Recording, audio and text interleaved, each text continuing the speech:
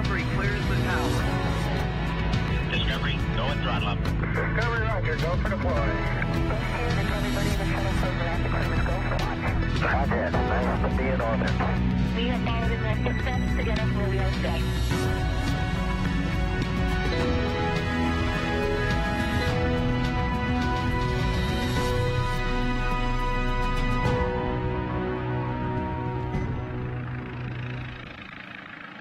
You're looking live at the Crew Dragon spacecraft on top of a Falcon 9 rocket set to launch 4 astronauts to the International Space Station in just a few hours. Today, a crew of 3 Americans and 1 European astronaut will set off on a 6-month science mission to the world's only orbiting laboratory. And welcome, everyone, to the Kennedy Space Center in Florida for live coverage of NASA and SpaceX's launch of Crew-3. I'm Daryl Nail with NASA, and this is NASA's astronaut, Shannon Walker. So thrilled to have you here with our launch broadcast. First time for somebody who's actually flown on the Dragon. Yes, I am so excited to be here. I figure if I can't actually be on the Dragon, this is the next best place to be. There you go. And we left the model behind us with the door open just Good, in case. I'll go get in it. Sake. Yep. Hey, listen, so the top story right now, we're seeing a little bit of weather. You can see it in the picture. We got some clouds behind us. Well, we currently sit at 70% go. Hopeful that holds. Yep, hopefully it will hold. We've had a little bit of misty rain today, but it seems to be pushing out, so keep our fingers crossed it'll keep on going. We're hoping for that, and if you folks want to ask Shannon some questions and gain some of her expertise and what it was like to fly to space, you can participate by asking that question on Twitter. Just send a tweet with the hashtag AskNASA.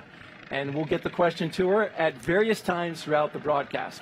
Let's begin now with a mission overview. In just over 4 hours at 9:03 p.m. Eastern Time, NASA astronauts Chari, Thomas Marshburn, Kayla Barron, and European Space Agency astronaut Matthias Maurer will lift off from Launch Complex 39A at NASA's Kennedy Space Center as part of the Commercial Crew program.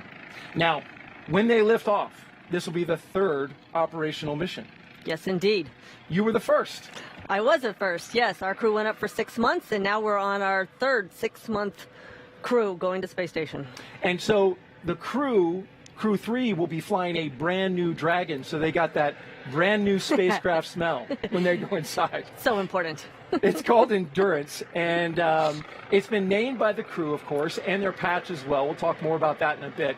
And it's on top of a refurbished Falcon 9 that launched CRS-22 back in June. So, covering all of the action around the country, our teams at SpaceX headquarters in Hawthorne, California, NASA's Mission Control Center in Houston, and of course, right here in Florida. Hello, folks. So, we'll also talk with the Crew-2 astronauts about how they prepared for Crew-3's arrival before they came back home. And, of course, we'll answer those social media questions throughout the countdown. And you can send them in, as we mentioned, by just using the hashtag AskNASA on Twitter. Okay, let's talk about the crew and what they did. You're familiar with this. Yes. Prior to today's flight, the crew shifted their sleep schedule. Always a fun thing. Yes. Waking up late morning. And one of the first things they did was this. Let's take a look at some video here. They stuck their sticker on the wall, literally. Right below Crew 1 sticker, there's Crew 3, and then they gave it a tap, slapped it on the wall. It's a new tradition. And Shannon, I guess you started that, right? Your crew? Well, yep. Well, I believe Demo 2 is there as well, but it's something crews like to do, leave their stickers wherever they are, so we put it on inside crew quarters. And then you see them here. They are awaiting breakfast. They looked hungry. They did look hungry. Food hadn't been served yet. Nope. Ready to eat. They're ready to eat. Ready to eat that pre-launch meal. And so we're ready to chow down on a launch if we can get that to happen today. So now, just about 90 minutes ago, that last meal, that will prepare them for liftoff. And what did you eat before you went to space? Yeah, everyone in our crew ate something different, but I was in the mood for a good old hamburger. So I had a cheeseburger and an arugula salad to offset it. A good beefy hamburger, huh? Yes. You went big. That's great. Well, lunch was followed by medical checks, flight day preparations, and then getting dressed and suited up for spaceflight. And the NASA helicopter, we want you to know, is here. It's right there. Yeah, we're hoping to get some great aerial shots as well. At T-minus 4 hours and 5 minutes, NASA will turn Crew-3 over to the SpaceX team, and then we'll see some key milestones along the way to liftoff. The first one is suit up inside NASA's Neil Armstrong Operations and Checkout Building, or the O&C. After they're dressed, the suits are then pressure checked. After suit up, we'll see the crew walk out. The astronauts will leave the O&C building and give their final goodbyes, and this can be an emotional moment for some. Following the goodbyes, the crew will then get in their Teslas and begin the roughly 20-minute drive to Pad 39A. And once there, the 4 astronauts will ascend to the 255-foot level of the fixed service structure. Crew ingress follows, basically astronauts boarding or getting inside the spacecraft. And then after all the vehicle and crew checkouts are completed, the SpaceX closeout team will close Dragon's side hatch with the crew safely inside. At T-minus 40 minutes, the crew access arm, which is the long suspended walkway that you can see there it is in the shot, they'll use that to board Dragon, and then that will retract, followed by the arming of the launch escape system. Propellant loading on Falcon 9 follows. Then at T-minus 5 minutes, Dragon will be configured for what is called terminal count.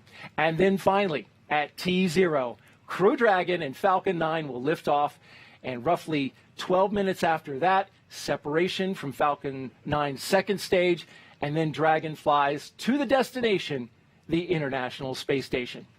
That entire timeline, you lived it, you rehearsed it, Shannon. I wonder about that moment where you're saying goodbye. We're going to see that not long from now to your family and friends. Yeah, it is an emotional moment. So everybody's here down wishing you well, but saying goodbye to your family, it's hard on both sides. All right. Well, we begin with crew suit up just a few minutes away, but we want to introduce our team at SpaceX headquarters in California to show us what's happening there. Courtney? Hello from SpaceX headquarters in Hawthorne, California. I'm NASA's Courtney Beasley, and thank you for joining us live for the 4th flight of astronauts on Crew Dragon to the International Space Station. I'm Jesse Anderson, a production and engineering manager here at SpaceX. And right next to us is Mission Control Hawthorne, where our teams are monitoring the vehicle, checking in on all of its systems, and the capsule is currently go for launch. That's right, and once the crew lifts off, it will take them about 22 hours to reach their destination, the International Space Station, with Dragon flying autonomously the entire way. But the crew will have the ability to take manual control of Endurance at any time if necessary. To help make sure the crew has a safe journey, our team in Mission Control will be monitoring their progress along the way. On console or headset are 6 key positions who are monitoring the health of the vehicle and the crew. The mission director, who is responsible for mission success, is in charge in the room. The person that you'll hear talking to the astronauts is the crew operations and resources engineer, what you'll hear is called the core. The other positions are focused on vehicle systems like navigation and control, avionics, software, propulsion, life support, and communications with ground segments. And NASA has its own team members in Mission Control Houston, where they've been preparing the International Space Station for Crew Dragon's arrival. We'll meet several of the key players later when we check in with Houston. For now, though, let's go to John Innsbrucker for an operational update on the launch countdown. John. Hi, I'm John Innsbrucker, Falcon 9 Principal Integration Engineer here at SpaceX. We're just over 4 hours to launch. Over the next few minutes, the SpaceX NASA teams will undergo a series of polls to verify that the advanced team and the crew are ready to enter the pad and the spacecraft. There's also going to be a countdown briefing that goes over items such as crew, weather, and vehicle status. Now, leading up to tonight's launch, the SpaceX team performed a static fire of the Falcon with Dragon vehicle back on 27 October. This ran the team and the flight hardware through the countdown. We ran the engines for 7 seconds. Now, following the static fire, we drained the rocket of propellants, and we did a full dress rehearsal for the crew on October 28th. The crew suited up, they entered the capsule, and they performed the countdown steps with the Dragon flight team. Now, once the rehearsal was complete, the crew was out of the capsule, the SpaceX and NASA teams loaded the final cargo into lockers on the floor of the Dragon capsule. Now, as you see on the video there, the Falcon 9 with Dragon has remained vertical on Pad 39A since those tests, waiting out weather and the schedule for tonight's launch attempt. Our next major activity is going to be arrival of the crew just inside T-minus 3 hours. Now, while the crew and the hardware currently go, we're also keeping an eye on the weather as another important factor in a launch. The astronauts just received their weather briefing about 10 minutes ago before we went live with the broadcast. While we're watching cumulus crowds, possible precipitation, we expect that the weather will stay west of the launch pad and it will be improving through the evening. So currently, no issues with the weather. Now, in the event things don't go as planned, such as an abort, SpaceX and NASA are coordinating with the U.S. Coast Guard to ensure crew safety upon splashdown. This includes extra ships and air assets to patrol the 10 nautical mile keep-out zone. This is to help mitigate safety concerns for any boaters approaching the landing area. Now, as usual for Dragon flights, we have an instantaneous launch window. That means we can't move the launch time. We have to go right on the planned minute and second. But if we do need to delay, there is a backup launch opportunity from Kennedy Space Center the evening of 11 November, about 23 minutes earlier than tonight. But right now, with everything go at the pad, let's head over to Houston, where NASA's Sandra Jones is standing by. Sandra.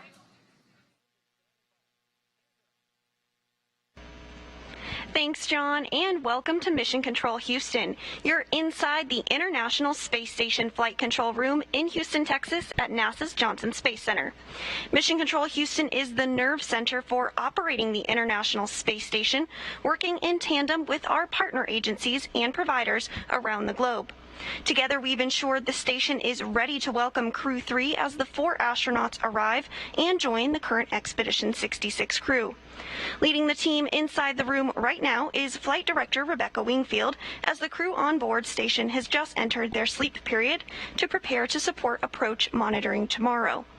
Wingfield will return as NASA Flight Director for Dragon's approach and docking, and she'll lead the joint NASA-SpaceX go-no-goes once we're in joint operations with mission controls here in Houston and at SpaceX in Hawthorne, working in sync to bring Crew Dragon to its new home in space. Earlier today, the International Space Station's Russian Progress 79 engines fired for 6 minutes 2 seconds at 2:15 p.m. Central Time in a planned maneuver to raise the altitude of station as a reboost, replacing a planned station maneuver next week designed to set up the correct phasing conditions for the launch of the Pre-Shal node module on November 24th and the launch of the Soyuz MS-20 spacecraft next month. The maneuver had the collateral effect of placing the station well away from the predicted path of a small piece of Chinese satellite debris identified yesterday by ballistics officials who track such objects in orbit. The maneuver raised the station's orbit by 1.1 miles at apogee and 0.3 of a mile at perigee. The complex is now orbiting at an altitude of 265.3 by 257.3 statute miles.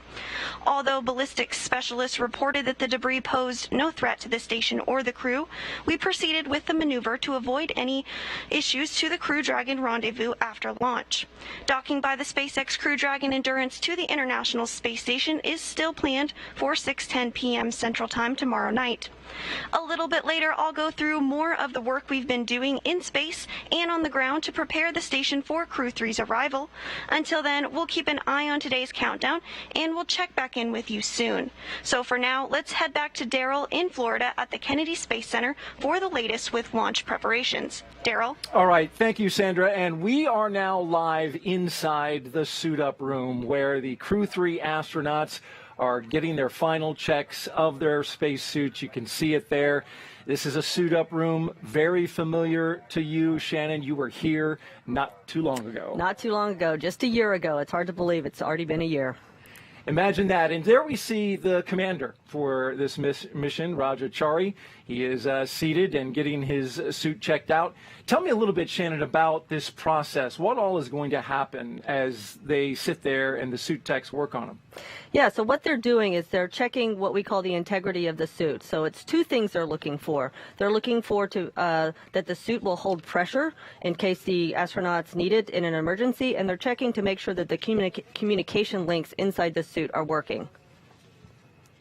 And those suit techs, they all have numbers on their backs, and they are attending to the astronauts. Why are they all numbered?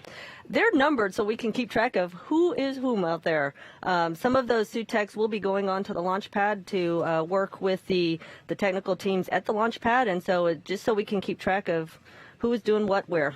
And this is a very historic room, Shannon. Of course, astronauts have been suiting up here and getting checked out, since the Gemini program. Yes, indeed. It is historic. You can see some of the old equipment there in the background. We're not using it now, but we left it in there with SpaceX left it in there. So just to remind us of what our history is. It's a nice touch, along with the paintings on the wall and the pictures on the wall. As you mentioned, those are gauges and dials back there, but they're not currently in use. As they're sitting there, these seats, I understand, are just like the ones inside the Dragon? That's correct. They're going to check things out just as they are going to be in the Dragon. So that's why they have those seats. The crew will get strapped in, get their seatbelts on before they pressurize.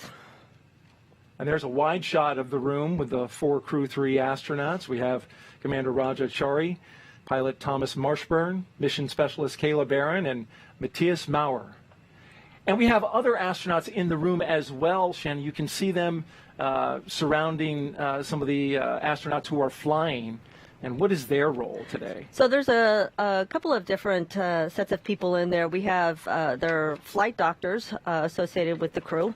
So there's, I believe, 3 flight doctors in there watching this process. And then we have another astronaut, what we call our crew support astronaut, who has been training with the crew, working with the crew, and also is there just to help out for all the stuff that's happening today. And you see they've got equipment there on the table. I imagine they're looking to check whether that suit pressurizes properly? Exactly. That equipment is exactly designed for that, to check the pressure and the communications. And it's not the only pressure check, right? No. Once the crew gets back in or gets into the capsule, they will do a pressure check of their suits inside the capsule to make sure that nothing happened on countdown between. Time. The clock continues countdown to a liftoff time of 9:03:31 p.m. local with an instantaneous window. We have no cola closures for tonight's T0, and likely not a surprise, but launch recycle is not an option for our instantaneous window this evening. At this time, the crew is at the O&C building and stepping into suit donning. Launch pad was cleared shortly after 1 this afternoon. At this time, Falcon 9 CVs are at MEOP, and the majority of the pre-launch checkouts are complete, with the exception of a few engine checkouts that will occur after T-minus 2 hours.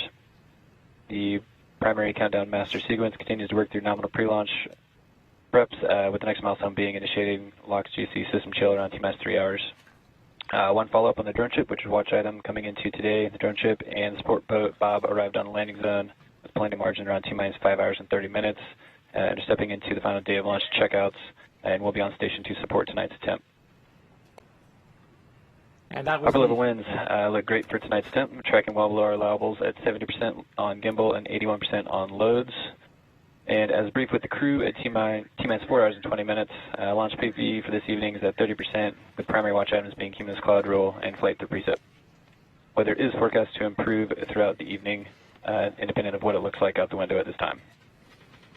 There are no constraints to the performance of any sections of the Falcon or Dragon launch countdown procedures.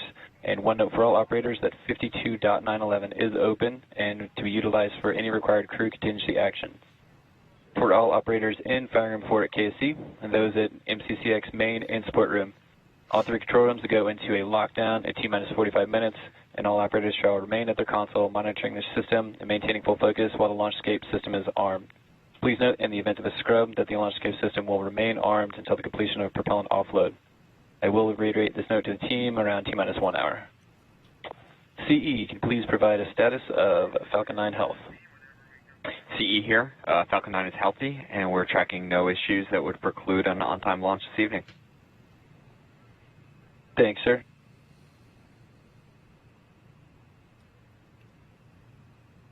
All right, that's a good call out by the launch director there for SpaceX. Everything sounding good. I particularly appreciated that he said, despite the way it looks outside the window, it's very cloudy and a little rainy. Yep. Hoping the weather's going to pass. Hoping the weather's going to pass and we'll be able to launch tonight. MD, could you please provide a status on Dragon Health? Checking no issues for launch today. Thank you, ma'am. That's good to hear. At this time, there are no additional notes for the countdown briefing. If there are no additional comments or questions, this will conclude the briefing. We'll proceed into tonight's attempt. Really quick, want to note on the screen, number 23, that's astronaut Stephanie Wilson, who a veteran of space shuttle flights. Yes, she's had 3 space shuttle flights, and she's been training as the backup to this crew, so she is the one that's there helping them out, being the astronaut most engaged with this particular crew. And she'll go all the way out to the pad, yes, right? Yes. It's a great shot of her there as she provides that support that's really important to the astronauts. It is important. It's really important to have somebody that knows what you're going through to lend a hand. This is the 3rd rotational crew to fly on a commercial spacecraft, and of course they bring a diverse set of experiences to today's flight. Let's break them all down. Crew Dragon Commander Raja Chari. He's a colonel in the U.S. Air Force. He holds degrees in astronautical engineering and aeronautics. Chari is also a combat veteran, having flown the F-15E aircraft during CE, MD on countdown 1, comm check. CE, comm check. How do you read me? I got you 5x5. Tell me. You as well. And LD, MD on countdown 1, comm check. And LD, I have you 5x5. How me? Okay, great. Got you 5x5 as well. Thanks. Thank you. And we'll hear these communication checks throughout the launch broadcast, and we'll try to pause so that you can hear those. Oftentimes, they include some big milestones. We were talking about Raja Chari. He actually deployed to the Korean Peninsula. As a test pilot, he has accumulated more than 2,500 hours of flight time in various military aircraft. Shannon, it's his first trip to space, and he's the commander. I know, that is actually quite unusual, but it's just a testament to all the experience he brought to the office and all the hard work he's been putting in getting trained up for this flight. Absolutely. Pilot Tom Marshburn is suiting up for his 3rd space flight. He's the veteran. He previously flew on the Space Shuttle Endeavour in STS-127 and on the Russian Soyuz in Expedition 3435 while helping assemble the International Space Station on STS-127. Marshburn performed 3 spacewalks totaling almost 19 hours. The North Carolina native holds degrees in physics and medicine, and Shannon, he's the Crew-3 pilot, and you were both in the same astronaut graduating class of 2004, I understand? We were, and it's really nice to be able to see some of my classmates going up into space. And he's got, he came from emergency medicine, so he's a good guy to have on board. He's a good guy to have on board, absolutely. Mission Specialist Kayla Barron is about to make her first trip to space. The Washington State native has degrees in nuclear engineering and systems engineering. As a submarine warfare officer, she was a member of the first class of women commissioned into the submarine community, and she deployed 3 times while serving aboard the USS Maine. Shannon, she's doing your role back in Crew 1, the mission specialist. That's right. So the role of the mission specialist in the Dragon spacecraft is to assist the commander and pilot in their duty. So everybody is working together to make sure the crew's getting to space safely. She seems comfortable, calm. There's a nice little wave from her. Hello, Kayla, and good luck. And she actually, interestingly enough, has not seen a launch. That is true. Her first launch is going to be from the inside of a capsule. That is pretty exciting. That's going to be something else. The second mission specialist is Matthias Maurer. He, too, will be making his debut spaceflight. He will be the 2nd European astronaut, there he is, to fly on Crew Dragon. Maurer is from Sankt Wendel, Germany, and is a doctor of materials science engineering. He is the inventor of more than 10 patent applications and joined the European Astronaut Corps in 2015. Maurer has spent 16 days underwater during the NASA Extreme Environment Mission Operations Challenge, and he has trained in sea survival training off the coast of China. Kind of like having a MacGyver on board, I guess, with all those patents. Yes, exactly. He's going to bring a lot of talent to the science program going on the station. Each of these 4 crew members will be part of Expedition 66 once they arrive at the International Space Station, and we'll give you a closer look at each of them as we get closer to launch time. As the crews continue to work, when you're in this position and you're getting checked out, are you mainly focused on the task at hand, or do you allow yourself to kind of think about just what's about to happen in a few hours? I think all of it is going on. You're trying to enjoy the moment, but obviously you have a very serious job to do, so you think about that, so you sort of bounce back and forth and have all the emotions pretty much at the same time. I've heard that you know, sometimes, and in fact, Kayla Barron on a podcast recently said that she was in and out of these strong emotions, sometimes pinching herself going, I can't believe that I'm going to do this. And then because you're training so much, right, you just kind of fall into that regimen of training and it doesn't seem real. Exactly. That is what's so interesting about this, because you have trained so much, you've gone through all these procedures and processes, and then now is the actual one that's going to take you to orbit. We see Thomas Marshburn talking to the suit techs, and I understand you develop a bit of a relationship with the suit techs, right? Because these things, first of all, are custom fitted down to the centimeter, apparently. Absolutely. So one of the first things that happens when you get assigned to a SpaceX flight is you go out to Hawthorne and you get measured. Countdown, the advanced team has arrived at the White Room, and additionally, all 4 crew are through successful leak checks at this time, well ahead of schedule. Sounds like we're ahead of schedule, but you were saying? Yep, ahead of schedule is good, better than being behind schedule. For sure. So you get measured for your spacesuit, and so they do build it just for you, and they spend a lot of time making sure everything is right. And in fact, when you're in training in Hawthorne, they are there to help you get suited up each time you need to get suited up. And so you have familiar faces here while you're getting suited up, ready for launch. You see them a lot. Crew-3 is scheduled to arrive to station just days after astronauts from Crew-2 have already returned home from a record-setting spaceflight. At 10:33 p.m. Eastern Time on Monday night, Crew-2 safely splashed down in the Gulf off the coast of Pensacola. The international crew of astronauts, you see them there. Shane Kimbrough, Megan MacArthur, JAXA astronaut Aki Hoshide, and ESA astronaut Thomas Pesquet spent 199 days in orbit, and this was the shot of them coming back down from the infrared camera. There was splashdown, a beautiful splashdown. You hear the applause there. They surpassed the record, the previous record, of 168 days set by Shannon Walker and her Crew 1 astronauts. Yeah, we figured that that record would be broken just about any time. So since I'm you glad were the for them. first operation, right? Exactly. So everybody that's coming after us will probably break the record. Right. Well, you know, it's interesting because of what developed with the delay of this launch. You know, initially there was the weather, and then we had an astronaut with a minor illness. Yep. So we delayed 10 days. Initially, this was supposed to be on Halloween. Right. So they had to spend a little bit longer than they may have. They did. They spent a little bit extra time. The Crew-3 crew spent a little extra time in quarantine, and the Crew-2 crew got to come home. And there you see Thomas Marshburn having a spirited conversation with somebody.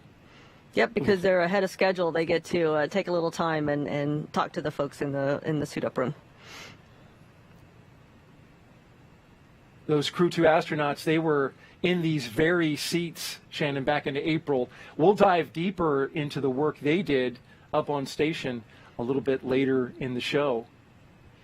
You know, what ended up happening because of the delay, there was no direct handover on the International Space Station. So now it's an indirect handover. Crew-2 is down, and Crew-3 is going up today, hopefully. Yes. So they won't see Crew-2. What does that mean?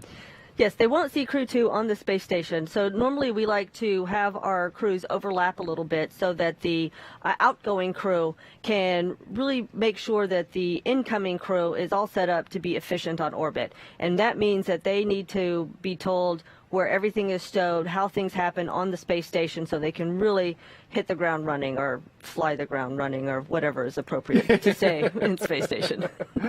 Float around efficiently. And run in place. Yes. The crew has been training together for months, and each has their own unique connection to the mission. Let's talk a little bit about that. Tom Marshburn, he flew on the space shuttle. He flew on the Russian Soyuz, and now Dragon. And it is the first time Tom Marshburn is the only veteran on a space flight. He's with 3 rookies. But he says he can't wait to see the looks of joy on his crew members' faces in microgravity when they hit orbit for the first time. You got to see that. I got to see that. I was sitting next to Victor Glover, and it was his first ride into space, and so it was pretty exciting when he officially crossed the line and became a spacefaring astronaut. And who let him know that he crossed the line?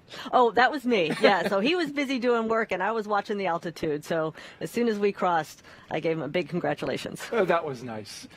And so Roger Chari, he's accumulated more than 2,000 hours of flight time, as we mentioned. He flew the F-35, F-15, F-16, the F-18. He flew combat missions and Operation Iraqi Freedom, and he deployed in support of the Korean Peninsula. Raja is the commander of the spacecraft, but it's also his first time flying to space, and he's a member of the NASA astronaut class 22, known as the Turtles, and they're talking about taking over. Yes, we have a couple of turtles on this flight, so it's good to see the new kids getting their turn in space. Absolutely, and the other one is Kayla Barron. It will be her first flight, Lieutenant Commander in the U.S. Navy and a submarine warfare officer. She was lucky enough to meet an astronaut and hear about flying on the space shuttle and heard what it was like to build the space station. She says that's what inspired her to get into space. She sees parallels between working on submarines underwater, where humans are not supposed to be, with working in the vacuum of space. You can attest to that because you did an underwater mission and you've been to space. I did, and it is a very good analog working underwater. We do that training to give crews a taste of what it's like when you're on the space station. You have a schedule, you've got a ground control team dictating what you're going to do each day, and so it's a very good experience. And you're isolated to that environment. Yes. Which is something that is very real with these long duration space flights. Yes, yes. Absolutely. You don't have a quick trip home to solve any problems that you might encounter. Right. Matthias Maurer's first time flying. ESA named his mission Cosmic Kiss, which is basically a declaration of love for space. He'll be working on 35 different experiments over 6 months. Shannon, it's a pretty appropriate title for as busy as he's going to be. Yes, indeed. Cosmic Kiss. That's great. When you were up there working in space during your mission with Crew-1, what was the thing you enjoyed the most? Oh, goodness, there's so many great things to enjoy about being in space. I certainly enjoyed the work we were doing, all the science, but I also really enjoyed the camaraderie that I had with the crew. We were a very close crew. We had 5 people on the USOS side of the space station and 2 Russians, and we spent a lot of dinners together just talking about things. Sometimes that's the best. It is the best. During one of their many trips to train at SpaceX facilities in Hawthorne, our team had an opportunity to chat with Crew-3, and here it is. I wake up every day, can't wait to work with this crew. I am totally inspired by watching them work. Everyone's contributed a huge amount. Tom Marshburn, he does an amazing job of taking in all these off-nominal situations and just sort of dealing with them methodically as we go through. He's been to space already 2 times, and so he has a lot of knowledge and a lot of experience, which he shares. I've gotten the chance to work with Raja for several years now. He's just such a great communicator. He really cares about his team and finding ways to get the best out of everybody. What Kayla brings to the crew that I think is unique to her is she's an amazing communicator. Just a great job of team cohesion, dynamics, and identifying things that would make us better, and she's done that with our crew. I feel like that I'm probably the only real rookie on this one, but I think I bring the European spice, I bring European humor. Matthias is an amazing innovator. He's got a lot of ability to take on a project and really work his way through it. He always has a really interesting way of looking at things, always has a question I've never thought of before. Matthias, we've decided to call him Hollywood. He's the most artistic one of us. He's always got the camera. He knows what would be a good shot. I couldn't feel luckier to be a part of a crew, and we also just have a lot of fun together. We kind of goof off a little bit. We will have fun in space. Can't wait to be in space with them. I think they're going to be lifelong friends as well. It's nice to hear them talk about lifelong friendships as we go back into the suit-up room. I imagine that's happened for you as well. Absolutely. Once you work as a crew, you're family forever. Love it. And so now let's check in with John Insprucker in California for another operational update. John, what do we know? Well, thanks, Daryl. We're at T-minus 3 hours, 42 minutes. Everything continues to go well for launch. We did hear over the countdown net the T-minus 4 hour briefing by the SpaceX launch director. The good news was there wasn't anything significant to report on the rocket. Now, at T-minus 5 hours, the team began clearing the hazard area and the buildings around pad 39A. This is known as the blast danger area, or BDA. Now, the only people remaining on the pad are the ones who are going to be needed for ingress of the astronauts. They were cleared to enter the pad at the T-minus 4 hour mark. They're up there right now, and they've actually just opened the side hatch on Dragon. Now, crew arrival is expected to happen in about 40 minutes or so, just inside T-minus 3 hours. So currently, we're running on the Dragon side about 15 minutes ahead of schedule. Good thing. At the launch pad, Falcon 9 is powered on. We performed engine and stage checkouts several hours ago. Currently, the team's on station. They're monitoring telemetry. We're looking at pressures in the gas storage vessels. Everything's pretty much pressurized. We'll top it off inside the last 30 minutes after the crew's on board Dragon. Now, on top of Falcon 9, the Dragon spacecraft is ready for the crew. As I mentioned, the ground team has got the side hatch open. The crew, as you can see, they're finishing up their suit checks. They're getting ready.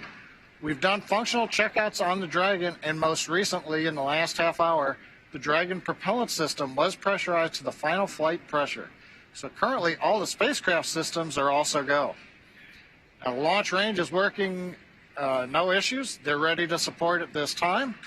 And as we've heard, the weather is cooperating. We actually heard a report. We're starting to see a little bit of blue sky in the late afternoon, early evening down at Kennedy Space Center. So the countdown to liftoff, everything continuing to look good. And as we're getting ready for the crew to walk out, let's go back to our team at Kennedy Space Center. Thanks, John. It's now T-minus 3 hours and 39 minutes and counting here at Kennedy Space Center in Florida. The crew ate their pre-launch meal at roughly around 4:30 p.m. Eastern Time, and then they were given a weather briefing. And we just watched the suit techs from SpaceX fit each crew member into their own custom spacesuits inside their crew quarters. And now you see them chatting it up. In a few minutes, at T-minus 3 hours and 25 minutes, the crew will be making their way out of this famed suit-up room, down the hall, into an elevator, down to the first floor, and then outside to be greeted by their families and a small group of well-wishers. And that will be before they head out to the pad. And the 3 Teslas are outside and ready to go. And that drive out, Shannon, what's that like? Oh, the drive out to the launch pad is pretty darn exciting because you know you are heading out to your rocket to go somewhere. To go somewhere is right. Yes. In space. In space. And so now All it looks stations like... are on countdown. All 4 suit leak checks are complete with data collection successful. Okay, so the call out that the suit We've got checks good are suits. good. Yep. Yeah. Good okay. suits. That's a great sign. That's a good milestone.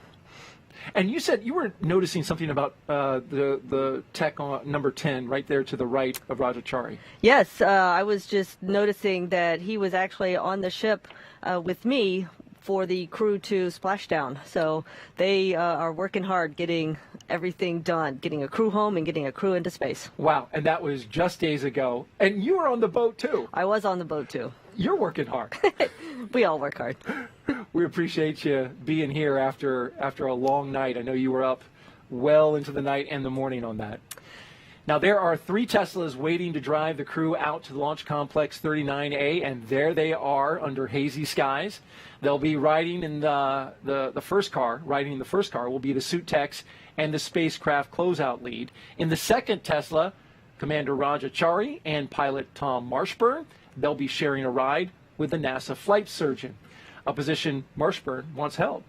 And in the third vehicle will be Kayla Barron and Matthias Maurer and another closeout lead. And of course, we will follow the convoy every step of the way, live, watching them go to their destination at 39A, the launch pad, a historic launch pad here at the Kennedy Space Center. And we're going to get you as close as we possibly can without actually being inside the car with them, Shannon. Yes, I suppose we could put a little camera in there, but anyway, we will track their progress from the ONC building out to the launch pad. We have another guest close by for launch today who worked for years on certifying the SpaceX Crew transportation system. Earlier, NASA's Marie Lewis caught up to one woman who has been part of the commercial crew team since the very beginning. Brittany Sims, launch operations engineer for NASA. Thank you for joining us. Thank you. So we are sitting inside the Mission Director Center that is on the Cape Canaveral Space Force Station. This is one of several control rooms around the country that hold NASA and SpaceX teams. And so you are sitting in here on launch day with the chief engineer for NASA, along with other engineers on the NASA side. Tell me, what are you focusing on? What are you working on when you're sitting on console as the crew is suiting up? Yeah, so during suit up, the crew, the engineering team, we're monitoring our systems, ensuring that everything's looking good as it should. So from the spacecraft to the launch vehicle to even the ground systems, just making sure everything is happening as expected. So in the event something's not looking quite right, we'll have a discussion about it and bring it to the chief engineer, who I directly support. And so to ensure that we're still good to go. So part of the task that I'm responsible for is making sure that we keep track of all those issues and kind of work through them. And then as we proceed down the count, there's certain critical times in the count where the NASA engineering team is asked if we're still continuing to good to go. And so making sure the engineering team is ready for those particular pulls is also part of my responsibility. And then at the end, as we get closer, we'll give our final thumbs up to the NASA launch manager, and who will provide that final response to SpaceX on behalf of the NASA team. So pretty exciting time, very focused, and ready to go. Awesome. And I know you've been with the Commercial Crew program supporting as an engineer from the beginning, almost more than 10 years ago, in fact. So, and you've had the opportunity to work here on console for every mission and watch every crew suit up. What is it like in here when you're working as part of that team and you're watching the crew suit up, when you've seen firsthand all of the work that's gone into certifying the SpaceX system? It's like a dream, you know. Sometimes I just want to pinch myself, because I remember when I first started very early in my NASA career supporting Commercial Crew program, and it was really just a concept very early in development on paper, and now we're here sitting at another SpaceX launch as they're launching our astronauts to the International Space Station, and they're certified. So it's really exciting, you know, the fact that I was able to see it and see it where it was at in the very beginning, and now here still being a part of the team where it's operational. I just get even more excited to think about where are we going to go with these commercial partnerships in the future. Are there any superstitions or traditions that you have with the launch team in this room?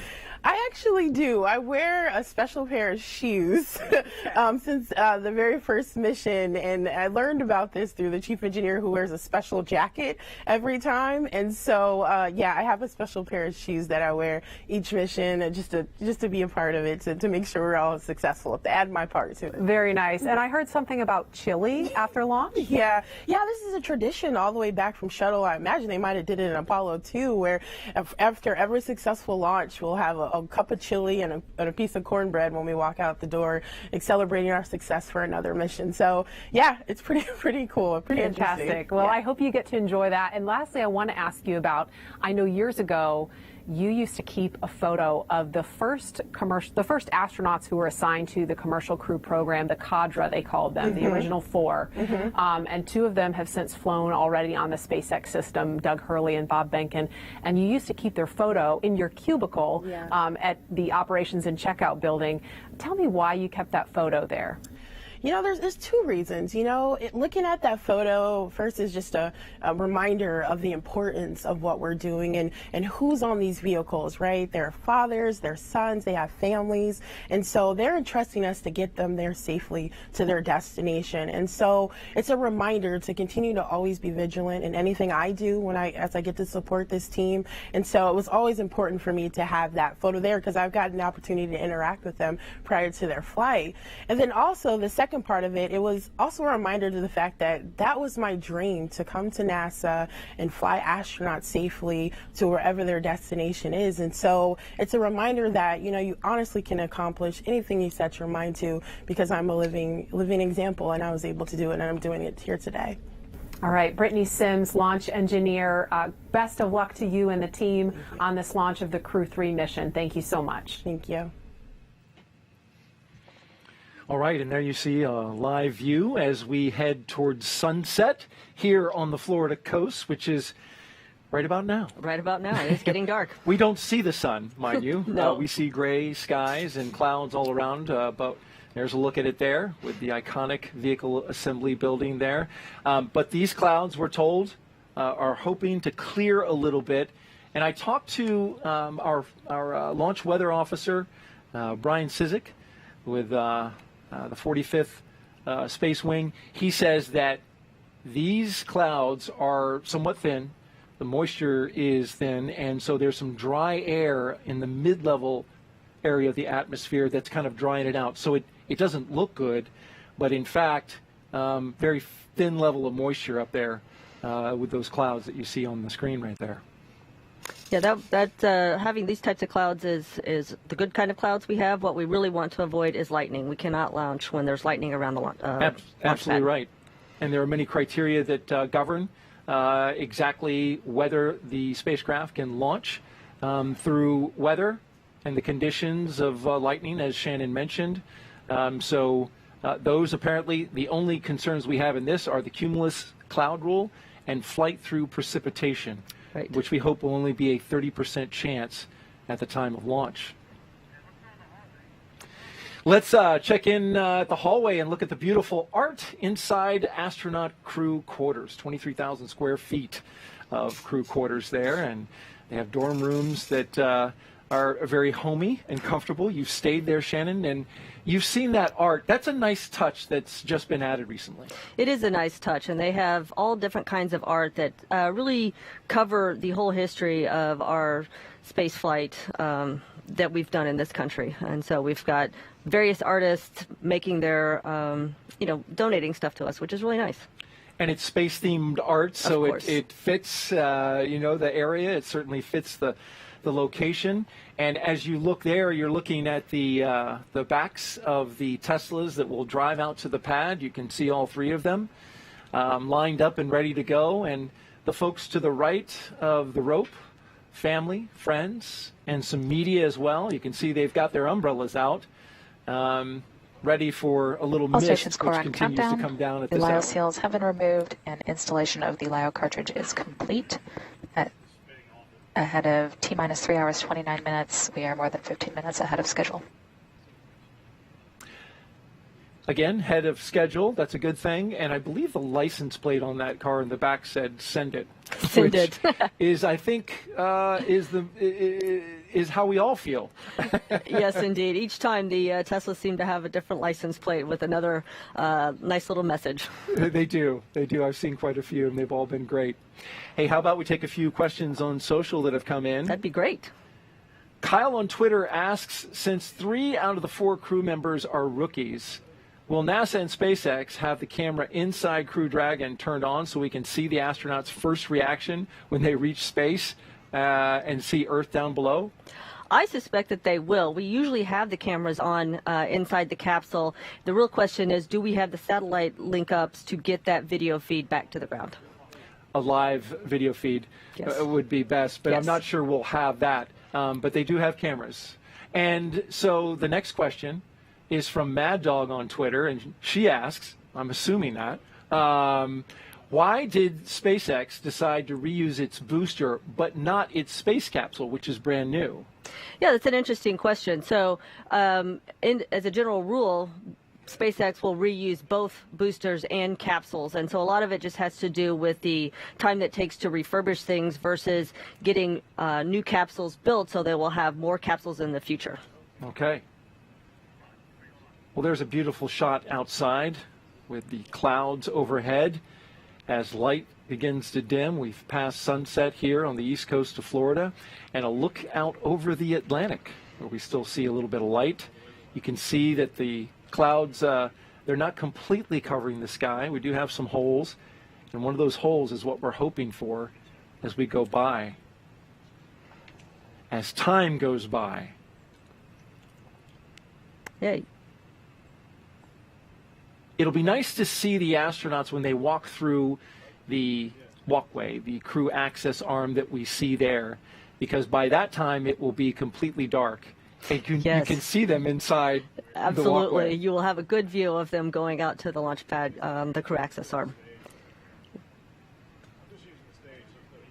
Oh, love that view. Let's take another question. As we look out, the lights on the Crew Dragon and Falcon 9 rocket. The capsule named Endurance by the crew. And here's our question. Shannon, how can you compare the G's when flying Soyuz versus Falcon 9 Dragon spacecraft? Oh, that's a very interesting question. For both spacecraft, the maximum amount of G load that you get is about 4.5 Gs. What's different between the two is the profile, when those G loads come on, when the Gs come on and when they go away. So on the Soyuz, you pretty much got up to a G peak of 4.5 and then it tailed off. With the Falcon 9 in the second stage, you just keep accelerating Gs. So you start off pretty slow, and then as you get farther along in that period of time where you're on the second stage, the G loads just increase the whole time. So when the engine cuts off, you're at 4.5 Gs and have been there for a little bit of time. So it's a slow, steady increase. It's just go, go, go. You feel the pressure on your chest. Yes. It's pushing you into your It's pushing you into your seat. You kind of feel like you're being smushed like a cartoon. Like a cartoon. Well, but it's got to be an amazing experience when that engine cuts off. Absolutely. It is so fascinating when the engine cuts off, because all the vibrations and noise that you've been hearing goes away, and you know you are floating. Even though you're still strapped down into your seats, you know that you are floating. We have one more question we'll take from social media. And we appreciate, if you want to send your questions in, send them to #AskNASA on Twitter. And our next question, what do the astronauts do to keep morale boosted? Oh, well, I think in general, astronauts have pretty good morale because they know the end goal is a chance to go into space. But in times like this, when there's a lot of delays, it can kind of, your morale may lag a little bit, but you get to spend time with your families, you get to review the task ahead. So most of the time, they just stay focused. And it's interesting you mentioned that, the delay and what the crew did. We actually heard or got a note from the program manager of the Commercial Crew program who had received an email from Roger Chari. And he expressed his appreciation for all the work that goes on behind the scenes for the Commercial Crew program to get ready for a launch like this. I know, Shannon, you can appreciate that. And he said that they've spent their time doing dry running the heck out of the EVAs that they're planning to do, and getting smarter about Dragon, so we hope that will pay dividends in execution shortly. Working hard, and here they are, the 4 Crew-3 astronauts, as they walk down the hallway on their way out of astronaut crew quarters. Yep, and they're waving to the folks that work there in crew quarters to get them ready to go, and they'll be stepping into the elevator that you see there. And at the back of the elevator, there should be a big sign that a lot of people from the Kennedy Space Center have signed. We see that there. You can see the signatures on the left-hand side. Yep, it's a nice piece of history that's done every time. You get a chance to see that when you walked in, Shannon? You got to look quick, because once you turn around, it's hard to crane your neck around to look behind you. We've noticed that. Once you're in the suit, you've got to completely move your entire body in order to get to the direction of where you want to look. But certainly a wonderful moment for everyone, as we were talking about all the people who support this program, to put their signature on and have it seen by the astronauts as they go down that elevator and on their way out to the launch pad. Yes, as crew, we are well aware of the literal thousands of people that work to make spaceflight happen, and we are so indebted to all of them. Crew-3 actually spent the time together watching Crew-2 land. Yes. Which I imagine, they didn't know that they were going to be here on the ground initially. They thought they were going to see them in space, but they all got together, like the family that they become, and watched them come down. In fact, the whole office tends to get together whenever we can to watch the launches and landings. And I'm sure the astronauts who are flying appreciate that. Oh yeah, yes. You have different levels of family. So you've got your tight-knit family as the crew on one space flight together, and then you've got the astronaut family, which really encompasses all the international astronauts as well. And we are just moments away from seeing Crew-3 astronauts exit the operations and checkout building. You're looking at the doorway. On countdown, crew displays are configured for crew ingress 7 minutes ahead of schedule. And that's the advanced team that's out there at the pad? That's right. So we've got to pause here because, as you've noted, everything happens according to a timeline. We're a little bit ahead, so the crew may not walk out immediately, but when they do, they'll be right on the timeline to get them out to the pad at the right time. That shot there, you see some members of the media and press corps looking to get photos and pictures of the astronauts as they walk out and have been walking out of this building, going back to the Apollo program. A sense of history, does that come over you as you are walking through, following the footsteps of some of the most amazing astronauts that have dared to go into space and accomplish these great achievements like going to the moon? Yeah, it certainly did for me. I can't speak for all astronauts, but I suspect so because, growing up, we have seen this walkout so many times on TV, and then now you're actually getting to do it yourself. It can be a bit overwhelming. Looks like we're still waiting. And we are just seconds away from the astronauts of Crew-3 walking out. So you can see them back there behind the window of the door, gathering. A little bit, waiting for their cue. Waiting for the cue to come out and be able to greet their families before they head off to the launch pad. And this is oftentimes the shot that you see repeated in the newsreels and on the internet when they walk out to go to their rides and head to the launch pad. And there's stickers around this as well, Shannon. I believe you've got one up there. Yep, as mentioned before, crews like to put their stickers on just about anything they can. So just above the door, next to the NASA meatball there are stickers from each crew. I think yours is covering a little bit of the A on the end of NASA. Yeah, it's getting a little crowded there, so we did the best we could. Here they come. And here they are, indeed. The Crew-3 astronauts taking their first steps outside before their journey to space. All stations, core on countdown. Crew have walked out and are departing the C building.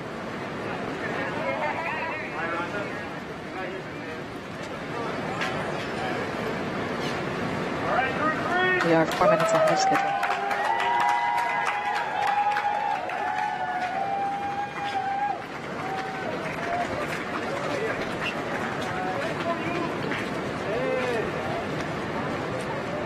So the suit techs had their umbrellas on hand and ready? Yep, you don't want to go to space with a wetsuit. Yeah.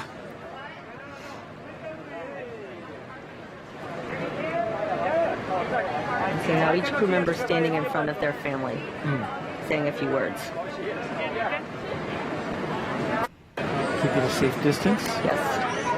As required before they go into space? The crew has been in quarantine and they remain in quarantine even at this moment.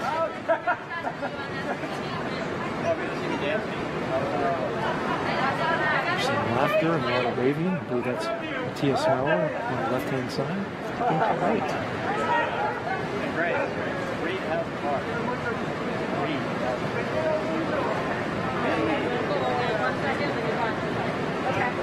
There's Roger Chari.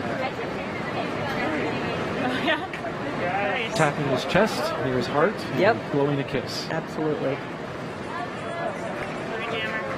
What was this moment like for you, Shannon? Well, it was a bit surreal because it was, my turn to go to the launch pad for real, but it was really nice to see my husband there and get to greet him before I got on a rocket. Of course, he's an astronaut too, so I've been in the other position watching him launch into space. So you know the feeling on both sides. I do know the feeling on both sides. Former NASA astronaut Andy Thomas? Yes, Andy Thomas. Who flew on Space Shuttle, I believe, the return to flight after He Columbia. did. He was on STS-114. He flew into space 4 times and actually spent 4 months on the Mir space station with the Russians. More waves there to the family. Well, the way the doors are configured on those Teslas gives you plenty of view. Yes. At least more important for the astronaut. And it makes it easier to get into the Tesla. It does indeed. Oh, they're shutting the doors, so soon they'll be heading off to the launch pad. And these seats are assigned. These astronauts knew exactly which car to go to. Yes. Yes, indeed. We've got to have it all choreographed to make sure we've got the right people heading out to the launch pad. That's right. Roger Chari and Tom Marshburn are in the the second car, the second Tesla, and Matthias Maurer in the third Tesla. And there's another moment now, and the families get to come around the car. They get to come a little bit closer for one last moment with their crew member. It didn't used to be this way. No, this is actually a tradition that we picked up from the Russians and crews launching on the Soyuz. So the Russians have a space where the crew walks out getting ready to go to where they're going to suit up, and the families are there to greet them before they head off. Well, it was a great move to copy that and bring that here to the Kennedy Space Center. I think so. It really shows what an international partnership that we have. Indeed. Now, these astronauts are about to take a 20-minute drive, Shannon. There's going to be a little rocking out. Yes. Each car, the crews in each car get to have a little playlist, and they will be cranking up the tunes as they're heading out to the launch pad. So mentioning that playlist, Tom and Raja, I'm going to tell you a couple of the songs that we were sent that they're going to be listening to. Welcome to the Jungle by Guns N' Roses, Kickstart My Heart by Motley Crue, and Don't Stop Me Now by Queen. That is a great collection of music for sure. If that doesn't get you going. I think so. They will not be sleeping in that car. And it's interesting, the playlist is actually 10 to 12 songs long. I'm not going to read them all, but they've actually sampled portions, and there they go.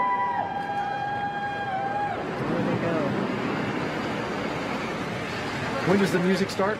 Oh, the music starts immediately now. Yes. So as we can see, the crew is departing from the Neil Armstrong Operations and Checkout Building, now beginning that 20-minute drive with a full security escort.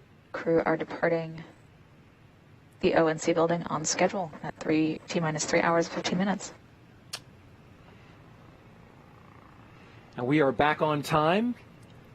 That escort there, a full security escort across NASA's Kennedy Space Center to that location right there, Launch Pad 39A. As we follow the convoy, we'd like to take a closer look at the Crew-3 spacecraft commander riding in this convoy. We'll start with him. He is NASA astronaut Raja Chari. I'm Raja Chari, the commander of the NASA SpaceX Crew-3 mission to the International Space Station. I was born in Milwaukee, Wisconsin, but moved within a week to Cedar Falls, Iowa. My dad had come to the United States to get his master's degree where he met my mom. He got a job at John Deere, and that's why they moved to Iowa. One of the biggest things I took from my Iowa upbringing is sort of that inherent community strength and the interest people had in everyone else succeeding and having a tight-knit community. I think I first became interested in flying at a pretty young age. My mom has pictures of me from back as a kindergartner being really interested in spaceflight. And I think as I got into junior high, the idea of going to the Air Force or flying became very appealing to me as well. And so astronautical engineering was a great way to be involved in the engineering for space. So at the Air Force Academy, there's all kinds of different engineering paths. You have the opportunity to continue on and do graduate school programs. It allowed me to go on and get a graduate degree at MIT, and it was a wonderful opportunity to take it to the next level. One path is pilot training in my life, and another path is to continue this engineering.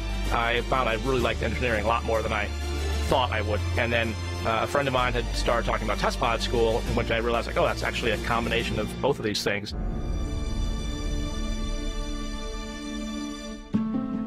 So for me, I think I first started thinking about the idea of being an astronaut was about the 2008 timeframe.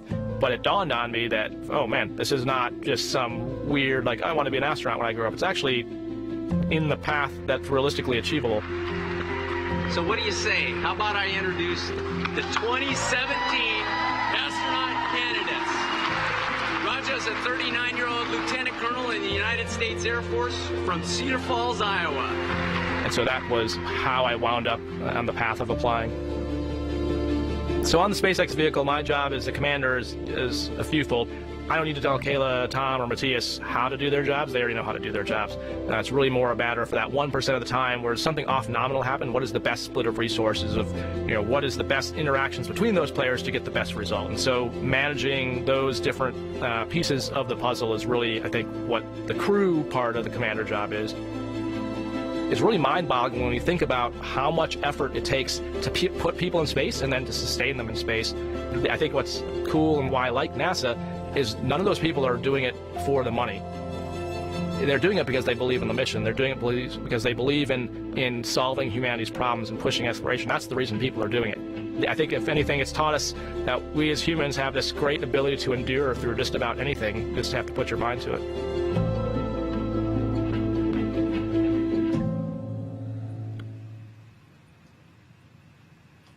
And riding alongside Roger Chari is Crew Dragon pilot and NASA astronaut Tom Marshburn. The North Carolina native is about to embark on his third spaceflight.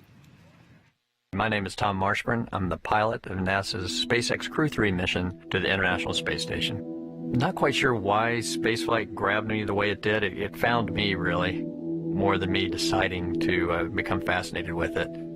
There's something about leaving everything we know behind, everything, not just our friends or family or home, but even the planet, going to places that we knew almost nothing about at the time I was reading about it, and understanding how somebody could change. So it was almost like going up into heaven or something and coming back, and that was just infinitely fascinating to me.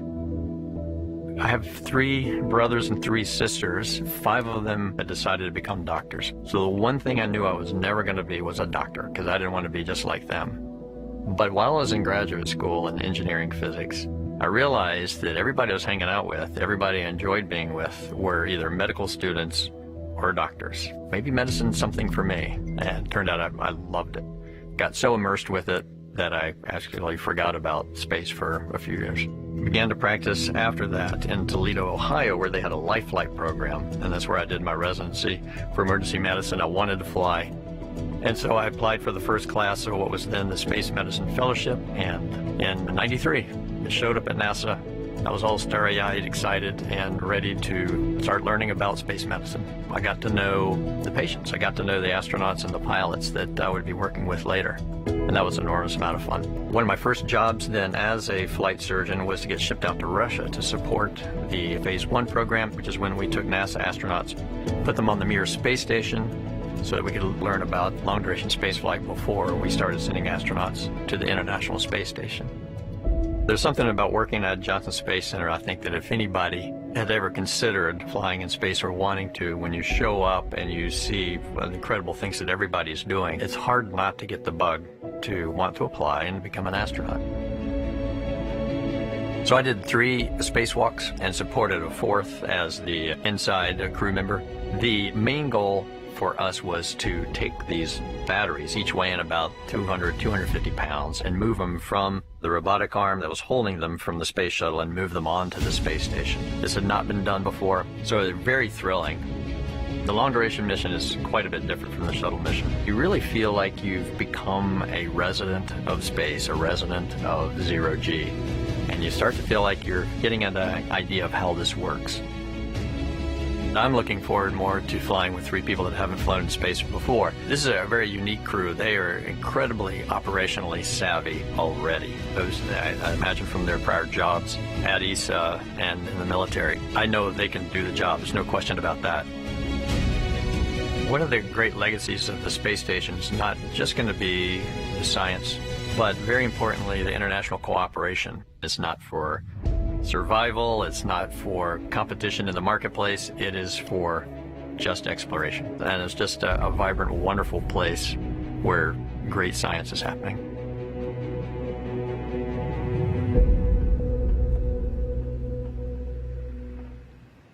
And there you see a live view of the Crew-3 astronauts making their way to the launch pad here at the Kennedy Space Center in Florida. You're watching coverage of the launch of Crew-3.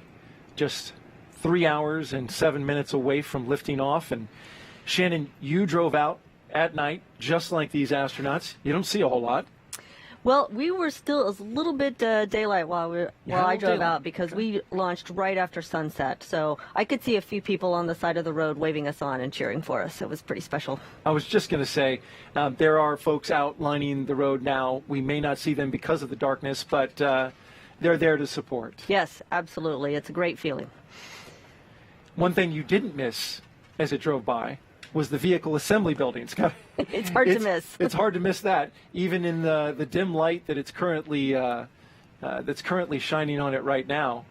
But we are here in the middle of a wildlife refuge, and so You're not going to see a lot of city lights. You're not going to see a lot of infrastructure around that illuminates. But you can see the 3 Teslas being led by a Kennedy security vehicle out there, out front. It's about a 20-minute drive. And they're getting ready to turn onto the road that goes right in front of the vehicle assembly building. We've got our helicopter up. We do, watching the action from above. That's good. Yeah. Watching the convoy as they go along. And as they drive by here, Shannon, 2 of our astronauts, Chari and Kayla Barron, are part of the Artemis 18. As they drive by the VAB, they're well aware that there is a fully stacked Space Launch System rocket that is going to send an Orion spacecraft on a test flight to the moon. That's right. I know they're aware of it. They're probably not thinking about that right now, but they know it's there, and we are all looking forward to its launch early next year sometime. In fact, this camera angle is from on top of the VAB looking down 525 feet up. It's a huge building. It is one of the largest buildings in the world by volume. And there you can see it passing by the press site area. And yes, we can see them off to the right here. We can see them from our host desk position. Passing right by the VAB on the way to pad 39A. Now the crew convoy is approaching the pad and entering what is known as the blast danger area, or BDA. Before any pad technicians, engineers, or astronauts enter this area around the launch pad, the SpaceX and NASA teams have conducted internal go and no-go polls to make sure that the area is safe to enter. And on that ride is mission specialist Kayla Barron, riding along with Matthias Maurer. She has a unique background as a submarine warfare officer. She was a member of the first class of women commissioned into the submarine community, and this is her first trip to space. I'm Kayla Barron, a mission specialist for NASA's SpaceX Crew-3 mission to the International Space Station. I was born in Idaho. My family moved a lot when we were kids. We lived in Montana, Colorado, but for most of my middle school time and high school, lived in Washington State, in a town called Richland, which is in southeastern Washington. I'm the middle of 3 girls. My dad's an engineer. My mom's a math whiz and a runner. They always really raised us to be ourselves, which was really cool for me and my sisters to all kind of find our own paths. I knew that I would want to find ways to challenge myself and become a leader. That's how I first got interested in joining the military and ultimately got interested in attending the Naval Academy, where I studied control systems and robotics engineering. When I showed up at the Naval Academy, I thought I wanted to be a fighter pilot. And we have this really cool training between our sophomore and junior year. I kind of think of it at like the Navy's job fair. You go spend a week with every single major warfare community, surface ships, submarines, aviation. And when I got to go underway on a submarine, I just felt like this is where I belong. It's not for everyone. It's kind of a fascinating world. You develop your own little microcosm under the sea because you have to be able to provide everything you need to live and work safely and also accomplish a mission within your own crew. The time on my submarine was the most developmental period of my life for a lot of reasons, but especially because of the operational experience and operational teamwork I got to do while we were underway when we were deployed. I actually never even thought about becoming an astronaut until after serving on a submarine. For me, it was all those parallels that really inspired me to want to apply and to believe that I even could. All right, NASA family and friends, our first astronaut, Kayla Barron. I found out that I was officially on Crew-3 when I was on my way to the Neutral Buoyancy Lab for spacewalk training. And I got a text from the chief of the office, and he said, if you're awake, give me a call. So I gave him a call on my way into work, and he said, Kayla, you're on Crew-3. And I was just so excited. Crew-3 is just such an amazing group of people. It's a really special crew because I think everybody brings a really unique perspective and different background, and so there's always something to learn. And whenever we're faced with a problem or have a decision to make, it's really interesting to see the different perspectives and how together we make better decisions and come up with more interesting solutions. I just feel super lucky to be with people who all have such diverse perspectives and experiences, but have really learned how to mesh and work together as a team.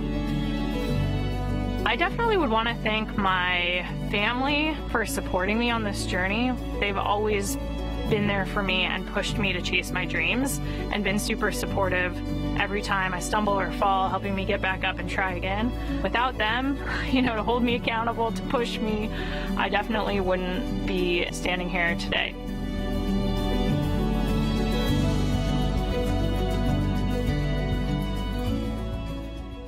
I love Kayla's story. It's a fantastic story. Yeah, and has a degree in nuclear engineering, has served on the USS Maine. Impressive. There is a shot of the pad. The astronauts are heading out there, and it's funny, we're talking about Kayla. We're about to introduce a piece with Matthias, and those two are riding in a Tesla together. You got to check out their playlist because it's an eclectic mix. They're listening to Lose Yourself by Eminem, Sun by Rammstein. I hope I said that right. It's a German band. Thunder by Imagine Dragons, and then Dream On, the Aerosmith cover by Ronnie James Dio. You imagine. That is quite a collection of music there, but it'll get them in the mood. It will. It will.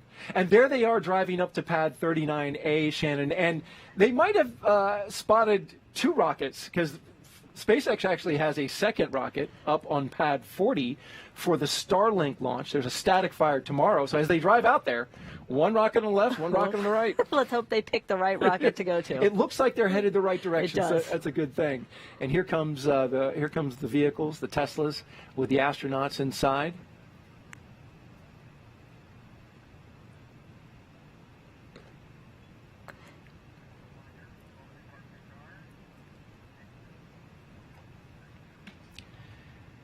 All stations core on countdown. Crew have arrived at the pad 5 minutes ahead of schedule. So they're going to pull the cars around and park right at the base of the launch structure there. Pull right up to the pad. Right up to the pad. Was it this close for shuttle and Apollo, would you know, in terms of the vehicle getting access there to the pad? I believe it was. Now, I did not fly on the shuttle, so I can't tell you for sure, but I believe they did bring the bus that was carrying the crew out there right up close to the launch pad as well. That's a great shot as they make their way, the three vehicles, to the rocket. To the rocket. Beautiful. Now, before the crew makes their way to the elevator at the ground level of pad 39A, let's get a look at mission specialist and ESA astronaut Matthias Maurer about him making his first flight into orbit. I'm ESA astronaut Matthias Maurer. I will be mission specialist on the NASA SpaceX Crew-3 mission to the International Space Station. I was born in Germany. I grew up there, and for the first 20 years I actually stayed in the more or less the same area. I was an ambulance driver for almost 2 years, and I also financed my studies later on by working on the weekend. I studied 2 years in Germany, material science, then I went for a year to the UK, studied their material science, and discovered how much you can learn while being in a different country. That was a huge inspiration for me, and I decided to keep on learning more languages and continue in different countries. In 2008, ESA started the call for new astronauts. Out of 8,500 applicants, only 10 candidates passed all the tests and were considered suitable for astronauts. I was one of them. I was always fascinated by space. And what does an astronaut actually do? So an astronaut works with a lot of engineering stuff. We do science in space. We work in international teams. And the adventure that we are able to live as astronauts. And a combination of these four facts: engineering on the edge of what is possible, science, international teams, and adventure that's only possible as an astronaut. I think Crew-3 is a kind of a rookie crew with only one experienced spaceflyer, Tom. But on the other hand, I don't feel like that we are rookies at all. Raja has a huge background in flying. Kayla, she has a huge background in working in a very difficult and highly technical environment. I don't consider both of them rookies. I believe we are an extremely good team, and after a few days in space, I think we will be there and it will be our environment. Once we arrive on the International Space Station, we will run a lot of experiments. My focus will be lots of experiments in the material science domain. The name of my mission is Cosmic Kiss. It's a declaration of love to space, and especially to the two only oases that we have in space, our beautiful planet Earth and the International Space Station. The patch is inspired by Guides of Nebra. It's a 4,000-year-old disk that was found in Germany, and it shows to me that people already 4,000 years ago watched the night sky and were fascinated with the universe. And they probably asked the same questions that we ask ourselves. How did the universe start? How did life come to our planet Earth? Is there life somewhere else in the universe? There's a huge number of people in Europe, in the US, in Russia, in Canada, in Japan, all those people that contribute that human spaceflight is actually possible. I want to say thank you to everyone who helped me to arrive at that point that I'm today. I will be thinking of you when I fly to space, and I send all my love to you down on the ground.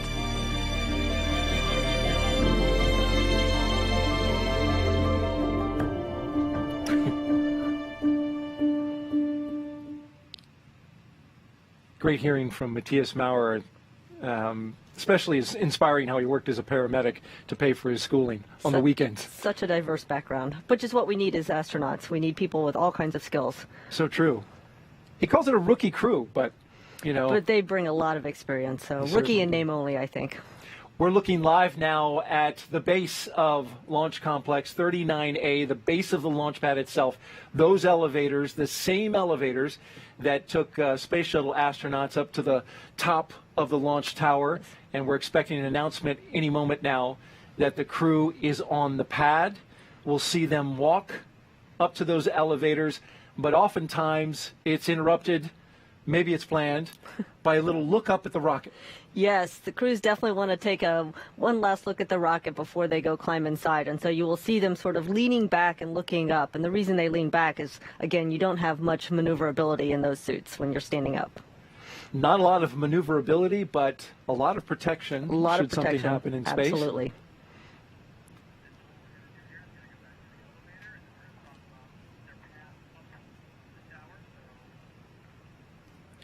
As we look at the elevators there is a specific path that you must take to get to the rocket, and you're looking at some of the shots of inside the launch tower. And Shannon, it's not a kind of find your way or even have anybody lead you. You've rehearsed this a number of times. You do. You do come out and practice getting your suits, going out to the launch pad, so you know what needs to happen the day of launch. And what are the white chevrons on the floor that we see there? Those chevrons are actually part of the safety system that we have on the launch pad. So if anything should happen while the crew is out there by themselves before they lift off, and they need to exit the capsule quickly, those chevrons will give them the direction that they need to run or walk quickly. We don't really want them to run in their spacesuits and hurt themselves, but you know, it could be dark, it could be you might have fog, rain, smoke, who knows. So you just need to make sure you are heading the correct direction. And they stand out brightly against that black background. And there is the Dragon capsule. Won't be long until there's crew inside. It certainly won't. And you can see the systems that are connected inside. Those are temporary until they get them sealed up. That's right. So you've got that hose going in there is providing some air circulation to keep everything temperate for the crew. And once they're inside, then the crew will hook up to the systems of the Dragon, and they will get air flowing through their suits. Very good. They pre-chill the engines with fuel, and they also pre-chill, now I know, the capsule. They pre-chill the capsule, absolutely. It's called the White Room, that area right there, and there's a lot of history behind that room as well. Yes, that is the room that all the shuttle astronauts were in before they stepped into the shuttle for their flight, and so we have the same White Room in use for the Dragon flights. And once again, we're back at the base of the launch pad with the elevators, and we should see the astronauts walking in at any moment now. Yes, any moment. What's interesting about the trip up for the Dragon versus the shuttle is actually, the ingress was a little bit lower down than we have for the Dragon. So you'll see after they step out of the elevators, the crew actually has to go up a flight of stairs. Look, I see one of the crew members right now. And there comes the first two astronauts. Looks like Commander they're gonna... Chari and pilot Thomas Marshburn. Yep, and it looks like they are going to take a look at the rocket. There they are, bending back, looking up. Having a little chat as they look.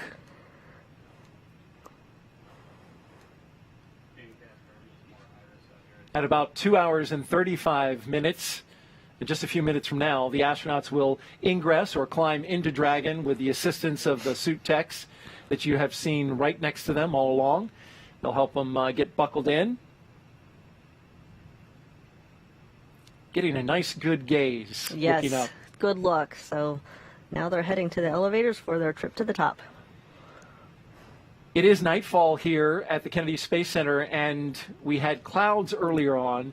It's a little harder to see, but the misty rain that was coming down earlier, Shannon, and managed to blow in here on the host desk a little bit, that stopped, and that's a good sign. It is a good sign that the rain has stopped.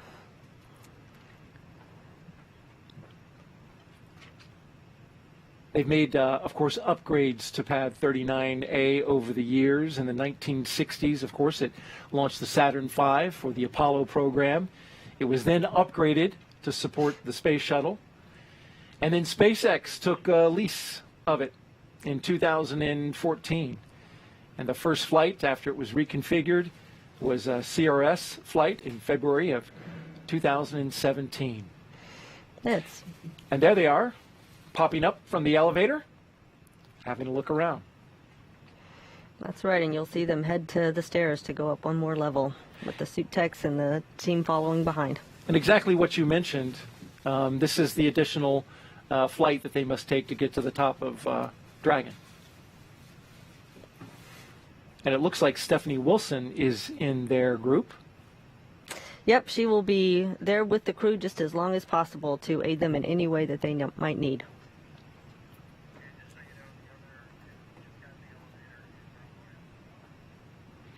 The mission specialists, I understand now, are also in the elevator and headed on their way up.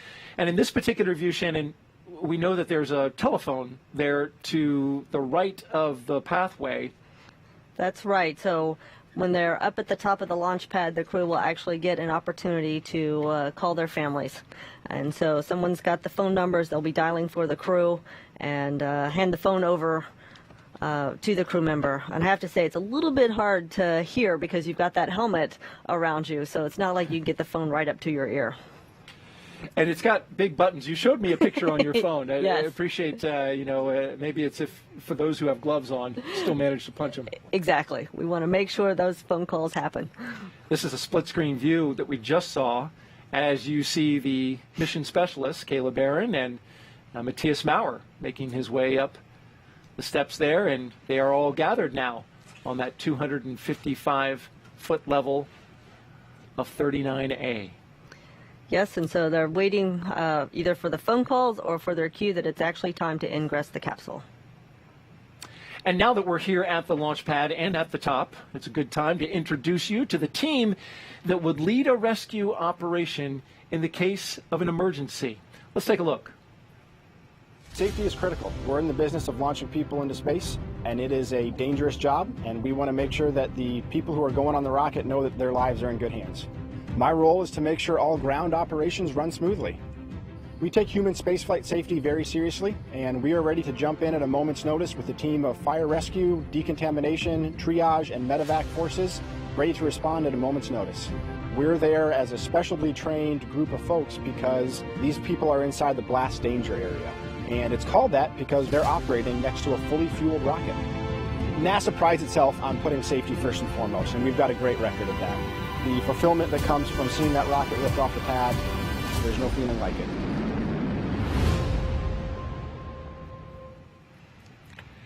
One of the really cool features of Dragon is that it can fly itself. Here's a look at the team responsible for making that happen, as well as programming Dragon's crew displays. The Dragon software team is responsible for all the code that lives on the vehicle to be able to fly in an autonomous way.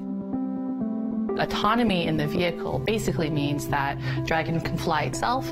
Dragon is able to take a set of inputs, make a decision, and then output those things to a particular system. So we put a lot of brains or a lot of code onto the Dragon capsule directly to be able to fly to the station and back. We're also responsible for all of the displays code, so all of the software that lives on the displays and through displays that the astronauts are using. There's a lot of information available on the displays overall. There are overview plots of all the major systems that fly on Dragon. So for example, the propulsion system, the thermal systems, the life support systems, the avionics systems. We provide block diagrams available for the crew to be able to get a general sense of awareness of each of these systems, their health, their status, if there are any faults or failures. So we write all of the code, and then we also validate it and test it to make sure that it works in the ways that we expect before launch. It's fascinating the effort that goes into making that software. And there's a view inside the crew access arm. Raja Chari, Tom Marshburn, as they make their way looking out the windows towards their spacecraft. It's a great shot inside that. That is a great shot. That access arm. And there they are approaching the end. The capsule's just off to their left. Right? Yep. There's a little tradition that happens inside there. Yes, we will sign the wall of the White Room. Got to make our mark. And they're starting to do that there and getting a little guidance from one of the closeout techs. All stations, if you're core just on joining countdown. us, Pilot and commander have arrived at the White Room. We are 10 minutes ahead of schedule. The announcement of arrival. If you're just joining us, you are watching live coverage of NASA's SpaceX mission known as Crew-3. Good evening and welcome to the Kennedy Space Center here in Florida. I'm Daryl Nail, along with a recent passenger aboard a SpaceX Crew Dragon, NASA astronaut Shannon Walker. Thank you for being here. Absolutely. I am so excited to be here tonight. You've given us some great insight. And not only that, I get to watch a launch with an astronaut, which is pretty cool. I get to watch a launch too, so it's all good. It's all working out. So we are watching the first two astronauts get ready to board, and there's been some mist out there, so we got to dry off the helmets. Yes, as I said previously, you don't want to have a wetsuit when you get into the capsule, so the suit techs there will make sure that everything is just right before the crew gets inside. And it's a bit of a maneuver to get inside, Shannon, that you practice, and we're about to see that. Yeah, you'll see that the astronaut has to carefully bend down and step over the hatchway. They do this for a couple of reasons. One, obviously you don't want to hit your head on the capsule going inside. You don't want to hurt your helmet at all. And then two, you don't want to nick the seals on that hatchway because you need those seals to work properly to maintain pressure inside the capsule. And we just saw Raja step inside, and next up is Tom.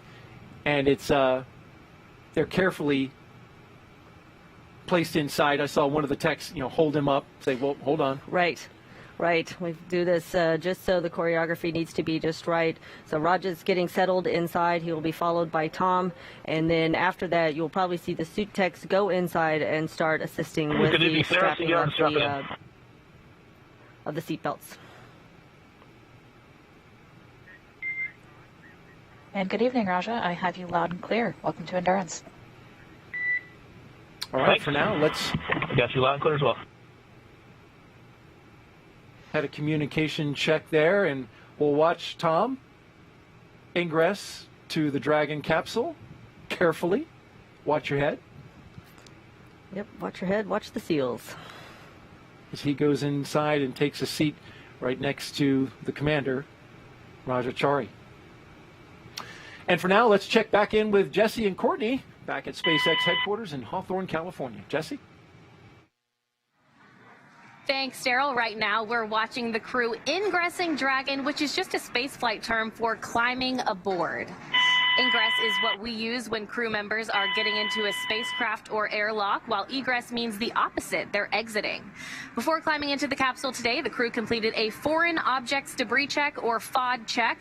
That means they themselves have to be inspected for any substance or debris that isn't supposed to be on them or their suits, which could potentially cause damage to Dragon. To help protect against debris, the crew has covers on their boots as well as their umbilical port on their suits that need to be removed before they can ingress. As you can see on your screen, they are now actually crossing the crew arm right now, and soon they will start ingressing into the vehicle and then start attaching their umbilicals to their suits from Dragon, and the suit techs are there to help them as needed along the way. And what a great shot of a couple of our crew members crossing the crew access arm, waving hello. The umbilicals allow the crew to have comms through their suit, air to help keep them cool, as well as delivers nitrox for the suit pressurization. Now, as we mentioned earlier in the broadcast, the suit's primary function is to protect the crew in the event of a cabin depressurization. Yeah, that's right. And there are 4 seats configured right now inside of Dragon, and they are numbered 1 to 4 from right to left when looking at the seats. Chari will be in seat 2, or the commander seat, and Tom Marshburn will be beside him in seat 3, which for Crew Dragon is the pilot seat. Kayla Barron will be in seat 1, and Matthias Maurer will be in seat 4. Directly in front of the crew members are 3 displays, which they'll use throughout flight, getting inside into Dragon systems, seeing any alerts or issues with the vehicle, if required, taking control and manually flying Dragon. Now we're getting some great shots of the crew members signing that white wall room. And once they ingress and get buckled in and strapped into their seats, they will do a comm check to make sure that they can hear mission control, and then their seats will be rotated into position for launch. And the crew looks happy as ever as they're running through some of these final steps before climbing into Dragon. Again, this is really their last stop on Earth, right here in the White Room. Looks like they're trying to say hello to the camera there, saying hello to the world. Again, wiping off those helmets. There was a little bit of rain outside before they entered the building, so they just have to make sure that their suits are clean, their helmets are clean. They also have a protective layer on their boots that's taken off before they get inside of Dragon. You can almost think of it as if you just cleaned your floors and you have something on your shoes that you don't want to bring into your house, you would take those off at the back door. And that's basically some of those steps that they're running through right now. And as you mentioned, Courtney, you mentioned FOD, foreign object debris, even water. A foreign object debris is basically anything that is not supposed to be where we expect it to be, and that includes that water, that rain, any of the dirt while they were walking outside. So we want to make sure that we keep that outside of the Dragon capsule and keep that clean room environment inside of that SpaceX vehicle. Dragon, And getting a view now. C3 contact.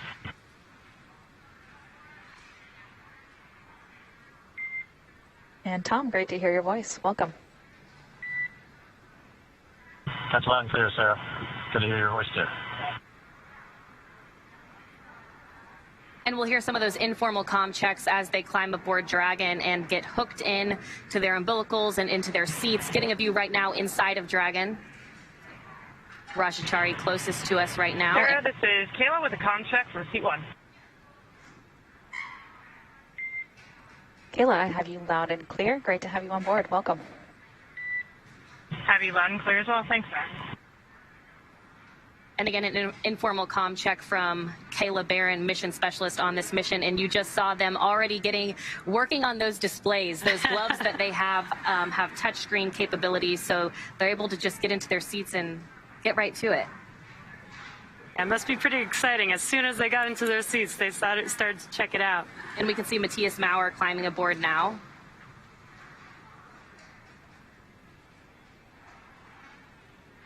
And Dragon is designed for up to 7 crew members, but today we only have 4 crew members, so it is configured for the 4 crew members on board Crew-3 today.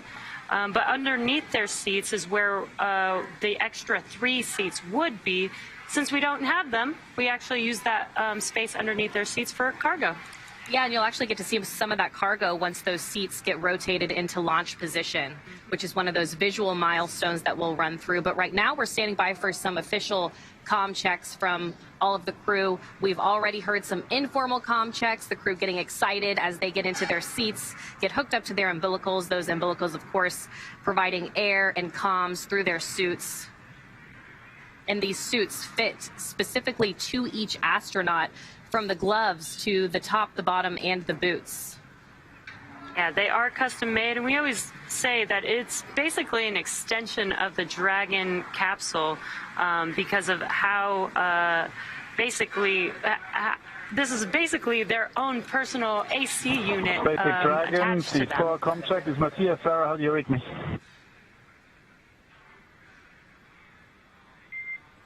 I have you loud and clear, Matthias. Guten Abend und willkommen. Wonderful, Sarah. I also have you loud and clear. Ich freue mich auf den Flug.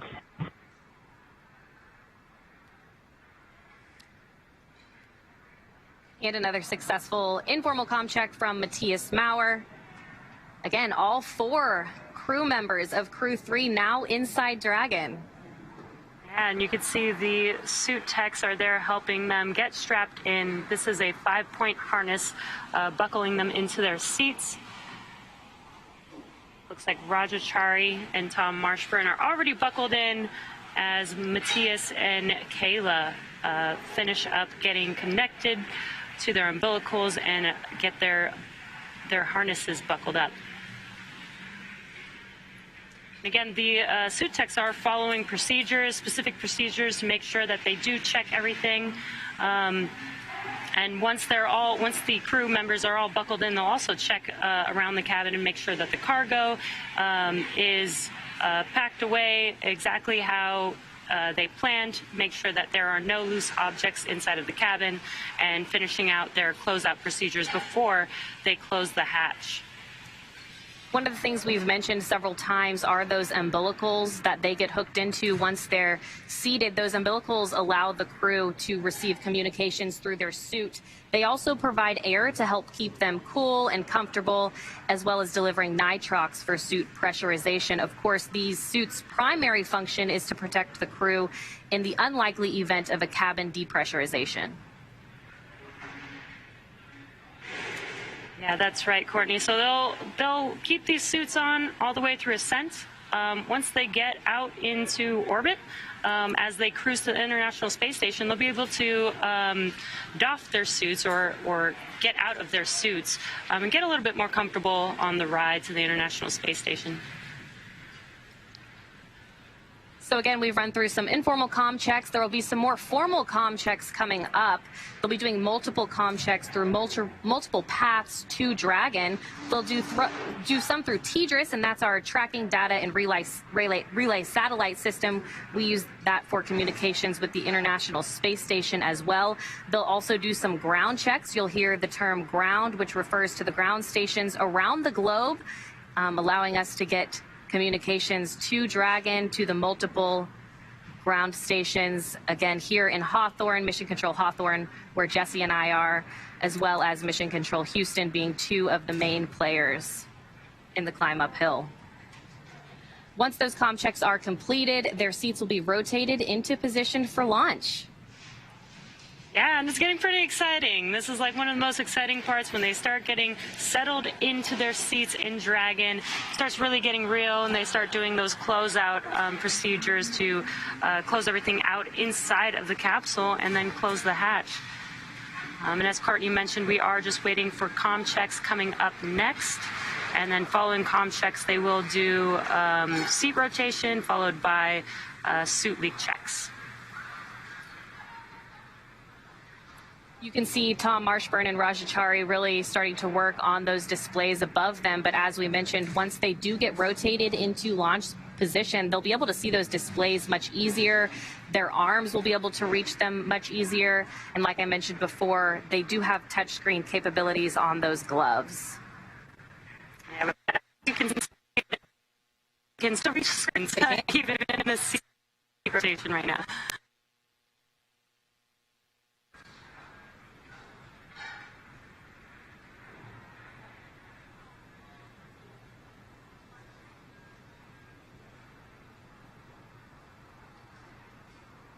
So if you're just joining us, the crew already arrived at pad 39A. They walked down the crew access arm to where they are now inside of Dragon. Of course, they made that stop in the White Room. They got to sign the wall before climbing in. They also did a FOD check, or foreign objects debris check, to make sure they weren't bringing anything that could potentially harm Dragon or them on their climb uphill to the International Space Station. Getting views now inside of Dragon. Commander Chari, closest to us, Tom Marshburn, to the right of him on your screen right now, giving a thumbs up.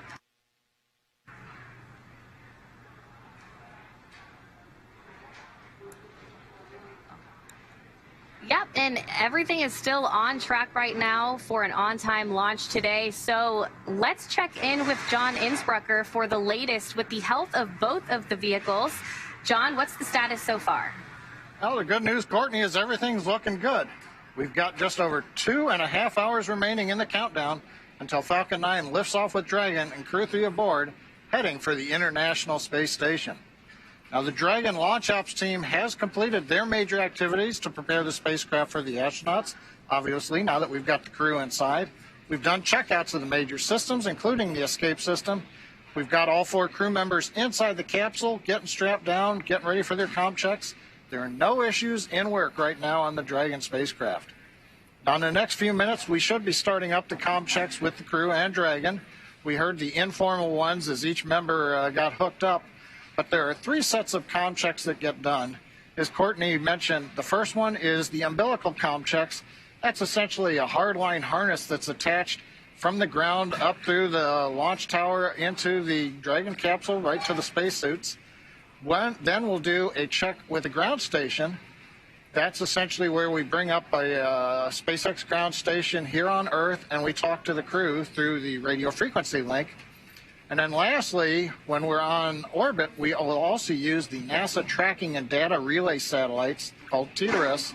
That's a constellation of 10 geosynchronous satellites that allows us to be in communication with Dragon most of the time when it's in orbit, and especially when we may not be over a ground station. So we're waiting to hear those call-outs right now in the Dragon countdown procedure, and once they're complete, then we'll move on into the next steps, which is essentially getting the crew into launch configuration and backing the ground support team out of the capsule. Now, over on the Falcon 9 side, the team is located in Firing Room 4 in the Launch Control Center at Kennedy Space Center. They're settling in for their final checkouts and propellant loading and launch. Now, the Falcon 9 team will also undergo comm checks with the crew. That happens about T-minus 2 hours when the various responsible engineers who bring information to the crew during ascent, the avionics engineer, the guidance nav and control engineer, the propulsion engineer, they all make sure that the crew can hear them as they report the status of Falcon 9 as we head uphill into orbit. Now, currently on the range, the third of what we call the 4 factors to support the launch: spacecraft, rocket, then we've got range. They continue to report no problems. They're releasing the weather balloons for us, and we're gathering the data as the balloons get up to altitude to let us know what the wind shear looks like. Good news is the weather, the 4th element, is looking good for launch.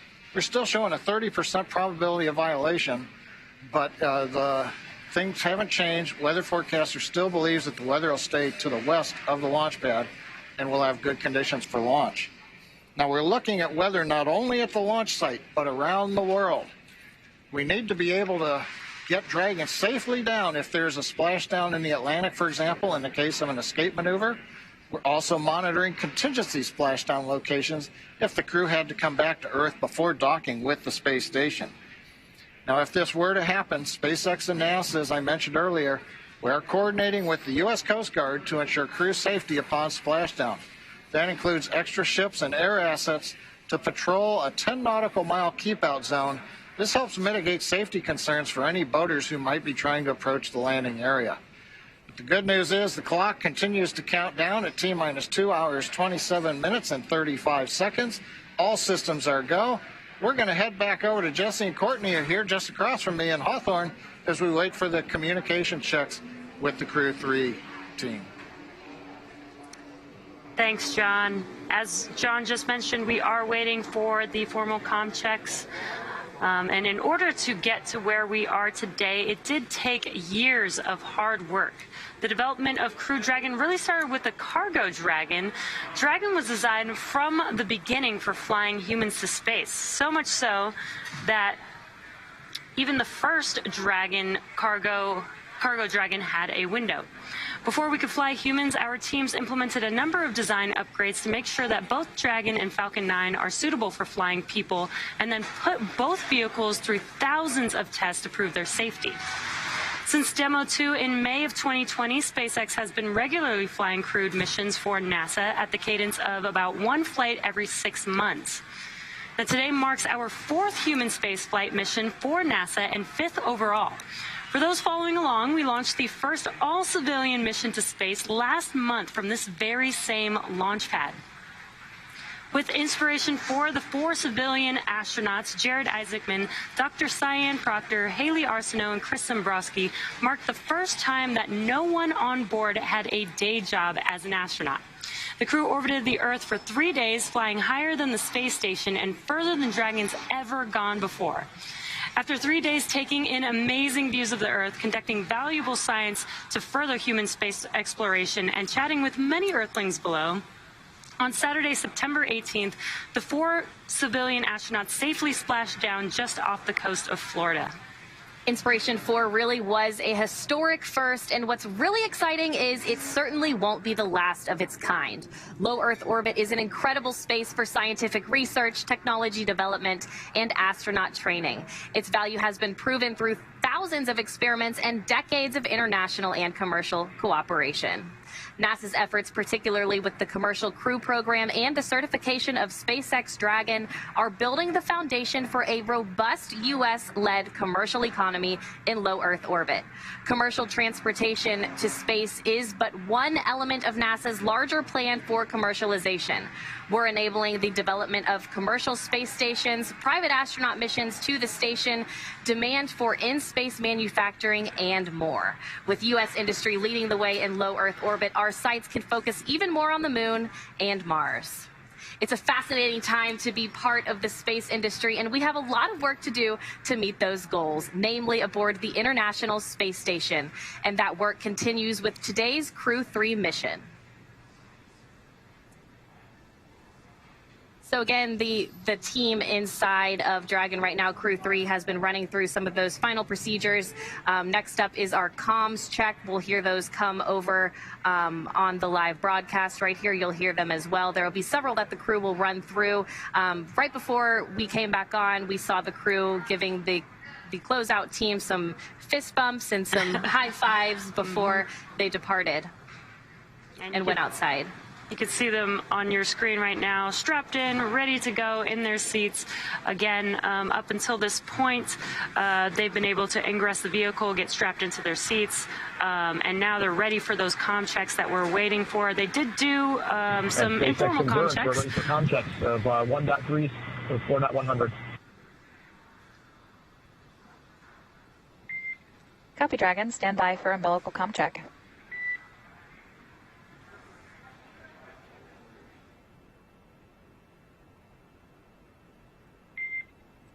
Seat 1, Seat 2, Seat 3, Seat 4, comm check.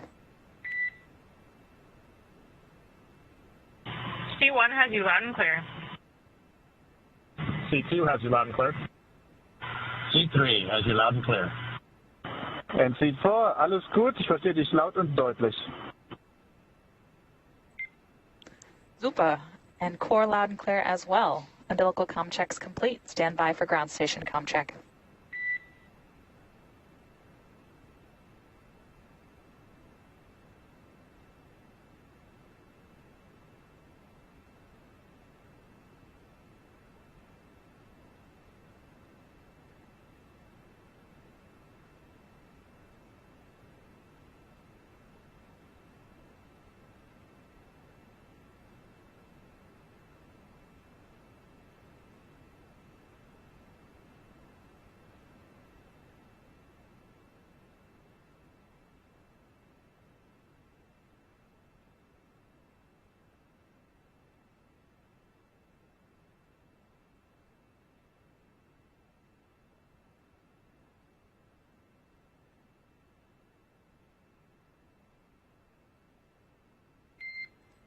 Dragon SpaceX comm check. Endurance has you loud and clear. Core loud and clear. Ground station comm check complete. Stand by for TDRS comm check.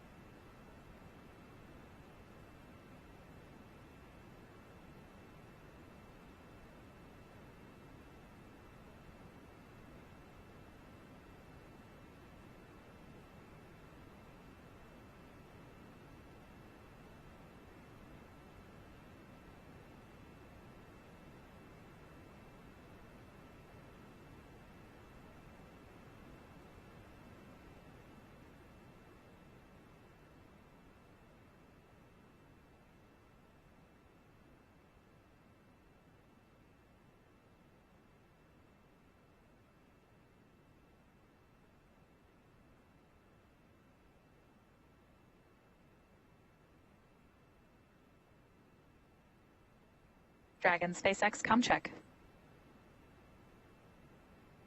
Endurance has you loud and clear. Core loud and clear. TDRS comm check complete. Stand by for comm checks with MD and LD in the launch configuration.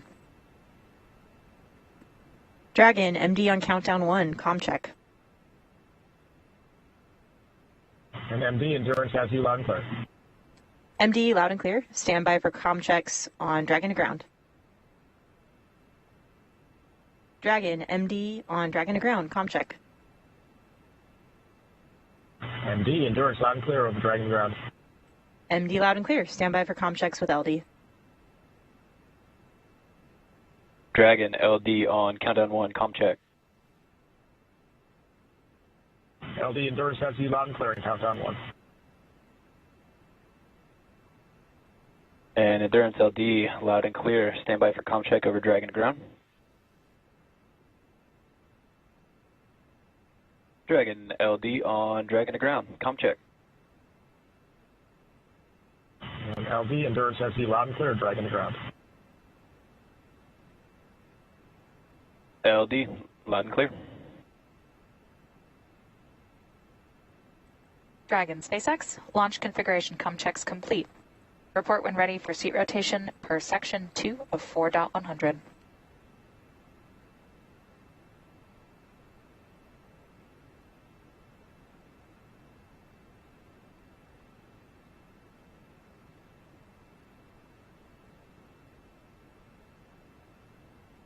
And SpaceX Endurance, we are ready for seat rotation 2.2 of 4.100. Copy, Dragon. We will report when initiating.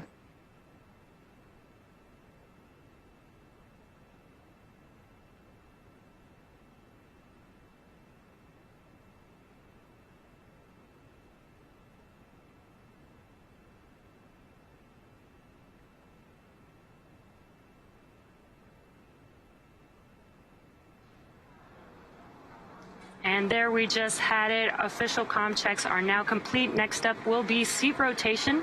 So in the meantime, let's go over to Houston to check in on what's been done on board the International Space Station to prepare for Crew-3's arrival. Sandra.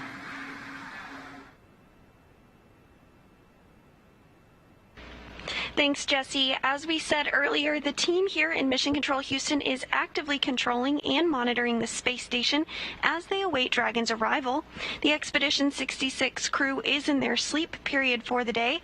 However, just a short time ago, we did hear confirmation Dragon that NASA SpaceX astronaut initiating Mark seat Van High rotation worked shortly. with teams on the ground in order.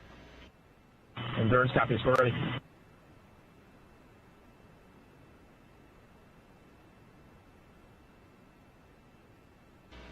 NASA astronaut Mark Van High did work with teams on the ground in order to get the broadcast streamed up to the space station, so he's going to watch his soon-to-be crewmates launch live as well. The crew on board have completed a number of other tasks as well to prepare the station for Crew-3's arrival. NASA astronaut Mark Van High received some additional onboard training for monitoring Dragon during its final approach, which he'll do from the station's cupola. In addition, he will set up computers and control panels needed for approach monitoring and hatch operations and pre-position emergency equipment. Back here in Houston, our rotating flight directors and their teams will be in constant communication with the SpaceX Dragon, mission seats are director in the launch for position. the duration of the flight uphill. Thurs copies.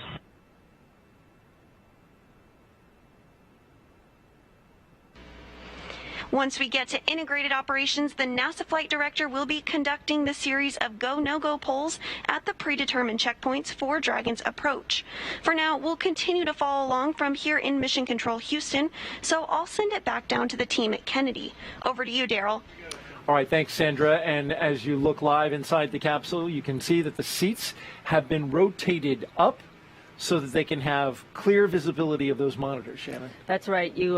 There's a rotation position where the seats are, where you get in, and then they rotate them in the position for launch. If you're just joining us, it is T-minus 2 hours and 16 minutes until the 4th astronaut launch for SpaceX and NASA's Commercial Crew program. There you see in the foreground Commander Raja Chari, next to him pilot Tom Marshburn, and to either side of those two are our mission specialists. Both Kayla Barron and Matthias Maurer are strapped into their seats inside Crew Dragon Endurance. The next milestones coming up are seat rotation. We've actually just had that, but the next one is hatch closure. And at this moment, if we pop outside the spacecraft, it is interesting. We have a little rain shower. We do have a little rain shower joining us here. Hopefully it will push on out and not interrupt the launch sequence. Well, you have predicted correctly, because I was just texting with Launch Weather Officer Brian Sizik. He tells me we're still holding at 30% probability of violation, which means still 70%. That's where we stand. But a rain shower has pushed through. It's a light shower. It is a light shower.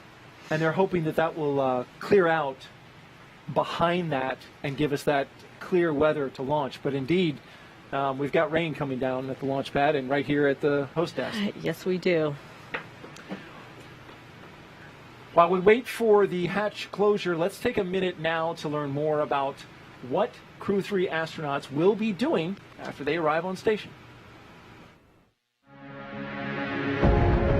I'm Kayla Barron, a mission specialist. Hi, I'm ESA astronaut Matthias Maurer. I will be mission specialist. My name is Tom Marshburn. I'm the pilot.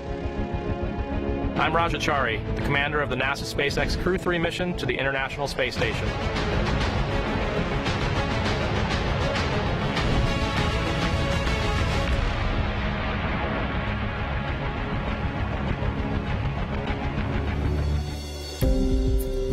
So the Crew-3 mission is on the NASA SpaceX commercial space vehicle to the International Space Station. We will be working on the International Space Station for around 6 months, doing lots of experiments, lots of science. And Crew Dragon is one of our newest ways to get there. There have been Soyuzes that have flown to the International Space Station with crew. The Space Shuttle flew to the International Space Station, and now the Crew Dragon is taking human beings to the International Space Station. So we've partnered with SpaceX in the Commercial Crew program. They design, build, and operate these vehicles that take us, transport us to the International Space Station so that we can contribute to the amazing work that we're doing up there. Yeah, you know, it's exciting to fly on a new spaceship for sure, and a new design of a spaceship. But I'm looking forward more to flying with 3 people that haven't flown in space before. This is a very unique crew. They are incredibly operationally savvy already. So what I try to do is, if there's any gaps in their knowledge of how they're going to feel, how they're going to operate, what is the zero gravity going to be like, how that might challenge our expectations for what we can get done. So you really feel like you've become a resident of space, a resident of zero-G, and you start to feel like you're getting an idea of how this works. Every day is a long series of problem solving. You got to figure out where to put your pencil, where to put your drink if you have it. So maybe 10,000 times a day you're solving little problems like this, and when that becomes fluid, then you really feel like you can be efficient and get a lot of work done. And there's a lot of work to get done on the space station right now. We spend a lot of our time training in Dragon because that's a really dynamic phase of the mission, but it's just such a tiny fraction. The whole point is going to the space station and doing some incredible work up there. So our time on the space station is spent, one, keeping the space station healthy. It's been up there for 20 years. There's a lot of systems that need maintenance and upgrades and operators there to keep them working well, but we also do some incredible science. The space station is a national laboratory orbiting around the Earth, and it's a really, really unique environment. Once we arrive on the International Space Station, we will run a lot of experiments. I'm a material science engineer, and so my focus will be lots of experiments in the material science domain, but also life sciences will be very important. There's all kinds of research going on a daily basis that lead to just fundamental changes in the way we understand how our world works. I will definitely be the eyes, ears, hands, and the actuator for the experiments that help lead to the science, the discoveries that can push our species further, both beyond the planet and just understand and operate on our Earth even better. One of the great legacies of the space station is not just going to be the science, but very importantly, the international cooperation. This is one of the first, certainly today's perhaps most prominent, international cooperation for exploration. It's not for survival, it's not for competition in the marketplace, it is for just exploration. I think we're now about to enter a new era of human spaceflight. In the past, we astronauts flew to the International Space Station to do purely science. Now the station will become more and more commercial. There are commercial experiments on one side, but there are also commercial astronauts who come up to run maybe their own science programs, but also to enjoy just being up in space, to experience space, and to convey this message, the fascination of space, to all the people on the ground.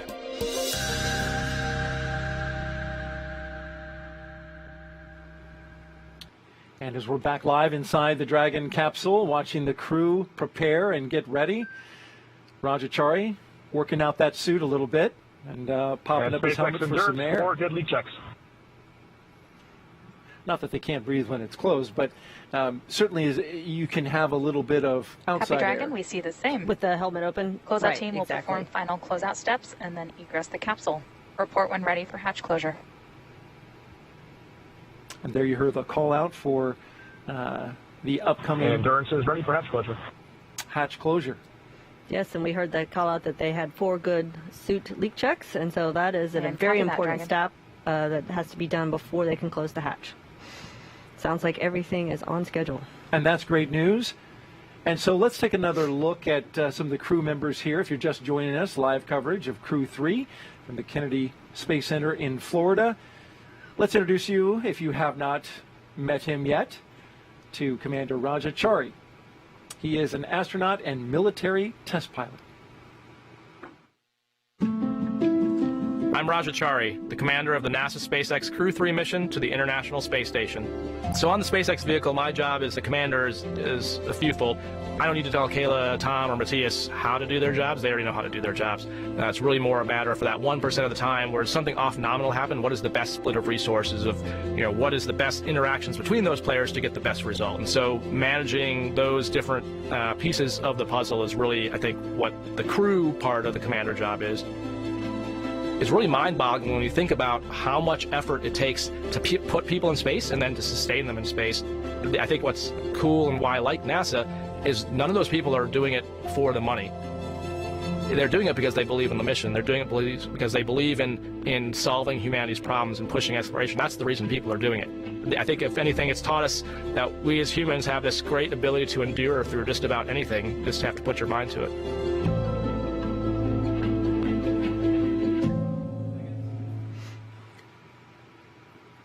Seated next to Roger Chari is Crew Dragon pilot and NASA astronaut Tom Marshburn. He is a veteran of 2 space flights, STS-127 on the Space Shuttle Endeavour and Expedition 3435 on the Russian Soyuz. My name is Tom Marshburn. I'm the pilot of NASA's SpaceX Crew-3 mission to the International Space Station. Not quite sure why spaceflight grabbed me the way it did. It found me, really, more than me deciding to become fascinated with it. There's something about leaving everything we know behind, everything. It was almost like going up into heaven or something and coming back. And that was just infinitely fascinating to me. The long-duration mission is quite a bit different from the shuttle mission. You really feel like you've become a resident of space, a resident of zero-G. One of the great legacies of the space station is not just going to be science, but very importantly, the international cooperation. It's not for survival, it's not for competition in the marketplace, it is just exploration. And it's just a vibrant, wonderful place where great science is happening.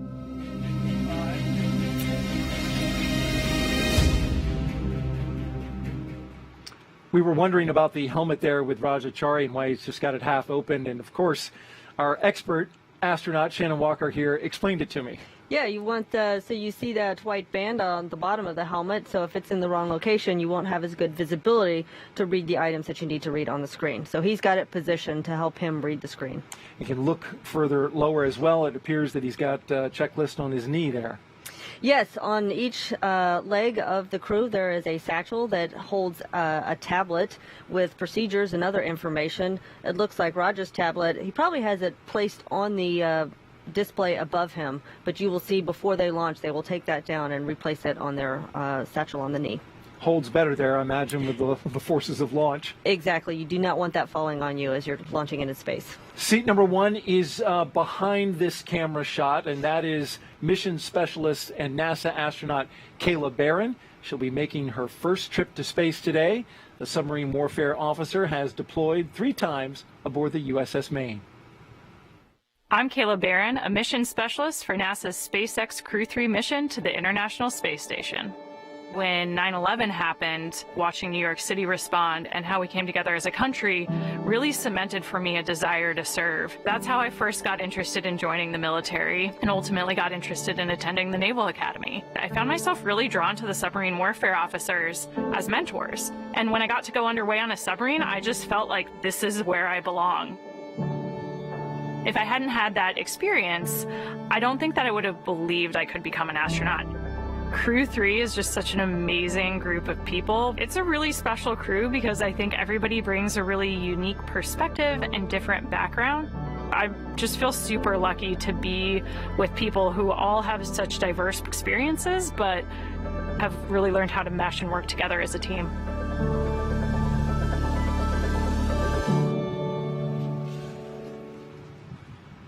And finally, in seat number 4 is Crew-3 mission specialist and European Space Agency astronaut Matthias Maurer. Today will also mark his first spaceflight.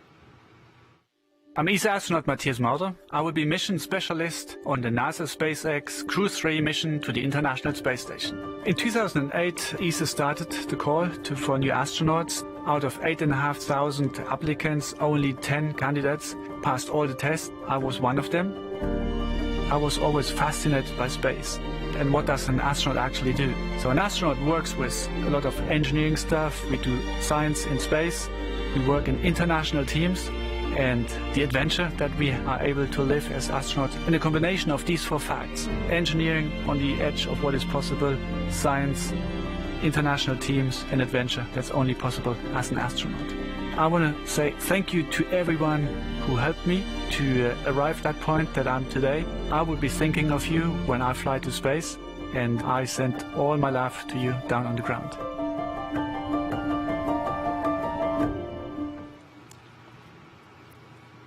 Back live inside the Dragon capsule as the crew goes through their various communication checks and suit checks. As they prepare to have the hatch closed. Awaiting that hatch closure. And by the way, if you would like to ask us a question, and by us I mean Shannon, just pop on over to Twitter and use the hashtag AskNASA. That will send us the question. We'd love to have them. Shannon has been answering them throughout the show and doing a great job with it. We really appreciate her being here. And you've had some good questions as well.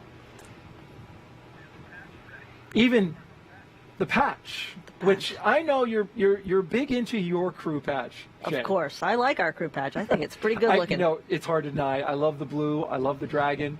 But the Crew-3 patch is pretty cool as well. The logo was designed for this mission by the astronauts themselves, just as you did, Shannon. They say that the capsule flies upward while the flames below honor the thousands of workers who worked on Crew-3. The number 3 is prominent in the shape of the exhaust below and is next to a dragon. And the highlighted stars represent Crew-3, as you can see there, and the 4 red planets, they represent humanity's dream to explore Mars. A beautiful patch there. Oh, it is a lovely patch. It is very well crafted. You work with the artist that puts it together? Yes, so each crew can either design it themselves or they have a choice to work with an artist. And so the crews are trying to take elements of what they feel really represents their flight and put it into a patch. And I imagine, has anybody like drawn one themselves? Oh, sure. Oh, how about that? Especially the artist, you know, Nicole Stott, former shuttle astronaut. Yes. She's an artist. She's definitely an artist. I love her work. As you can see them preparing for the hatch closure, it looks like they are documenting the seal around the hatch. Yes, they will. They're looking very carefully to make sure that that seal is completely intact because that's what's going to hold the pressure inside the capsule. You don't want any foreign object debris, what we know here at NASA as FOD. As FOD, right. Which is anything that's not supposed to be there? Anything that's not supposed to be there. And it can be, they're looking for really tiny things. Something as small as a human hair will cause that seal to not operate properly.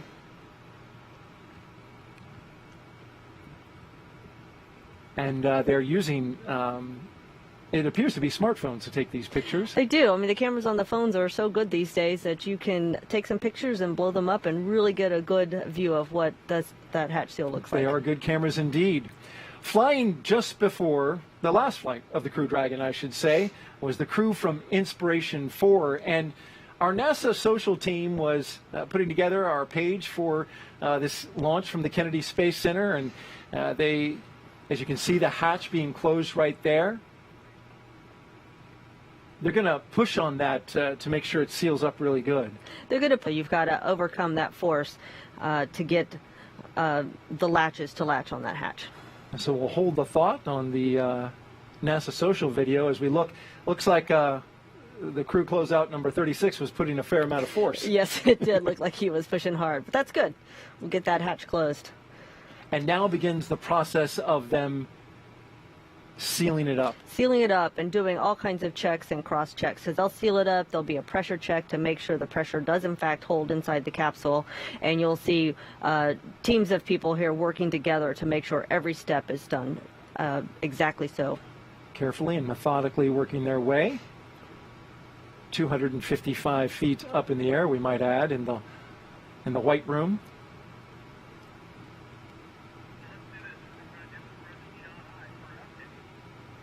As they work on closing up that hatch, let's head out to California and catch up with John I for an update on the operations. John? Countdown is proceeding nominally at this point, and thanks, Daryl, for that handoff. We're coming up just inside T-minus 2 hours. Now, on board the brand new Dragon spacecraft Endurance, we've heard a lot of the communication between the crew and the ground. Comm checks were complete. We saw the astronaut seats rotated to the flight position. The suit leak checks were successfully completed.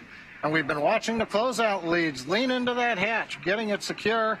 And we're getting ready now to begin what will be the hatch leak checks to make sure that all the seals are good, everything's bolted down tight, ready to go. Once we finish the final leak checks, the team will begin the steps to close out the White Room and get the access arm ready to retract. And then that closeout team that you see there will leave the pad by about T-minus 1 hour, and that'll leave just the 4 astronauts on the pad. Now for Falcon 9, their team for countdown is on console. Here you can see firing room 4. They're preparing for communication checks with the astronauts coming up in just a few minutes. Currently on Falcon 9, the engineers have pressurized launch vehicle gas storage bottles. That was done before we cleared the pad. These are composite overwrapped pressure vessels. They hold gases that are used to fill the propellant tanks with hot helium as that propellant is pulled out of the first and second stages by the Merlin turbopumps. As we get into the last half hour of the countdown, we'll do a final top off of those pressure vessels, make sure that we're at flight load. We also use these pressurized gases to spin the Merlin engine turbopump when we have to start an engine in space. So the second stage MVAC engine has to start up after the first stage separates. And the first stage engines, we've got 3 of them need to restart to begin the entry, and then 1 engine for the final landing sequence. So all of those engines need the helium gas to be able to spin and start the engines. The gases are also used for attitude control systems. Not so much on the way up, but it helps orient the vehicle after the first stage separates and comes back down for the landing on the drone ship. And we also use the gas to deploy the grid fins and to kick the landing legs out just before we land on the drone ship. We're continuing to monitor weather at the launch site and around the world at contingency abort and landing zones. Concerns we're looking at continue to be the same too since we started the webcast, cumulus clouds and flight through precipitation. Now, a moment ago, the range did report that currently right now we are no-go on weather for flying through precipitation, but they also expect that to clear up and for us to be go when we get to launch. So this is just a temporary. They have to tell us when we're not meeting all of the weather rules, but right now it doesn't look like a concern. So the good news is weather's looking good. Dragon's right on time. Falcon 9 is quiet, getting ready for its big events coming up here in another hour or so. And so with that, we're going to hand it back to the team at Kennedy. All right, thank you, John. And yes, indeed, we can confirm there was some weather that came through here. Yes, there was. It was a little bit of rain, a light storm, our launch weather officer tells us, Ryan Sizik, informing us that it was a light one. It was passing through. But in fact, when it's here, it does cause that to go red. Exactly. If it's raining here, we would probably not launch into it. Thankfully, there is no lightning, which is another criteria that we use to determine whether or not we are go for launch. We're back inside the capsule now. We're awaiting a couple of things. They're going to do some comm checks. They're going to do some suit leak checks. And in fact, I think you were able to eye when that happens. The suit leak check, do they? Oh, the suit leak checks. Yeah, you can tell when they are doing a leak checks. I believe they've already occurred, but one of the things that happens is you have your visors closed, all your zippers zipped up, and they will pressurize the suit. So you'll get extra air volume inside your suit, so the suits will kind of puff up. You can see that when the leak check happens. And now the half-down visor look is it's very fashionable. The look of the day. In this moment, as they wait, what is that like? Because, I mean, they're waiting to go to space, launching on a rocket. Yes, they know they've got just under 2 hours to wait. So a couple of things are going on. Of course, each crew member there is thinking about their role during the launch. They're probably chit-chatting a little bit amongst themselves, trying to stay comfortable in those suits, and probably just trying to enjoy the experience of actually being in their Dragon spacecraft. SpaceX, we will be commencing health checks for the launch escape system. Expect momentary flight computer state change, followed by a transition back to pad hatch closed. Endurance copies. That's a call out to check the health of the emergency escape system. Yes, this is what's primarily happening in those last hours before launch. Is the SpaceX team is checking all the systems on the spacecraft to make sure everything is working properly. And of course, the launch escape system is one of the main systems that we need to work properly during a launch. Especially with that hatch closed. Yes, exactly. So we've got about an hour now until the pad team wraps up the final checks and clears the white room, and that's when the action will pick up with the crew access arm retracting. We'll have the arming of the launch escape system, as we just mentioned, and then prop loading will follow. So we'll keep a live view of the crew here as they're sitting tight for the next hour or so and provide you with some more context about this mission. But for now, let's head over to Houston for a closer look at what the crew will be doing when they reach their destination. Sandra.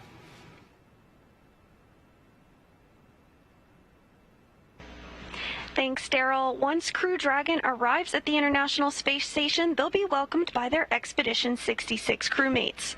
Since the Crew-2 astronauts splashed down Monday evening off the coast of Pensacola, Florida, we're doing something called an indirect handover, which just means a new crew of astronauts arrives at station after another crew departs. This mission will also continue keeping the long-duration crew size on station at 7. On the U.S. side, we'll have 4 astronauts to conduct research until NASA astronaut Mark Vande Hei returns to Earth in March of next year. That jump from 3 to 4 astronauts takes our average of 30 to 40 hours of science work a week on station all the way up to sometimes 80 to 100 hours, effectively doubling our amount of time dedicated to research. As the station is first and foremost a laboratory, the crew will jump right into conducting experiments with new research still to be delivered on upcoming cargo flights, including another SpaceX Dragon scheduled right now in December. I'll toss it over to Marie now, where we will learn more about some of the exciting science on the horizon for Crew-3. Marie? All right, thank you so much, Sandra. I am here with Dr. Hector Gutierrez. You're a professor of mechanical and aerospace engineering at the Florida Institute of Technology down the road in Orlando. And you actually have an experiment launching aboard Crew-3 tonight. That's right, Mary. Thanks again for the opportunity of being here. Very excited to be here to the launch of our flight units. Our experiment is called the Smartphone Video Guidance System. The name is a little bit misleading because we're actually not using any smartphones. But this is technology that was originally developed by NASA Marshall for guidance of spacecraft and proximity maneuvers. And we're finally going to, after several years of working on the deployment of SVGS, we are going to have the opportunity to deploy it on the robot on the space station, which is called Asteroid. So the smartphone guidance system is essentially a software sensor. So it's an algorithm that can be deployed using the hardware resources of a robot, a CPU, camera, and in this case, that will be the resources of Asteroid. Okay, and so there's the actual payload is a small beacon. It's about, you told me it's about the size of a flashlight. I think we have a couple of photos of it. But this beacon, there it is. It attaches to the wall of the International Space Station and has some LED lights that light up, and then that gets used in combination with the sensor to maneuver the Astro Bee that you mentioned. That's the free-flying robot on the International Space Station. There are actually 3 of them, and you're going to test 5 different maneuvers with 1, 2, and even all 3 of the Astro Bee robots at the same time. Is that right? That's exactly right. So these beacons will be attached, some of them to the wall or some of them to the payload compartment on the Astro Bees, and they essentially will be used as navigation beacons to execute a number of formation flight maneuvers and to demonstrate capabilities of SVGS and its accuracy. So how can you use this technology if these maneuvers are successful, if they do what you expect them to do, what you hope they will do? How can you apply this technology in space and to help improve our lives here on Earth? So the expectation is we have many potential applications for SVGS in the space context.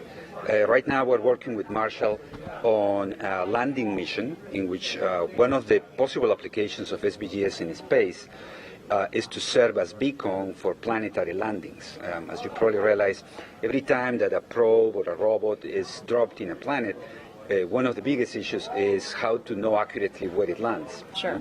So planetary landing is a big challenge, and SVGS is one of the potential technologies that could be used for that.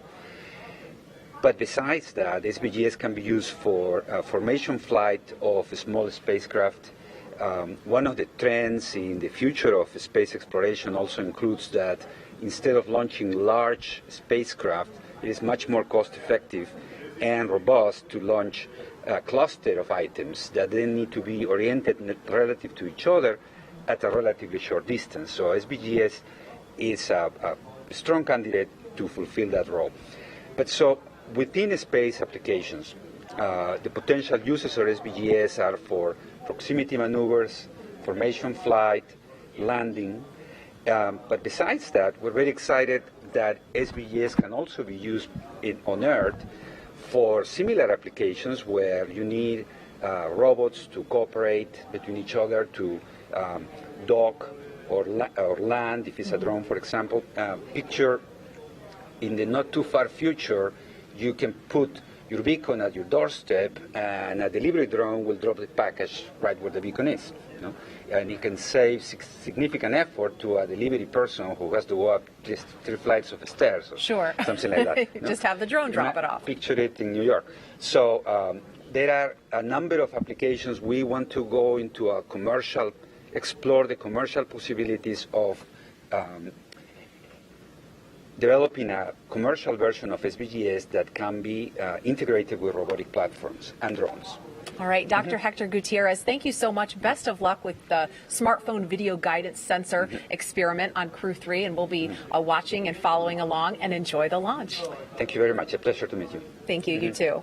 Daryl, we'll send it back to you. All right, Marie, thank you. Here's a closer look now at some of the life-changing science astronauts are performing aboard the International Space Station.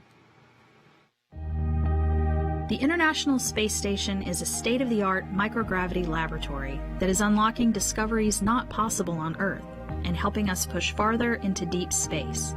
Every single day we are answering big questions about Earth and about space, about where we came from and about where we're going. But the other thing that we're doing is we're learning more questions to ask. Microgravity turns almost everything we know upside down. Liquids behave completely differently. Fire burns in new ways. Biological systems reveal surprises. There's a few things that have made me gasp out loud up on board Space Station. Watching heart cells actually beat has been a pretty big one. We're studying ways to grow food in microgravity. I got to tell you, these are pretty amazing. We're learning how human bodies react to life in space, and how to keep crew members safe and strong on long-duration exploration missions. Deadlifts are awesome on Earth. They're also awesome in zero gravity. We're testing technologies that will be critical to our return to the Moon and Great Leap to Mars. Our research has contributed to medical and social benefits on our home planet, allowing us to find new ways to combat disease back on Earth and develop technologies to deliver clean water to remote communities in need. The spectacular vantage point of more than 200 miles above our planet supports our monitoring of Earth's climate, natural disasters, and plant life. Our planet Earth is absolutely stunning. To me, it doesn't matter where we are in the world, I just see beauty in different ways. The growing new space economy, so vital to our continued progress in space, is flourishing in low Earth orbit. We're inspiring future generations from a platform that is one of the largest international collaborations of our time. We're doing science at 17,500 miles per hour. Come along for the ride.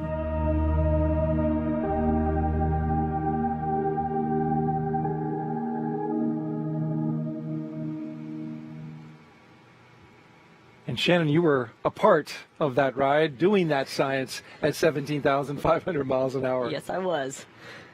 And it looks like they're going to have a busy time up there. I think so. There's so much science to be done. The ground crews do a very good job of keeping the crew on board scheduled the entire day doing that science. Taking advantage of every moment. As we look live inside the Dragon capsule, we are T-minus 1 hour and 44 minutes until liftoff. We are here with Shannon Walker, NASA astronaut who flew on Crew-1, watching Crew-3 prepare to get ready for their flight. And it appears they haven't been very chatty. No, they haven't been very chatty. I guess it's a quiet crew. It's a quiet crew, and that's just fine as they prepare for their liftoff. Crew-3 is scheduled to arrive to station just days after astronauts from Crew-2 returned home from a record-setting space flight. Take a look at this at 10:33 p.m. Eastern Time. The view looks a little similar. This is Crew-2, though, safely splashing down in the Gulf off the coast of Pensacola. There's a view from the infrared camera as the parachutes opened up.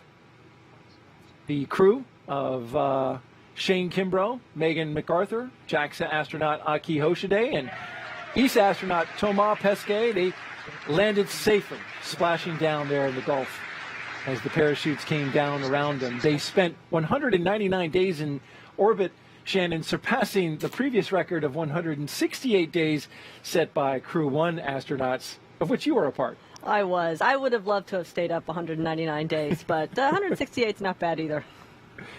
And before they returned to Earth, NASA astronauts Shane Kimbrough and Megan McArthur, well, they were good tenants because they made sure that station was ready for Crew-3.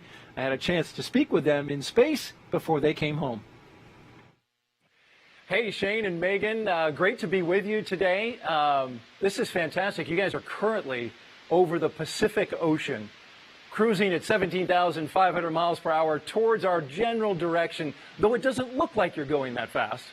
And Megan, your hair is looking luxurious, by the way. Thank you very much. So tell me, you're getting ready for Crew-3 to arrive. Yeah, so we've been getting their sleep stations ready to go, their crew quarters. So we've been cleaning those and getting them all ready. So they're going to be set. We also have gotten their suitcases up here. And we got one. Here's Raja's. And we got Kayla's there. And so we got Tom's and Matthias's as well. So all your clothes are ready to go for the next 6 months. So that's going to be set. All your food's ready to go as well.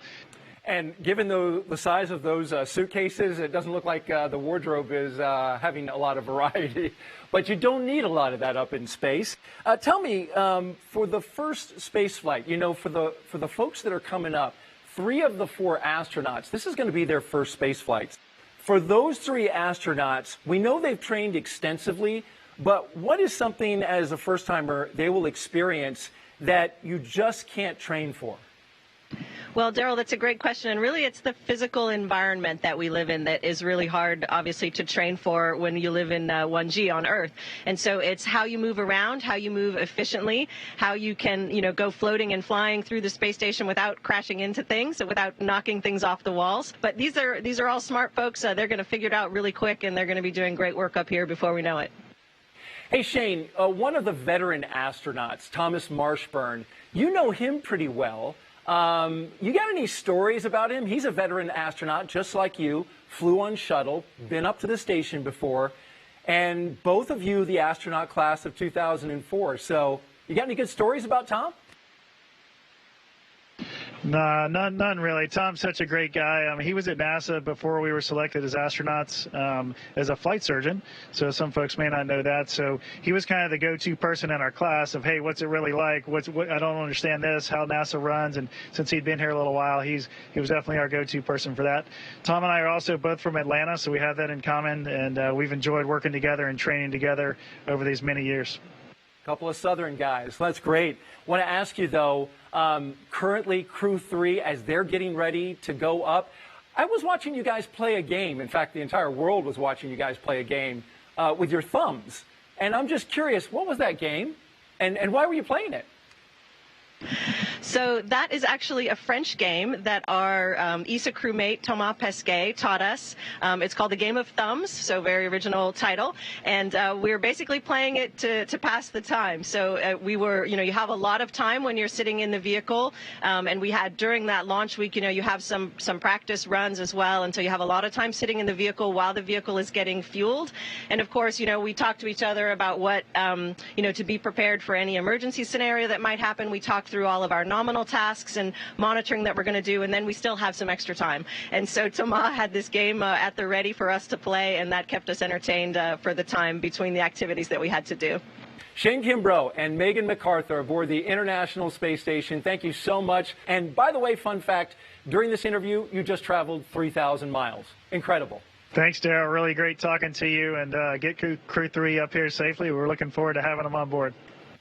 Will do. Take care.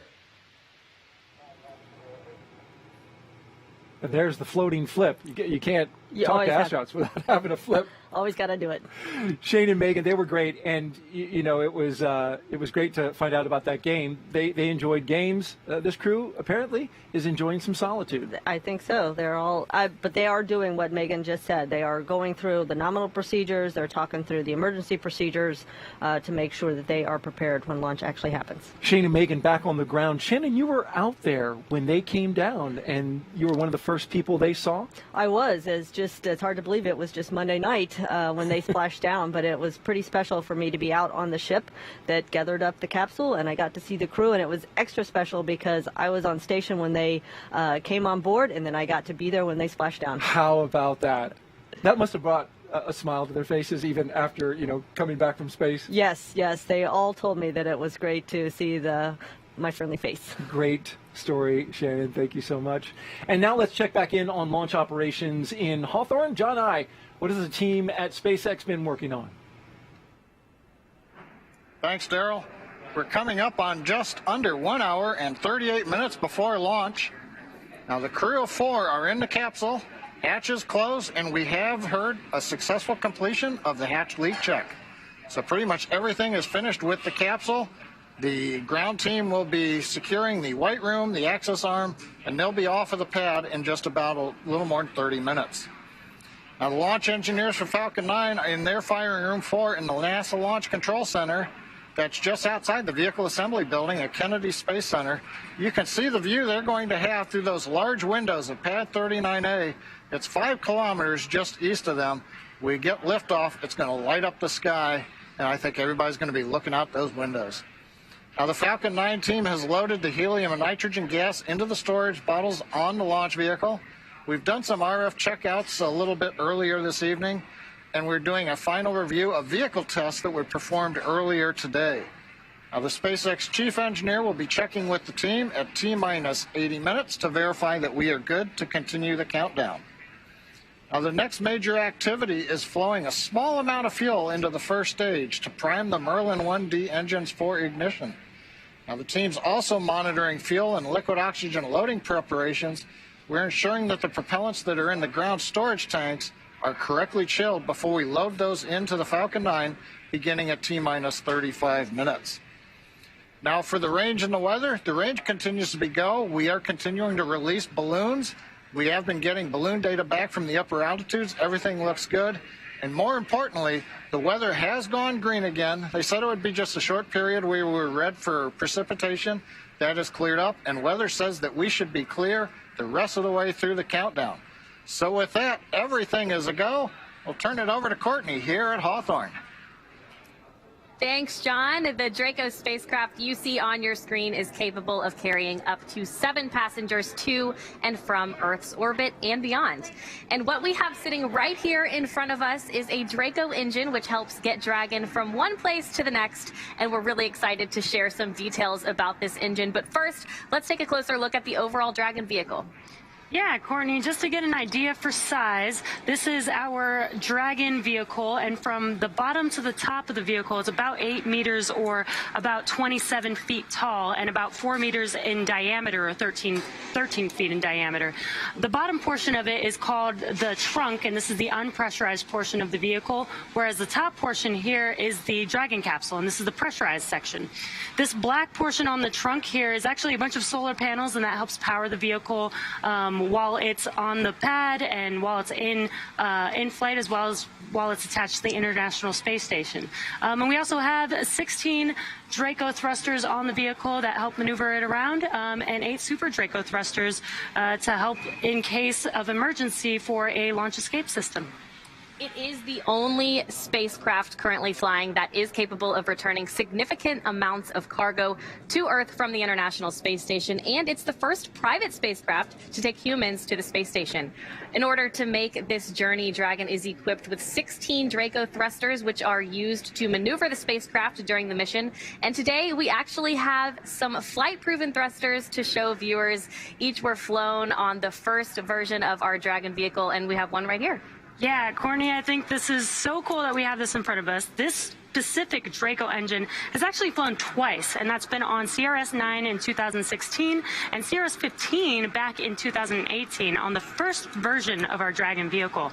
And reusability is so important to us, so it's really great to see a vehicle or a thruster right in front of us that has proven that it can refly in this design. Each thruster is capable of generating 90 pounds of force in the vacuum of space. And the earlier cargo version of Dragon fired its thrusters more than 450,000 times, and that's between missions and testing. An interesting fact about the Draco engines is that they can serve different functions based on their positions on the spacecraft. So if you can see on the vehicle, you know, depending on what orientation we need to maneuver the vehicle, there are thrusters that are oriented differently so that we can make those maneuvers. Yeah, well, thank you for your demonstration. That was great. And I just want to be sure everyone knows not to be confused with the Super Draco thrusters. We're coming up on the Launch Escape System health checks. The Launch Escape System is the automated system in place that can fire the 8 Super Draco thrusters on Dragon to quickly separate the crew from the rocket, either on the pad or during the ride uphill. While we wait on those Launch Escape System health checks, let's check back in with our team at Kennedy Space Center. Daryl. All right, thank you, Courtney, and a great show and tell there with I enjoyed that. I thought that was kind of neat. Yeah. We're currently T-minus 1 hour and 32 minutes and counting until liftoff and until Crew Dragon flies its next 4-person crew to the International Space Station. They'll, of course, have the astronauts inside the spacecraft. You're looking live down the crew access arm at the capsule on top of that Falcon 9 rocket there. Inside the spacecraft, Commander Chari, pilot Thomas Marshburn, and mission specialist Kayla Barron and Matthias Maurer. We've had some progress since we had John's update. Some of that progress we've seen so far, Shannon, why don't you outline some of that for us? Well, so what we've done, you can see there that the closeout crew is still working on closing out the hatch. That does take a while, longer than one might expect. But again, I want to make sure that everything is done just so that hatch will hold its pressure. Before the hatch closure, we had the suit leak check, so we want those space suits to work properly should we need them in an emergency. And they've done some other systems checks to get ready for the all-important arming of the launch escape system. Absolutely. We saw a shot there of the crew, or the closeout crew. They were tethered, as you can see there. Both the crew member on the left and the right, you can see those tethers because they're literally 255 feet up in the air. They are, and there's a little space there that we do not want them to fall through. So absolutely, that's why we keep them tethered. And it looks like a step ladder there, in case they need to get up a little higher. Up. Right, exactly. It's good to have the right tools on hand. Here in just a few seconds, around an hour and 30 minutes before liftoff in our launch timeline, we should have that launch escape system and communication checks conducted by the Falcon launch team. These checkouts, as Shannon mentioned, they're standard part of the launch countdown. Of course, it's critical to make sure everything is working in order before arming this launch escape system.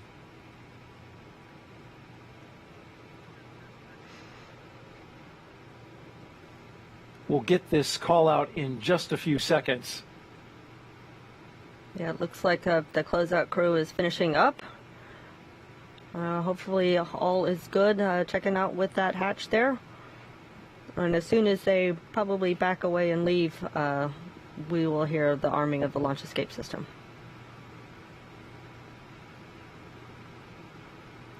But I tell you, if there's still work to do, they will sit there and keep working until that hatch is adequately closed and we know that it will hold pressure.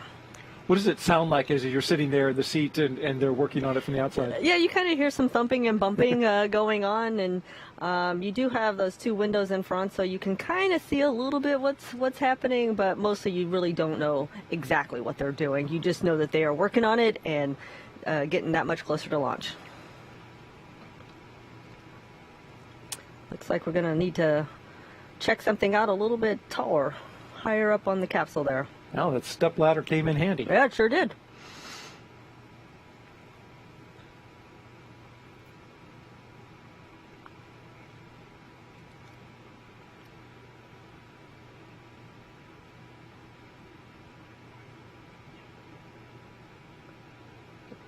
Not sure what that was. I am not sure what that was either, but it looked like it was a duct to flow air or something to the spacecraft. Clearly it did not need to be there for the launch, and so they spent the time needed to remove it. It did look like some ducting. Yes. As they continue to work here.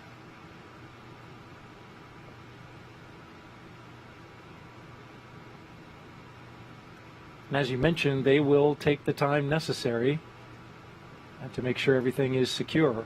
Absolutely right, and everybody knows what the timeline milestones are, so they have a very good idea of when they need to finish up this activity. They're not going to rush through it by any stretch of the imagination. They're going to do it very methodically, very carefully, but we do have a timeline because, as was mentioned previously, it is an instantaneous launch window. We need to launch exactly on time. That instantaneous window needed to rendezvous with the International Space Station on time. Exactly.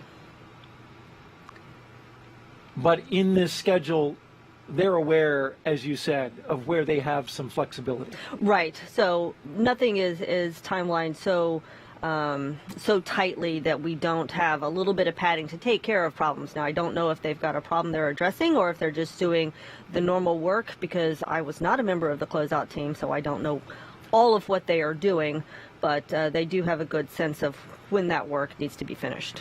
You were on the other side, inside the capsule for Crew 1. It does appear that the closeout crew member is now documenting with the camera phone. Right, again. All of the area around that capsule. Yep. You can see some of the closeout crew making their way out of the white room and down the crew access arm. Oh, that's a very good sign. So looks like they are definitely finishing up their work. And soon, hopefully, we will hear that the launch escape system is armed. We're expecting that in just a few seconds. Really any moment now. But he's got the light and the camera, still working that. Yep, they're taking one last look to make sure that there is nothing trapped in that hatchway and that would inhibit the seals from working properly.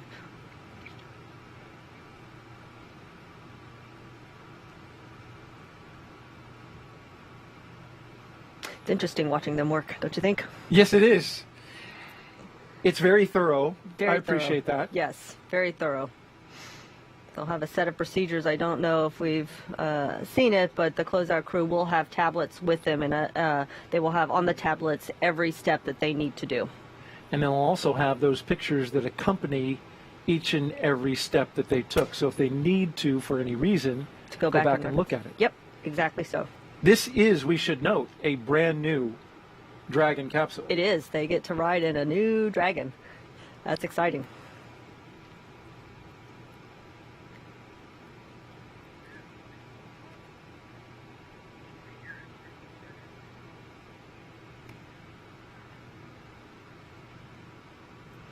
The booster. The booster is a refurbished one, so it is not making its first flight. Flew on CRS-22, landed back, was refurbished and ready for use. Ready for use, yeah.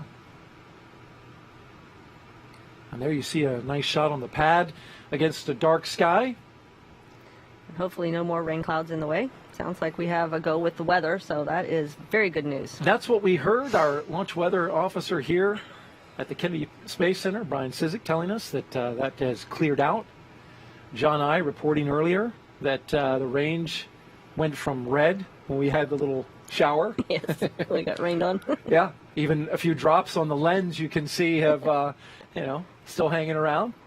Evidence that we had a little rain out there on the pad. You can see the ground is wet as well, the reflection of the lights off the ground and the droplets on the lens. But that has since moved out of the area, which is great news. And then the range went green for weather.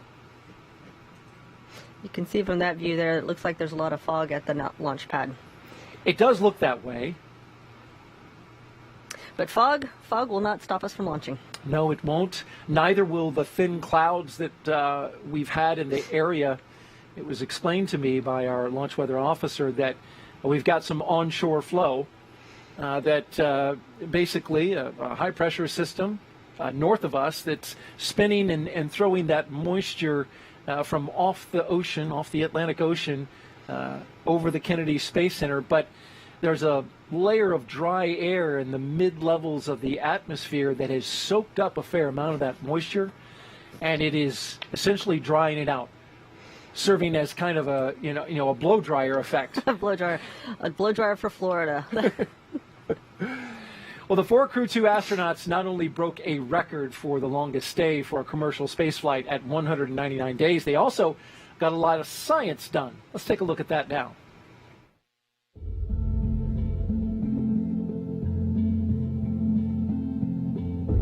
Everything we're doing up in space is to benefit humanity or benefit human exploration.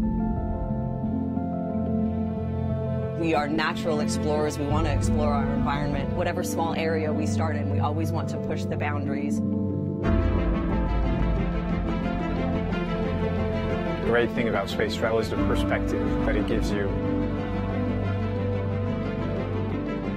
I feel a sense of pride getting up there, but at the same time, I want a lot of people to experience the same experience.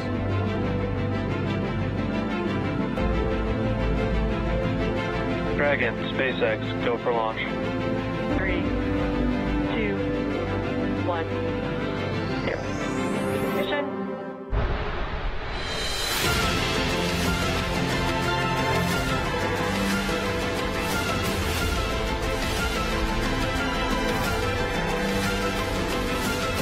Falcon 9 is supersonic.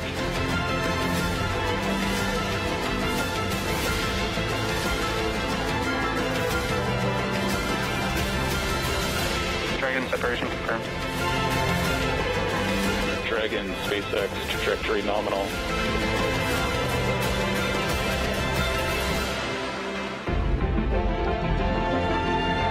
You are part of this big team. You are part of an effort that is larger than yourself. It is a cool perspective to see from up there that, wow, this whole planet looks pretty special. Dragon separation visually confirmed.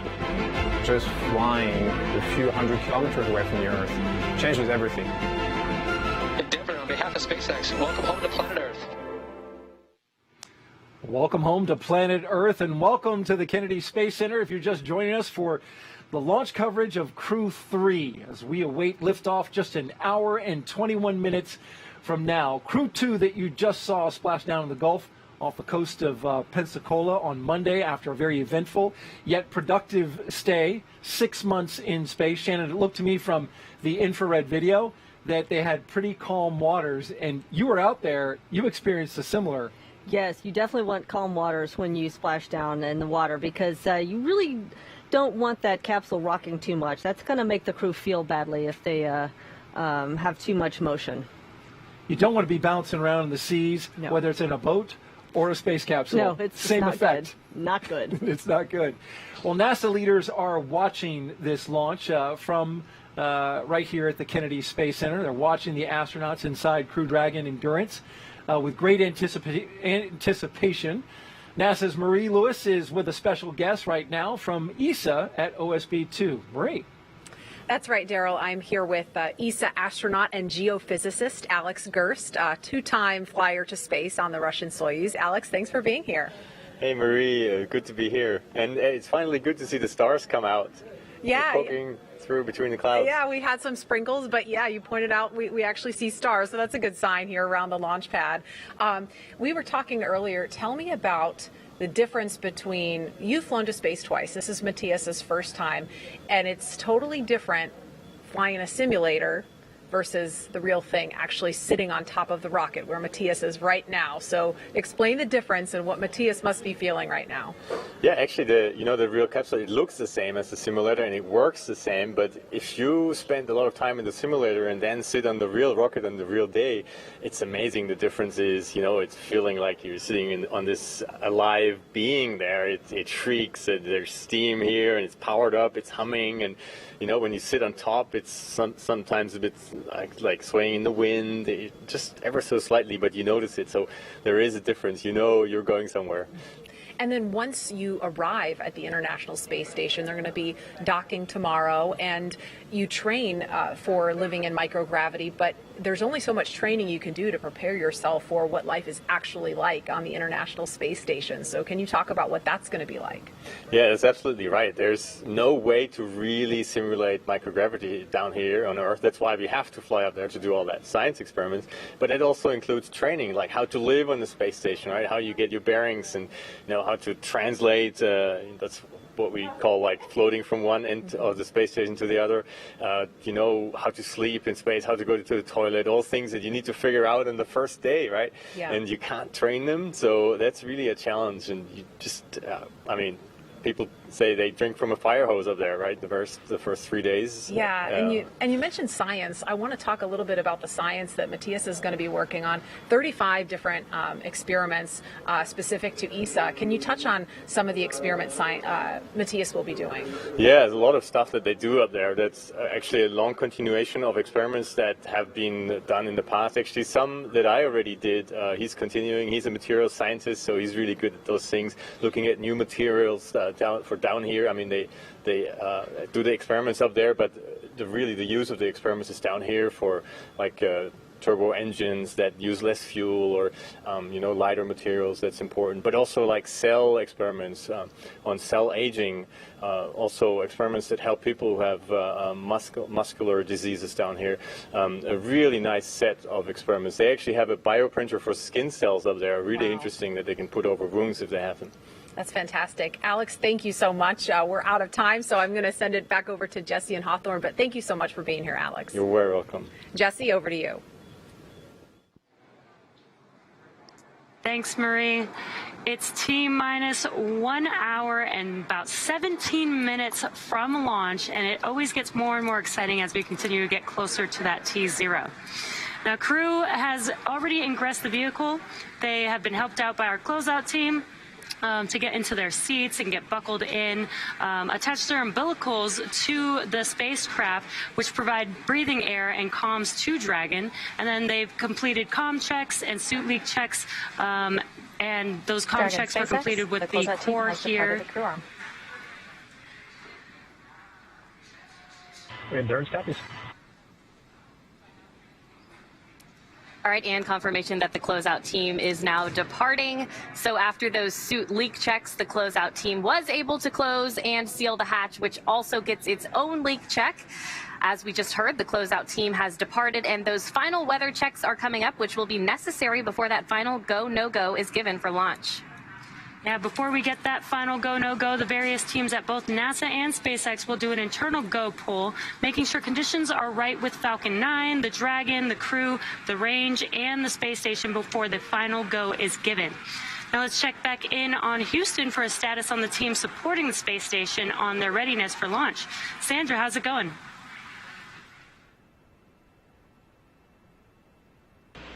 Thanks, Jesse. The team here in Mission Control Houston remains go for launch. All systems on board the station that are required to be healthy for this mission are continuing to look good. Before the station team is go for launch, they must verify that key systems on board the station are functioning as expected. This includes life support systems like oxygen generation, carbon dioxide removal, and the water recycling system that allows us to reuse about 90% of the water we send to station. We're also ensuring that the computers that allow us to command station's major subsystems, essentially the station's nervous system, are functioning normally. We also work with our Russian counterparts to ensure both methods of controlling the station's attitude are fully functional. This includes the large U.S. gyroscopes and the thrusters found on the Russian segment. Both systems play a critical role during Dragon's docking. Mission Control Houston will closely monitor the crew's flight and will continue to check off milestones for most of the journey. So I'll send it back to Hawthorne. The International Space Station team is ready for launch. Courtney? Thanks, Sandra. We're so happy to hear that the space station team is ready for launch. As we mentioned, the Crew-3 astronauts will spend about 6 months aboard the International Space Station. They're starting their journey after the departure of the Crew-2 astronauts from the space station. Crew-2 splashed down off the Florida coast Monday night, where they were picked up at sea by SpaceX's Go Navigator recovery vessel. Next, SpaceX will launch Commercial Resupply Mission 24, or CRS-24, to space station to deliver cargo and supplies to Crew-3 and the astronauts and cosmonauts aboard. It will automatically dock to the International Docking Adapter 3 on the space-facing port of the station's Harmony module. Before Crew-3 returns home, they will hand the baton to the next crew to arrive at the orbiting lab on Crew Dragon, the Crew-4 crew. That mission is targeted to launch in April of next year, and it will carry Crew Dragon commander and NASA astronaut Kjell Lindgren, pilot Bob Hines of NASA, and mission specialist Samantha Cristoforetti of the European Space Agency, or ESA, and a fourth crew member who has yet to be named. The Crew-4 astronauts will also complete a 6-month mission as expedition crew members aboard the space station. Now, they will be joined there by 3 additional crewmates who will launch on a Russian Soyuz spacecraft, and this will mean that 7 people will be on the space station at one time, allowing NASA to increase the amount of science conducted in space. That's right, and this will be Kjell Lindgren's second trip into space following a 141-day stay at the space station in 2015 for expeditions 44 and 45. Before being selected as an astronaut in 2009, he was a flight surgeon supporting space shuttle and space station missions. In December 2020, NASA named him as one of the Artemis team of astronauts helping to pave the way for NASA's upcoming lunar missions. Bob Hines, a lieutenant colonel in the U.S. Air Force, was selected as an astronaut in 2017 and will be making his first trip into space on Crew-4. Before becoming an astronaut, he supported multiple military deployments in the Middle East, Africa, and Europe, served as a flight test pilot for the Federal Aviation Administration, and flew as a research pilot at NASA's Johnson Space Center in Houston. And ESA astronaut Samantha Cristoforetti will be making her second trip to space as a mission specialist on Crew-4. She was selected as an ESA astronaut in 2009 and flew to the International Space Station in 2014 aboard a Russian Soyuz for a long-duration mission as part of Expedition 42 and 43. Cristoforetti is planned to take over as station commander for Expedition 68 and will be the first woman from ESA to do so. Now let's head over to Daryl at Kennedy Space Center. Daryl, how's it going over there? All right, it's very good, Courtney. We are having clear skies at the moment. We can see some stars here at Kennedy, and that's great news. And if you're just joining us, welcome to coverage for the mission known as Crew-3, NASA and SpaceX's 4th flight of astronauts to the International Space Station. We are at T-minus 1 hour and 11 minutes until launch. Liftoff time still holding for 9:03 p.m. Eastern time, and we're tracking no issues with Falcon 9 or with Dragon. The range is green, and the weather, it's cooperating. Moving on out, we had a light shower earlier, but it is gone. The range is now green, and so over the last 3 hours, our crew of Raja Chari, Thomas Marshburn, Kayla Barron, and Matthias Maurer, they donned their SpaceX suits in the historic crew quarters suit-up room. They walked out of the crew quarters building, as every NASA astronaut has done since Apollo 7, and then they were transported to the pad, where they climbed inside the SpaceX Crew-Dragon Endurance. And now we are seeing them live while they await liftoff. And Shannon, what is the crew doing right now in these moments as they wait? Yeah, it's they are waiting, but they know that they're getting closer and closer to launch. The time really starts to feel like it's speeding up, especially when we get that launch escape system armed. But what they're doing is they're thinking about their tasks ahead. They're thinking about running through the nominal procedures as well as running through any emergency procedures that in case they need them. If you remember back in April, and we've talked a lot about this, we launched NASA astronauts Shane Kimbrough, Megan MacArthur, JAXA astronaut, and Aki Hoshide, and ESA astronaut Thomas Pesquet to the space station, and those 4 returned from their 6-month mission. Shane Kimbrough saying after he splashed down, it's great to be back on planet Earth. It's always nice to come home. It is. And so, not that I would know, you've told me a few times it is great to come back home. It's just, it's a long journey, so it is nice to go home to somewhere familiar. Over the next hour, we will conduct a series of polls. The pad crew has departed, and we watch them leave the area as we zoom out. We get ready for launch through these series of polls. The crew will also arm the launch escape system, and fueling of the Falcon 9 will then begin. Launch, of course, set for 9:03 p.m. Eastern, and this will include a 12-minute flight to orbit, and then a roughly 22-hour flight to dock with the International Space Station at 7:10 p.m. Eastern on Thursday, November 11th, which is Veterans Day, and it's not lost on us that we have 2 active military members on this flight, and so it seems fitting, a day that we remember all veterans who have served. Right, yes, it's important to recognize our veterans, and NASA definitely has a long history of working with the military service. We are a civilian organization, but they do provide some expertise to us. And as you pointed out, we've got 2 active duty military on that flight. Many test pilots from the military ranks have come through NASA, of course. That was certainly true in the early days of the space program, and it's still true today. It's still true today, but we also have non-military people, such as myself, so we take a lot of scientists and engineers that are not affiliated with the military. As we look outside at the launch pad at 39A, for those who don't know, this is a very vast place. Kennedy Space Center shares land with the 140,000-acre Merritt Island Wildlife Refuge, so that's why when you're looking there, it's just so dark in so much of the picture. Even when we're a far distance from the launch pad, it's an area that has been preserved for a very long time, for decades going back. And since it is Native American Heritage Month here in the month of November, we should mention that this was land once occupied by indigenous tribes, including the Ais and the Timucua. A quick history of NASA's Commercial Crew program. It all began with the first successful and historic test flight with NASA astronauts called Demo 2.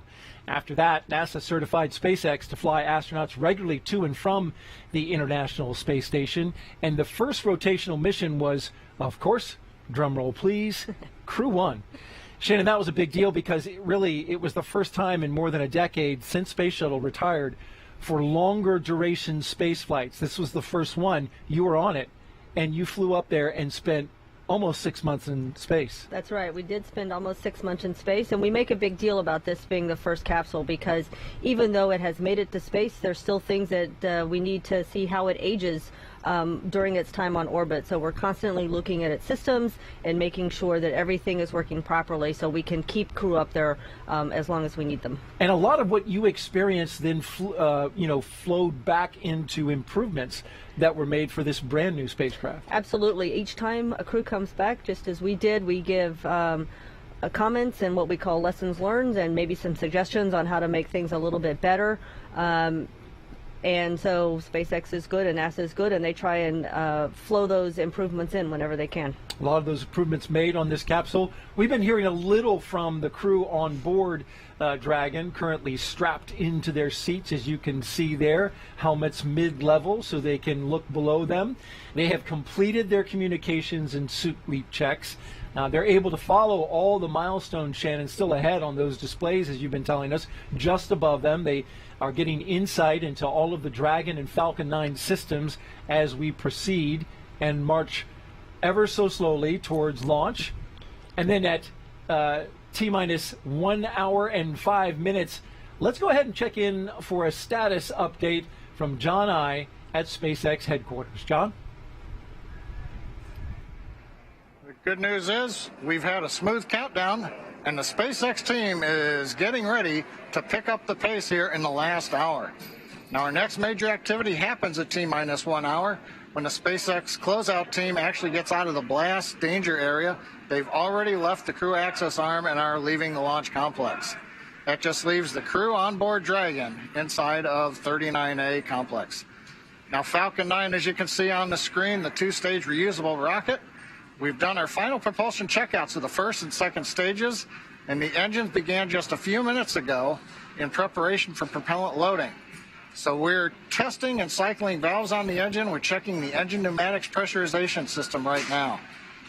At T-minus 45 minutes, the team will report their readiness for propellant load with a final electronic go-no-go poll.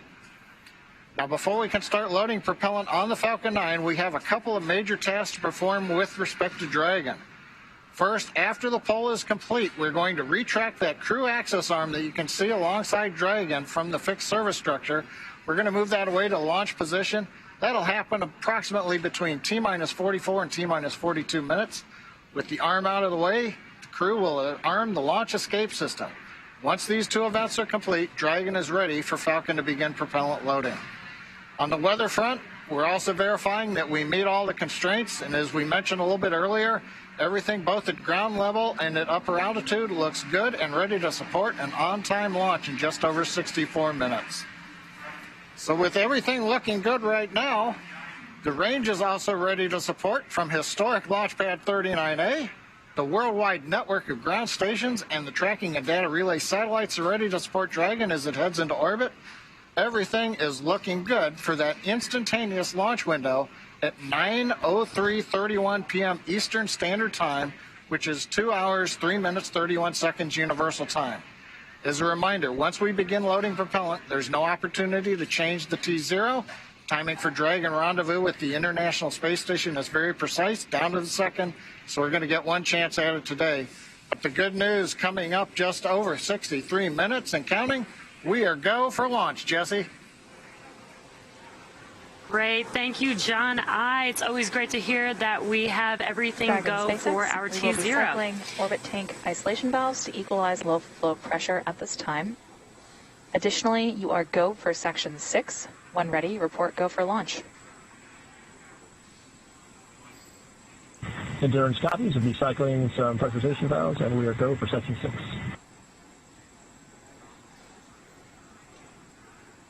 Awesome. Just hearing some comms from the teams. Today's launch marks the third time a rotational crew will fly on a commercial spacecraft, and each of our crew members brings a diverse set of experiences to today's flight. Roger Chari is the commander of the Crew Dragon spacecraft and the Crew-3 mission. Chari is responsible for all phases of flight, from launch to re-entry. Once on board station, he'll serve as an Expedition 66 flight engineer. He was born in Milwaukee, but considers Cedar Falls, Iowa, his hometown.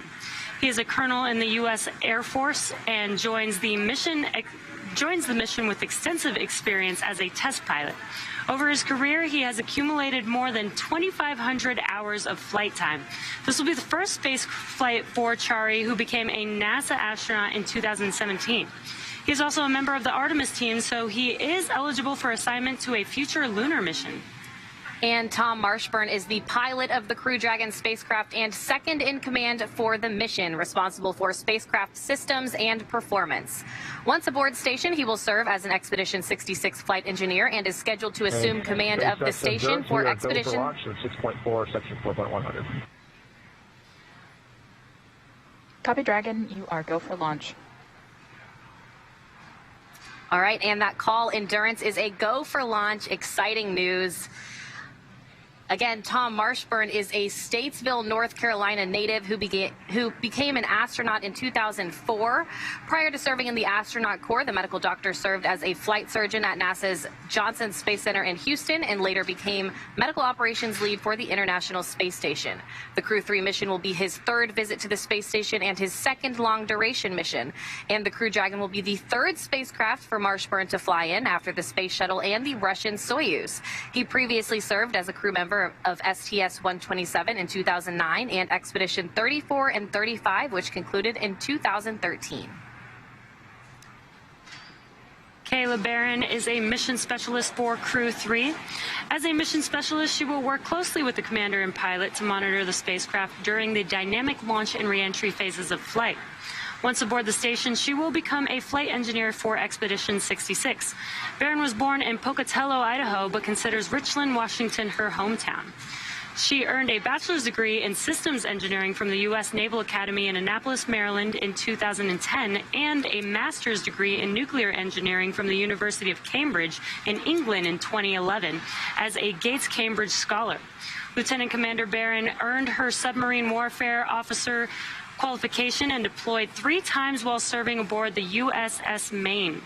At the time of her selection as an astronaut candidate in 2017, she was serving as the flag aide to the superintendent of the U.S. Naval Academy. And Matthias Maurer will also be a mission specialist for Crew-3, working with the commander and pilot to monitor the spacecraft during the dynamic launch and re-entry phases of flight. He will also become a long-duration crew member aboard the space station. Maurer comes from Sankt Wendel in the German state of Saarland. Before becoming an astronaut, Maurer held a number of engineering and research roles, both in a university setting and at ESA. In 2016, Maurer spent 16 days on an undersea mission as part of NASA's Extreme Environment Mission Operations, or NEMO, space analog. Like Chari and Barron, Maurer will be making his first trip to space with the Crew-3 mission. Each of these 4 crew members will join Expedition 66 once they arrive at the International Space Station, with Russian cosmonaut Anton Shkaplerov as commander. Yep, and it looks like we are just under 1 hour from liftoff now.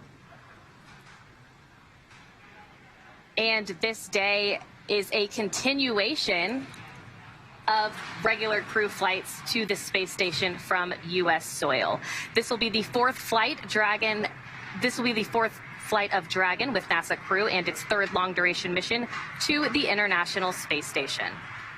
And today, our crew is flying the newest Dragon in our fleet, and we'll be taking a ride on board the Falcon 9 that supported the CRS-22 mission back in June of this year. Now, it's been a great countdown so far. Weather is still looking good, so the excitement is continuing to pick up here as we get closer to that T0. That's right. We started our coverage with Suit Up just over 3 hours ago. The SpaceX team helped the crew put on their suits and conduct initial checkouts before crew walkout. Crew walkout was where Chari, Thomas Marshburn, Kayla Barron, and Matthias Maurer gave final goodbyes with friends and family gathered outside of the operations and checkout building before they began that roughly 20-minute ride to pad 39A.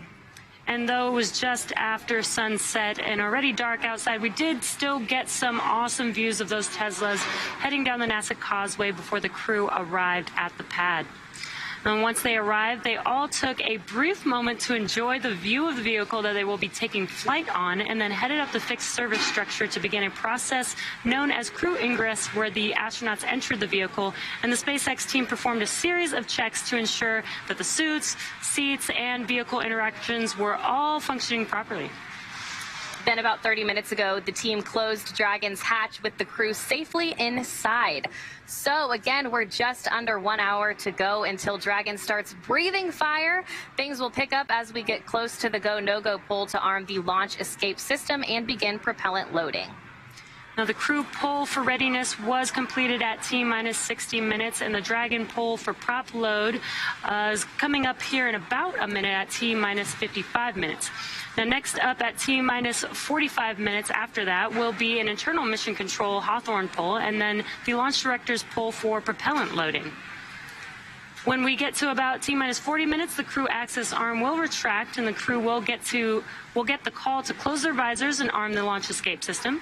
Now, this is the automated system in place that can fire the 8 Super Draco thrusters on Dragon to quickly separate the crew from the rocket, either on the pad or during the flight on the ride uphill. And then once we reach about T-minus 35 minutes, propellant loading for the Falcon 9 will begin. Throughout the countdown, we've been getting some pretty incredible views of the astronauts inside Dragon, making their final preparations, as well as some close-up views of those suits. The teams have often described the suits as an extension of the Dragon spacecraft, almost a mini spacecraft inside of a spacecraft. We're standing by now for that call for propellant loading. Again, that should be coming up here at about T-minus 55 minutes, so we're just about roughly 40 seconds away from that. The crew in position, ready to go. Taking a look at those monitors above them.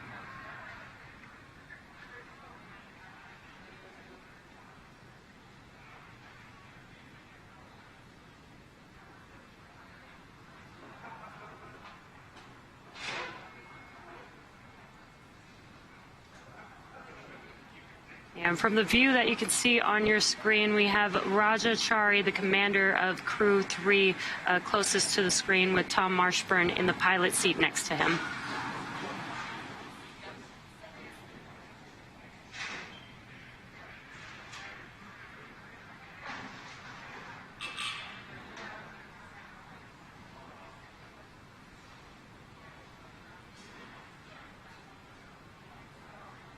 With everything still proceeding well, let's send it back to the team in Florida. Daryl, how's it going there? It's going great out here, ladies, and we're here with NASA astronaut Shannon Walker. If you want to get a question in, hashtag #AskNASA on Twitter, and she will do her best to answer your question. And by the way, speaking of social, Kennedy is hosting a virtual NASA social on our Facebook page. People who have joined are posting messages, pictures, and videos with their fellow space fans. And we want to share now 4 video messages that came into our virtual social for Crew-3 that were posted by the last 4 crew members to fly on Dragon. That is the crew of Inspiration 4. I want to wish the astronauts of Crew-3 all the best on their journey to the space station. It's going to be one heck of a ride. Falcon 9 and Dragon, as you guys know, is an incredible vehicle. Hi everyone at Virtual NASA Social. I'm Dr. Sian Proctor. I am the mission pilot from Inspiration 4, and I just want to wish Crew-3 an awesome liftoff as they head to the International Space Station. Hi Raja, Tom, Matthias, Kayla. Hank's here just to wish you well on your mission into space. I couldn't be more excited for you for the journey you're about to go through. Getting into that Falcon rocket with your suits on to have your name on it is a feeling like no other. Crew-3, I just want to say I'm so excited for all of you. I know that rush of emotion that you're going to feel with your spacesuit on, strapped into the capsule, and you're about to have the best ride of your life. Just laugh the whole way up there like we did. Just want to wish you all the best, and look forward to exchanging some stories a little bit down the road. Take care. Godspeed, Crew-3. I love Haley Arsenault saying that she laughed the whole way up. I can definitely relate to that. Can you really? Yes. Well, what was so funny? It's an exciting ride. You're just happy. You're You just gotta so laugh. thrilled. Yeah. That's fantastic. And whenever she says anything, it always brings a smile to my face. She has such great energy. Well, throughout the program, we've been answering your Ask NASA questions from social media. We have time now for a few more before Falcon 9 fueling begins, and so we'll pop it up on the screen. And Shannon, you've been answering them all show long. We appreciate that. So the question we have up now is, what are your tips for me to go to space? I'm a high school freshman from Poland, dreaming of going to space. Yeah, so the first thing, the most important thing is to do well in school. We need people who are very accomplished and have lots of different skills, and it all starts with a good education. Now, being from Poland, you're going to have to apply to the European Space Agency to be part of their astronaut program, and hopefully they will have another selection one of these days. But really, do well in school and then go pursue a field of work that really interests you. What you want to do is do something you're very passionate about, and that really, when you're passionate about something, you're going to do well at it, and it's going to stand out, and people are going to take notice. And so, yeah. It doesn't necessarily have to be a specific, STEM is good, right? Right. But there have been people who have not gone into STEM and become astronauts. Every astronaut that we have taken on the NASA side has got a STEM background. Oh, they do, and yes. so that is a requirement. That is a requirement right now. Now, of course, we're starting to fly more people, and there are more opportunities to get to space, so it may not be a requirement in the future, but right now, at least on the NASA side, you need a STEM background. A STEM background and study hard and get some good grades. Yes. Our next question, does it get very hot wearing the spacesuits, or is the material breathable? Yes, no, the material is absolutely not breathable because you need those spacesuits to hold pressure should something go wrong in the capsule. So you need it to completely contain that atmosphere around you. So they can get a little hot, but the entire time you're in the suit, they're flowing air through it to keep you cool. You've got an air conditioning system for the suit. Yes. Blowing that air around. Yes, exactly. You need the air to be blown around because you really don't want to end up with a carbon dioxide bubble right in front of your face. All right. Thank you so much, Shannon, for answering those questions. And keep the questions coming. We appreciate them at #AskNASA. Now we'll send it over to Marie, who is standing by with the Deputy Director of the Kennedy Space Center. Marie?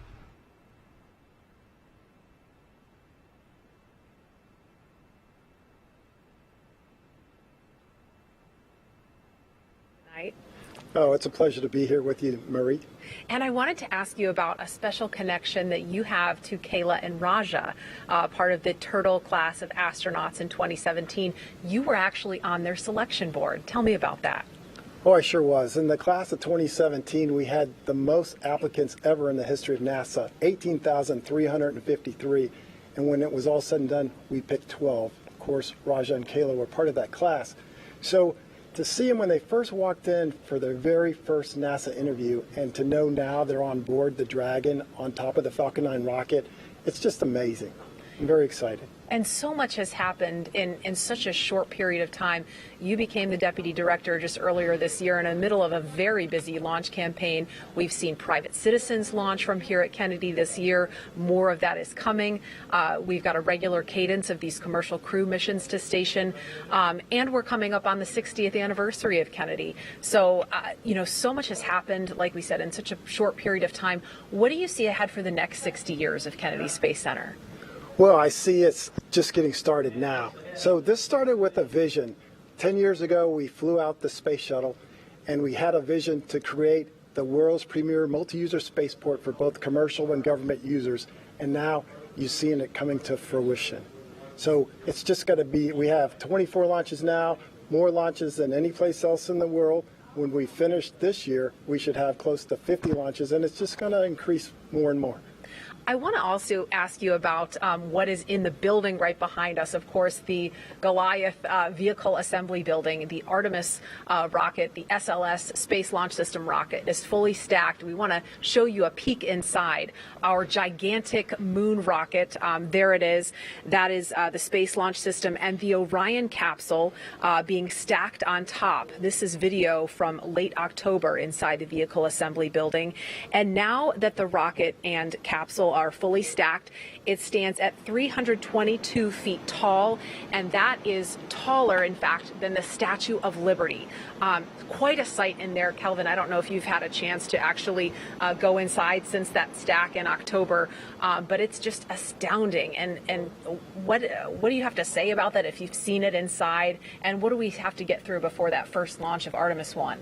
Okay, I saw it today, and I see it about every week, you know, and it is just humongous to see that rocket and to know that that rocket will carry our astronauts to the moon and beyond, hopefully to Mars. So right now we're undergoing something we call IVT, Interface Verification Test.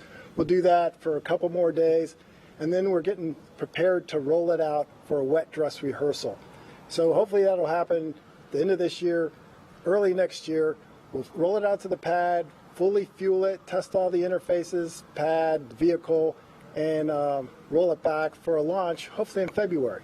Fantastic. Calvin Manning, thank you so much. And by the way, happy Veterans Day a little early. I know you served, so thank you for your service. Hey, thank you, Marie. All right, we're going to go over to John Innsbrucker now in Hawthorne as the action begins to pick up on the pad. John? We're just inside T-minus 47 minutes. We're listening right now to the countdown net, waiting for the SpaceX launch director to discuss the propellant load and launch poll results and give final instructions to the launch team. At this time, we have completed all checks on the Falcon 9 and the Dragon spacecraft. We're also checking with the Dragon mission director to make sure that they are ready to go. And right now we're waiting to listen for that launch director to come up. Now we have been checking, as I said, with the Dragon mission director, also NASA launch manager to make sure they're ready. Now you can see on the screen right now, Falcon 9 on the pad, crew access arm alongside the Dragon capsule. Earlier you saw the vehicle assembly building during that previous interview. The Falcon and Dragon launch team, as well as key members of NASA, are in the Launch Control Center, which is just adjacent to the vehicle assembly building. And as you saw earlier, if you were with us, they've got a view straight towards Pad 39A through the large windows of Firing Room 4. Now, going back to the current screen view, you can see the crew access arm. That arm, once we finish the readiness poll and instructions to the crew, or instructions to the launch attention team. On countdown net. And here it comes. The poll is complete, and teams have pulled go for propellant load and launch.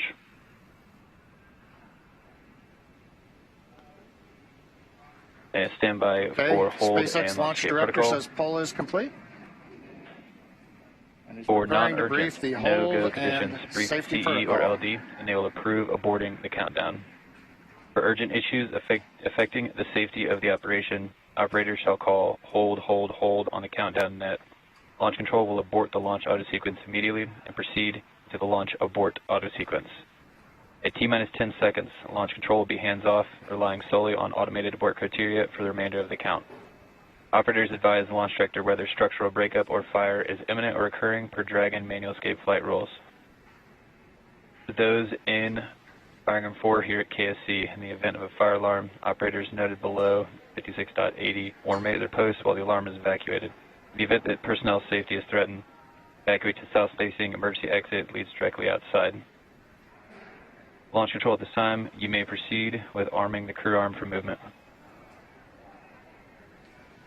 Just over T-minus 44 minutes. We're going to send it back to Daryl and the team at Kennedy Space Center as we get ready to move the crew access arm.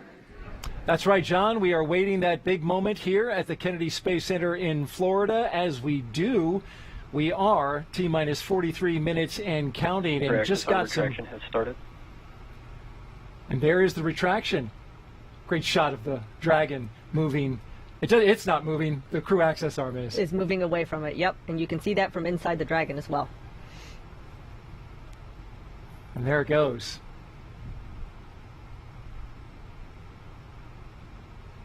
When you're in the capsule, can you see that? You can. You have windows that are at pretty much your foot level, and you can see a little bit out. So you do see that moving away, and once it's gone, you know it's just you and the rocket. There's the camera pointed directly at Dragon. Great view there. You can see the strong back at the top. Oh, that is a fantastic view.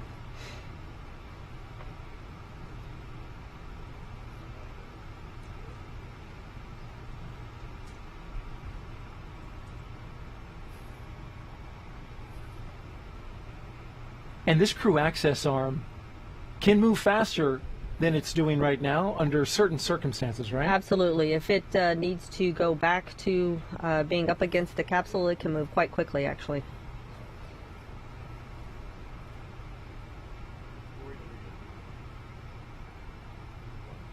It was just not too long ago, about an hour ago, that we saw the astronauts walking down that very crew access arm. Now it is rotating away from the rocket.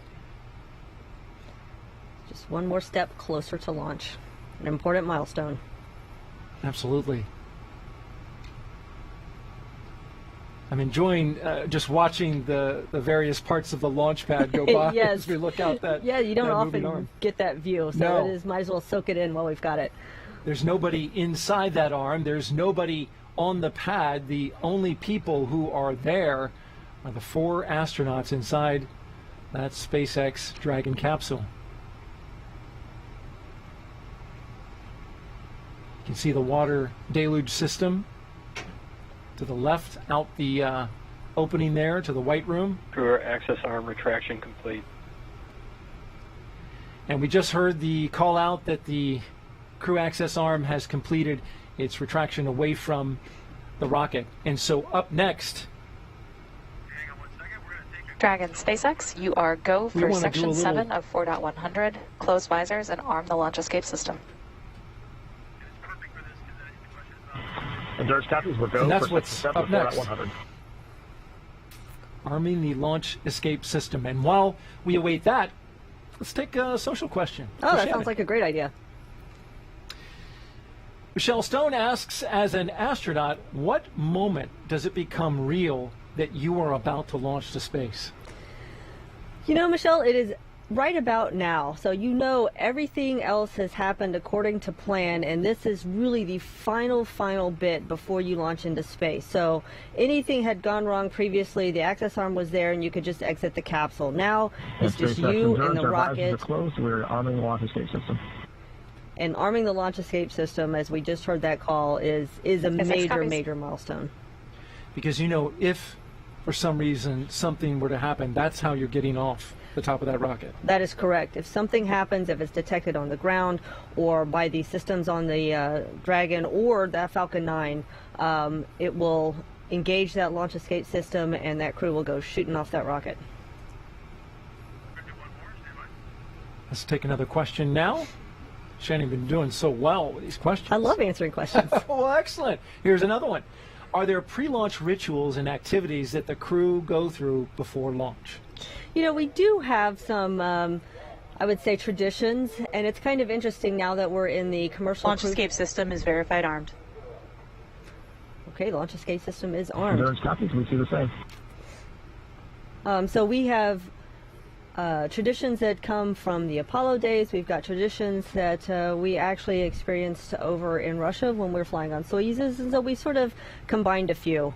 A lot of them, as you've seen earlier, involves the crew sticking their stickers on various places. Yes. Everywhere you can. Everywhere we can. We want people to know we were here. And one more question for you, Shannon, as we await the loading of propellant into the Falcon 9 rocket.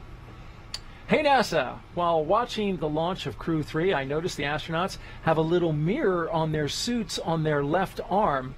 What are they for? Yes, good eye to notice that. Good eye. Good eye. Yes, that mirror is actually will let you inspect your spacesuit to make sure everything is fine. So once you're in the spacecraft by yourself, if you open your visor and you need to shut it, you want to make sure, in my case, that your hair is not crossing the boundary and would interrupt the seal that is necessary to keep that pressure on the inside. So they use that to make sure their spacesuit is in perfect condition. How about that? I hadn't even noticed it. It is wonderful when we get these questions from the viewers and the people who are watching, because they're looking so closely. They are looking closely, and it's great that people are picking up those details. Well, let's take another one then, since we've got some great questions coming in.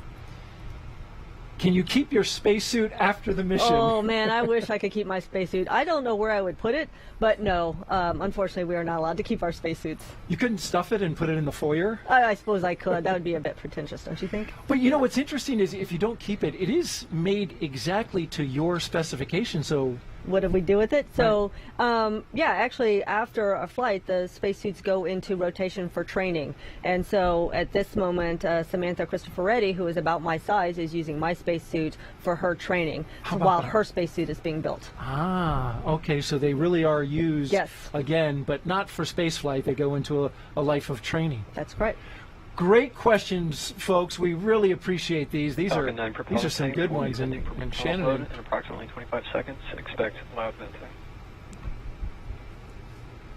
So we're getting a call out as we prepare for propellant loading. And you see the crew there, Crew-3.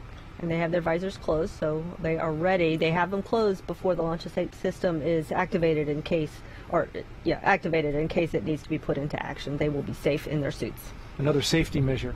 As we are here at the Kennedy Space Center taking another question from social media. Shannon, what was it like to feel the weightlessness of space for the first time? Oh, that is such an interesting feeling when that happens. Of course, I felt it for the first time on the Soyuz spacecraft.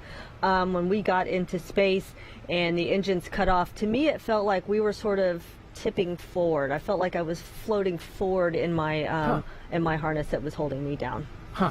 Don't know why. I don't think we were, but that's what it felt like. Yeah. And not too long after you get up into space, don't you get ready to sleep in anticipation for getting to the space station? It really depends on your profile. So what the Crew Dragon will do is what we did on our flight up, which also had a 22-hour-ish rendezvous. They will go through systems checks, make sure everything is working on the Dragon, and then they will have a sleep period before they do the final rendezvous. And I want to ask a follow-up on this question. Okay. What's it like to sleep in space? Like, what happens? Does your head what does your head do, and how do you get comfortable with not being against anything? It is interesting to sleep in space. It is actually pretty comfortable to sleep in space, but it does take a little bit getting used to. I will tell you, the first time I was up there, for about the first month, I would wake up in the middle of the night and feel like I needed to turn over. But, of course, that's not going to do you any good in space. So that's just part of adjusting to learning how to sleep in space. There's certainly no pressure points, are there? There are no pressure points. You're just tucked into your sleeping bag. Are you restrained? You have a sleeping bag on the space station. You have a sleeping bag that's inside your crew quarters, and that sleeping bag is attached to the wall. So you sort of float inside your sleeping bag, which is attached to a wall. All right. Great job, Shannon. Thank you for all the answers to the questions there. And thank you, folks, for sending them in. They were wonderful. We enjoyed them. And Shannon did a great job of answering them. Just a few seconds away from prop load. Propellant load has started. And there we heard the call out. Yes. This rocket is being loaded with propellant. Yes. Obviously another major milestone, and that is something that is very obvious to the crew. They can feel it loading into the tanks. It starts low down at the bottom of the rocket, but as the propellant gets, the tanks get more full, it gets more vibrations and louder as it gets closer to the crew. Yeah, you can hear that inside the capsule, right? Definitely hear it. You know something big's getting ready to happen. Absolutely. Well, we are T-minus 34 minutes and counting away from the launch of Crew Dragon's third flight with astronauts and the second for 2021. Today begins the next 6-month rotation mission to the International Space Station. The launch escape system is armed, as we just heard, which happens just before we have started loading propellant onto Falcon 9. That propellant is now flowing into Dragon. The Dragon capsule was loaded with its propellants about a week and a half ago, just a few miles down the road at what we call Dragonland. And in order to fly, Dragon needs a fuel and an oxidizer. So for the fuel, we use monomethyl hydrazine, or MMH, and nitrogen tetroxide, or NTO, for the oxidizer. Together, these propellants feed the Draco engines that must maneuver Dragon on orbit, as well as the 8 Super Draco engines that would power the launch escape system in an abort scenario. And again, that fueling, it is flowing. And that means the 8 Super Draco engines inside Crew Dragon are ready.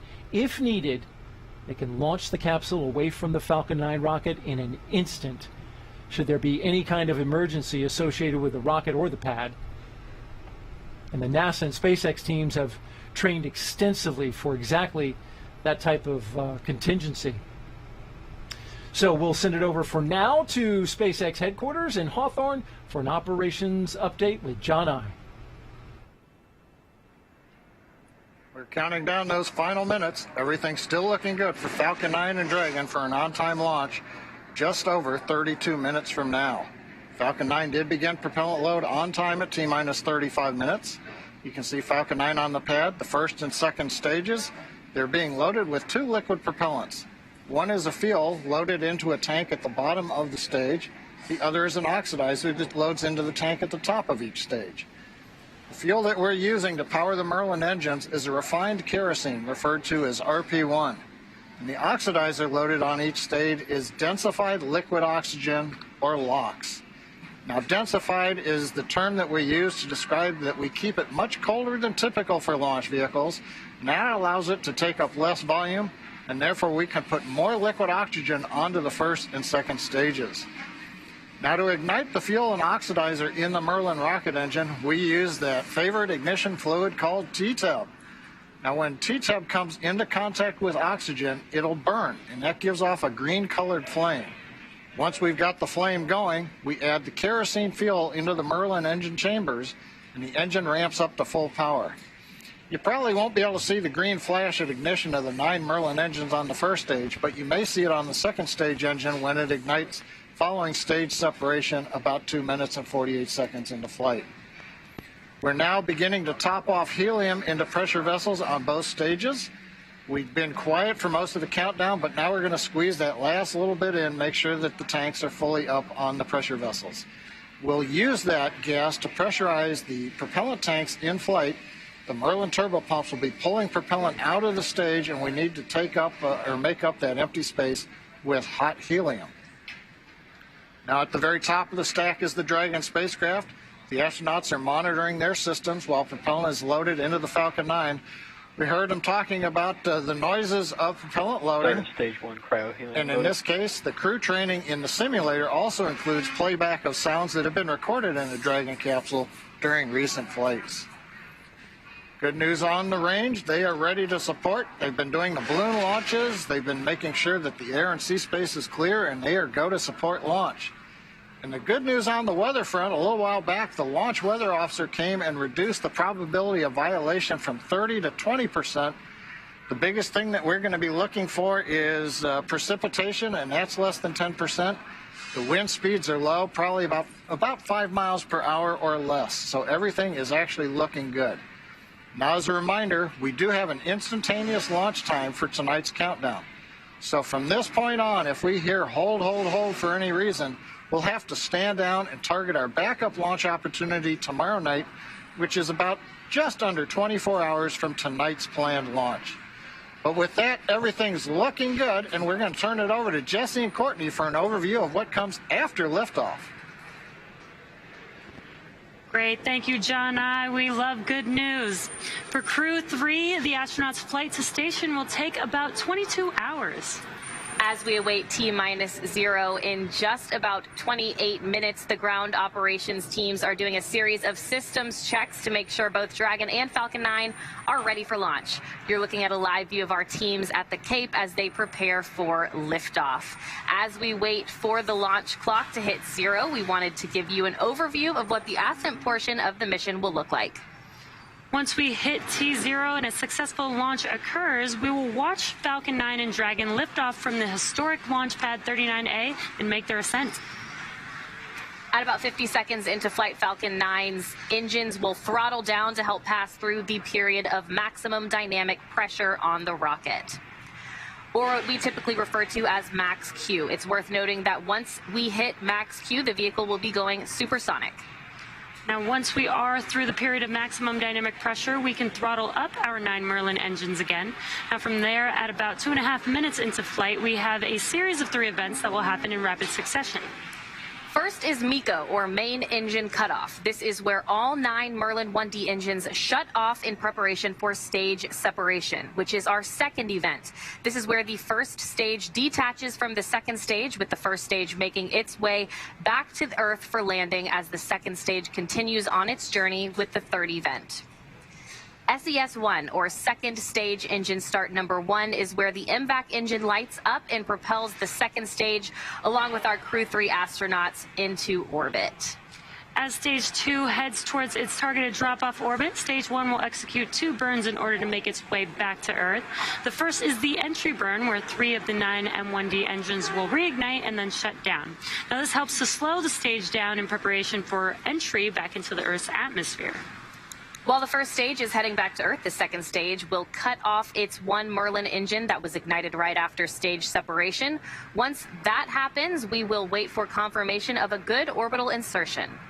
About 90 seconds after Dragon gets into orbit, Falcon 9 will land back on Earth.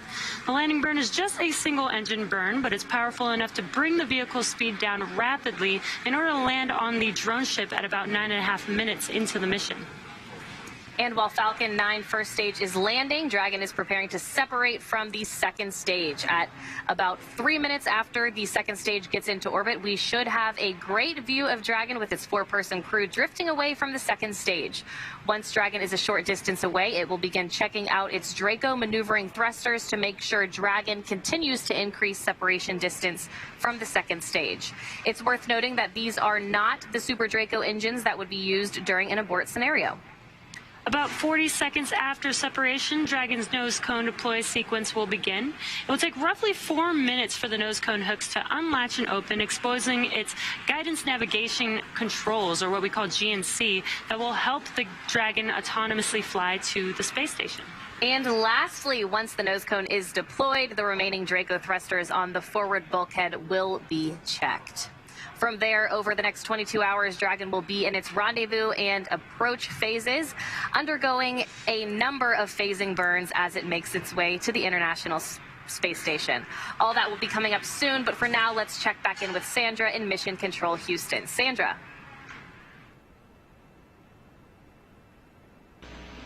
Thanks, Courtney. The space station team here in Houston is focused, and the critical systems on the station continue to function normally. The teams have verified the command path from the ground up through our constellation of communication satellites to the space station.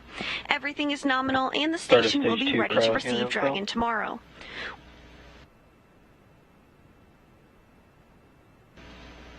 Once the crew arrives at station, they'll join Expedition 66. While on board, their official designation will be flight engineers for most of their expedition.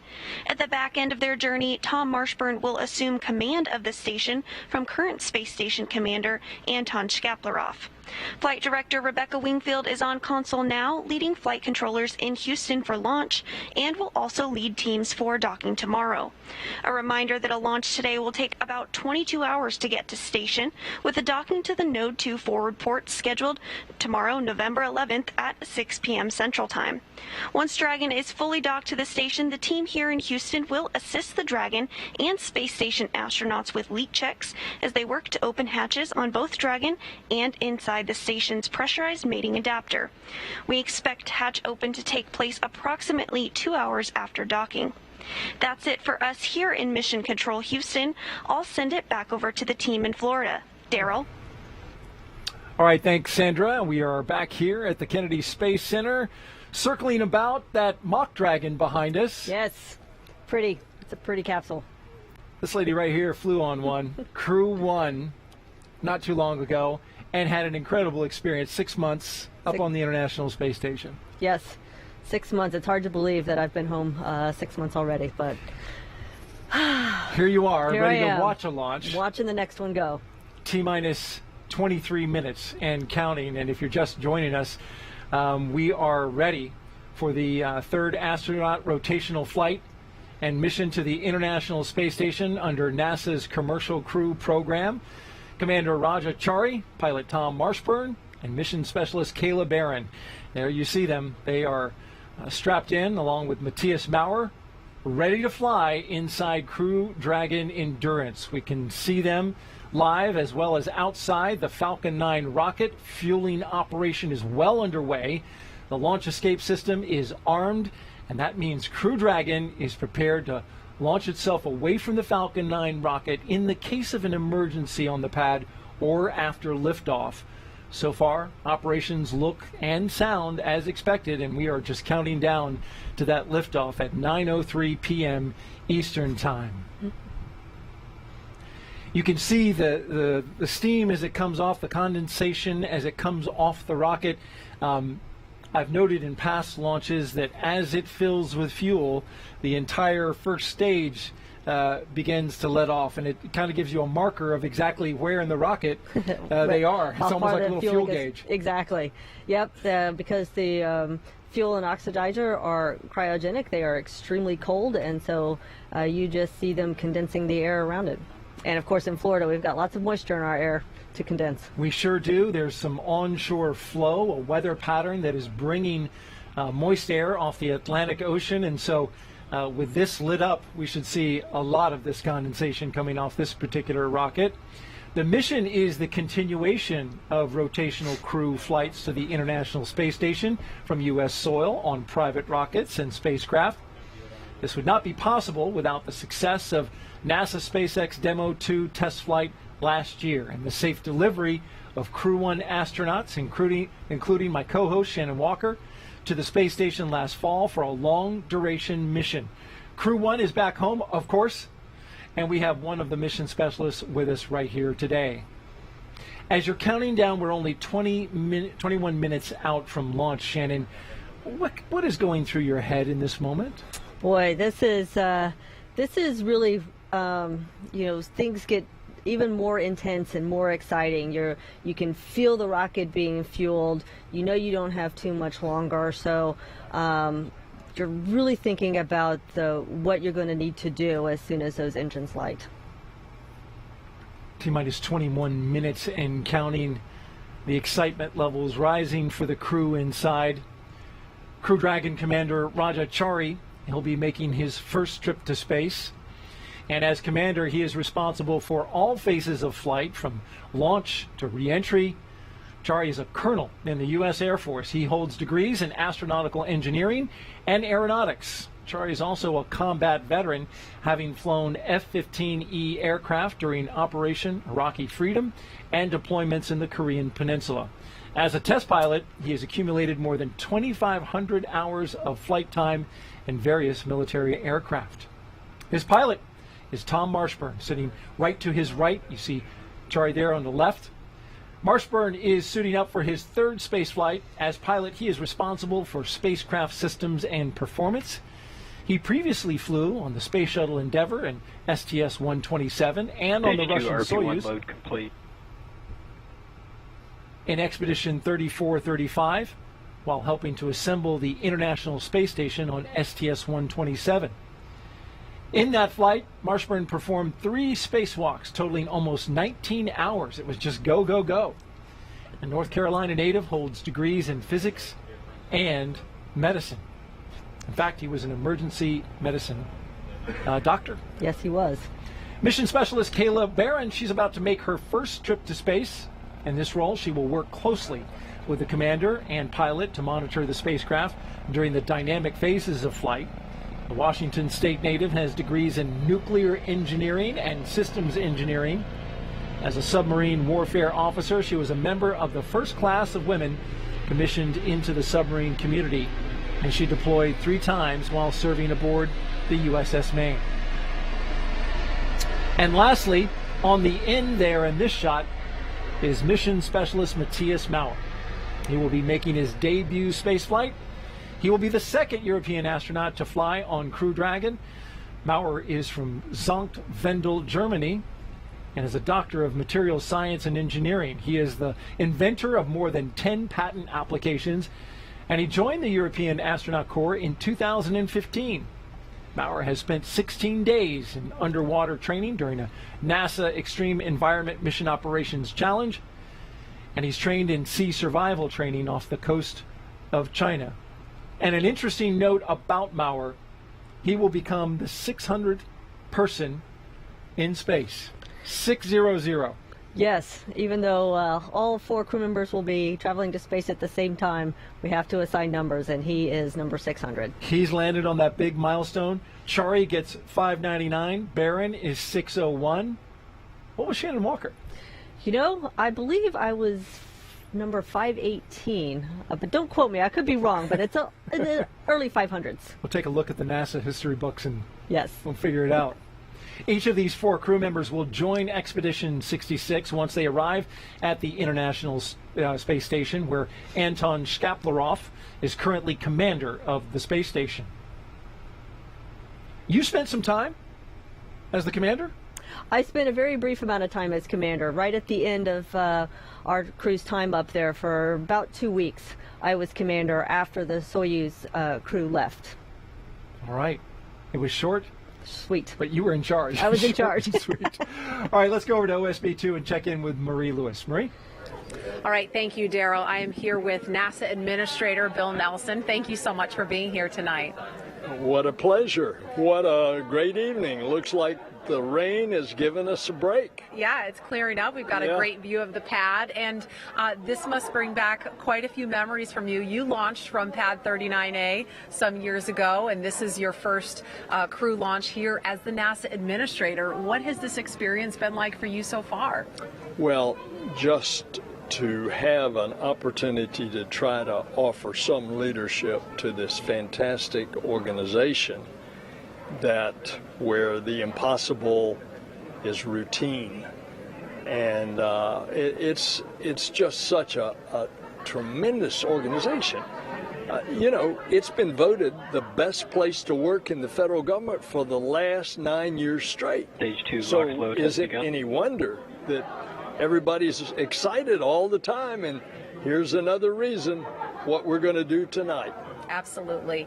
And you launched on the Space Shuttle 61C years ago. How did that experience change you, and how do you think it's going to change the astronauts that are going to space for the first time tonight? It happens to every space flyer when you look back at Earth from the position of Earth orbit and you see this beautiful creation, our home, the planet, suspended in the middle of nothing. It makes you want to be a better steward of our planet. It's extraordinary.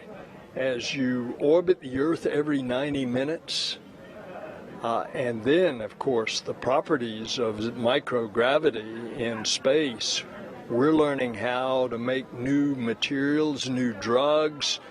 All of these things are going to come in a commercial operation that we're taking off the surface of the Earth and we're taking to space, and now we'll take it to the moon, and then who knows, we're going to take it on out into the cosmos. And speaking of the success of this program, years ago, over 10 years ago, this program started. You were a part of that. There were a lot of skeptics at the time in the aerospace industry about shifting this low Earth orbit to commercial industry and this partnership with SpaceX. And here we are now. What does the success of this say about what we can do when we do it together? And still, today people have difficulty making that transition, but the proof's in the pudding. And the pudding is out there on Launch Pad 39A right now. A commercial operation with considerable NASA help and oversight, because when it comes to the safety of our astronauts, NASA's going to be all over it. There's the proof. A very successful commercial operation. NASA Administrator Bill Nelson, thank you so much for your time. Daryl, we'll send it back to you. All right. Thank you, Marie, and Administrator Nelson. Some good words there about our future exploration plans. Want to remind you, if you listen on radio, you can catch the frequencies for our local radio. If you're in the area watching out at one of the locations, you can check it out on local amateur VHF radio frequency 146.940 and UHF radio frequency 444.925. You can see it on your screen there. So if you need to step away from whatever you're viewing it on, be it your laptop, your tablet, you turn on your portable radio and you'll be able to listen in. Now, as we get ready to launch in the final few minutes, we want to take a look at some pictures that have some particularly significant meaning to the crew. Here they are, Crew-3 with their booster, a pre-flown booster. Crew-3 will fly aboard a new Dragon capsule, but that booster is pre-flown. This one launched CRS-22 to the International Space Station 5 months ago, and looks like they're giving it some love. Yeah, it's always a good idea to hug your booster. It's pretty special to get to actually go touch the rocket that's going to take you into space. Well, it's about to pin them back into their seats here in just a few minutes. At the time of launch, 9:03 p.m. Eastern, the space station will be flying 258 miles over the North Atlantic, about east of Newfoundland. You can see here the track of the International Space Station, and then from that moment, it will be catching up to the International Space Station once it leaves the coast of Florida. And with T-minus 12 minutes and 30 seconds until liftoff, we want to focus now on the pad as we proceed through the final stretch of the countdown. We'll turn it over to Hawthorne to take us through the launch and ascent. John? Thanks, Daryl. It's just over 12 minutes, and everything is still looking good for launch of Falcon 9 and Dragon. Falcon 9 did begin propellant loading on time at T-minus 35 minutes. The RP-1 fuel loading on the second stage, you can see up at the top, the white cylinder at the very top of the stack. Fuel loading on that stage is complete. Fuel loading is continuing on the first stage. We're about 80% of the way full, and it will finish up at T-minus 6 minutes. The densified liquid oxygen loading is also underway on the first stage. We're about 3/4 of the way full, and we began loading liquid oxygen on the second stage about 5 minutes ago. Now, liquid oxygen loading is the last thing to finish. We'll wrap up first stage at T-minus 3 minutes, second stage at T-minus 2 minutes. Coming up, we're going to do final checks of various engine systems. Our thrust vector controllers are going to be moved. We call them TVC wiggles, where we move the engines back and forth slightly. We'll also be moving throttle valves on the engines to make sure that they are responding to commands from the ground in preparation for flight. The Dragon mission director has reported their team is working no issues. We're going to hear from Dragon in about a minute here on the countdown. Their comm checks are complete. You can see the axis arm is retracted. The launch escape system is armed. Crew is strapped in and they're ready to go. They'll get their final instructions at T-minus 10 minutes. They'll be told to configure their displays for launch. And that setup will give the crew insight into how the launch is proceeding and provide them constant updates on vehicle health. At T-minus 5 minutes, we'll be in terminal count, and Dragon will go to internal power, and we'll hear continued callouts on the countdown net as we get closer to liftoff. And finally, easy to say, range is go, weather is go. So right now, Courtney, we're coming up on T-minus 10 minutes. One of the things that we'll hear on Dragon flights that we don't hear on other ones is the abort callouts during the countdown. Can you enlighten us a little bit on what goes on with that? Yeah, John, great to hear that everything is going well. We're continuing to track that Dragon and Falcon 9 are ready for launch. But just in case anything were to happen, Dragon is fully prepared to initiate an abort. Upon liftoff, you'll be hearing number and letter combinations on Dragon's trip uphill, which will mark different abort zones throughout the flight, the numbers signifying the stage of flight and the letter as the abort Dragon zone. SpaceX, The confirmed first crew displays are configured for launch. Copy. Endurance displays are completed for launch. Copy that. Crew-3, we are honored to have you at the controls today as the first crew to fly aboard Dragon Endurance. We wish you a great mission, field look, Godspeed, and enjoy the ride. Thanks, Sarah. And sometimes when you try to fly on Halloween, you get a trick instead of a treat. But how honored and appropriate to get to fly Endurance on Veterans Day. We're proud and honored to represent the SpaceX and NASA teams as we head to the ISS to live and work on groundbreaking science for the next 6 months. And there we have it, some final words from the crew aboard Dragon, and a good luck from the Corps here on the ground to the crew. John, with everything still looking good, that next milestone of engine chill is coming up next. That's right. The next major event that we have is T-minus 7 minutes. It's what we call the engine chill event. The big thing that happens there is we open the pre-valves that feed the Merlin 1B engines. So super chilled liquid oxygen will be trickling through the inlet to the Merlin turbo pumps, and that'll help chill those turbo pumps down before we hit them with the full flow of liquid oxygen during the ignition sequence in the last 3 seconds before T0. So what we'll hear is a call out says stage 1 engine chill has started. We'll be monitoring all 9 engines to make sure the aux fuel pre-valves are all open. We're also chilling down second stage engine as we get ready for launch. And you'll hear an additional chill down of the second stage called out once we get into flight, a little bit before 2 minutes into flight, when we'll do a final chill of the upper stage engine turbo pumps. And if you might be able to hear behind me here in Hawthorne, a lot of energy. Folks are gathered around Mission Control Center, watching on the big monitors as we get ready for launch in just over 7 minutes and 40 seconds. Now, in addition, as I mentioned before, as we get ready at 7 minutes to open the pre-valves and begin the engine chill sequence, we're also getting ready then to move into check-out reviews. The fuel trim valves are being cycled. Make sure that those are working. We use that to throttle the amount of propellant going through the first stage down to the engines as we go through flight. Coming up on T-minus 7 minutes, we'll listen into the countdown now.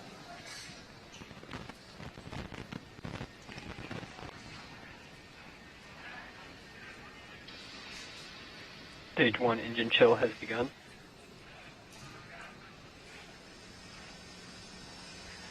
Well, you've heard it. We're through another milestone. Next one coming up here at 6 minutes. Yep, that's right, John. And that RP1 kerosene is filling that second stage. We're anticipating a little longer for that first stage to be completely filled with that RP1 refined kerosene. Liquid oxygen will continue to flow through the first and second stages up until the final few minutes before launch. That next call will be that the stage 1 RP load is complete, coming up now in about 15 seconds. Stage 1 we'll RP1 stand by load for that complete. call now. And confirmation, we have a complete fill of RP1 on the first stage. Now the first and second stage are completely filled with that RP1 kerosene. Now just under 6 minutes to launch until that instantaneous launch window today. The next milestone will be for Dragon to transition to configure for terminal count, and that's when Dragon's onboard computers will take control of the vehicle, and Dragon will be on internal power, no longer relying on those lines from the ground. From there, Falcon 9 tanks will pressurize for strong back retract. That'll be another visual milestone. The clamps just below Dragon's trunk will open, and the strong back will tilt back just 2 degrees, then right after liftoff, back to 45 degrees. Again, RP1 kerosene filled on both the first and second stages. Liquid oxygen continues to flow through on the first and second stages. Standing by now for that call that Dragon has transitioned into terminal count.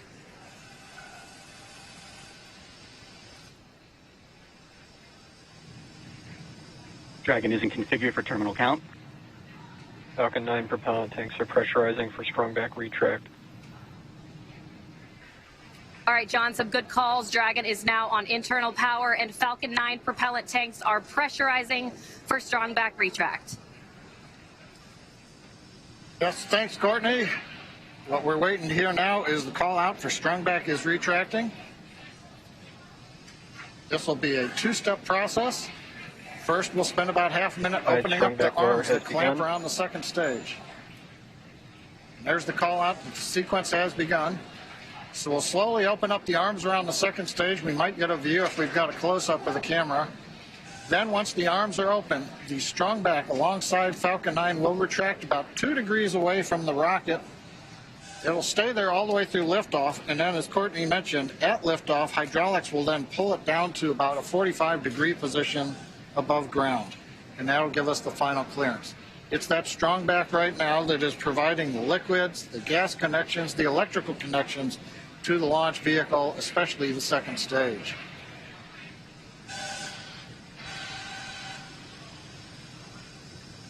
We're hearing some of the venting of the vehicle as we are pressurizing and depressurizing at various steps. As we get ready, you'll see a burst of depressurization there on the second stage.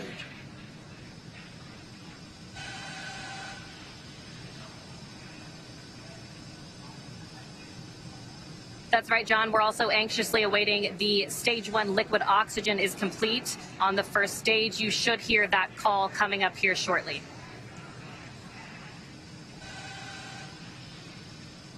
Stage 1 LOX load complete.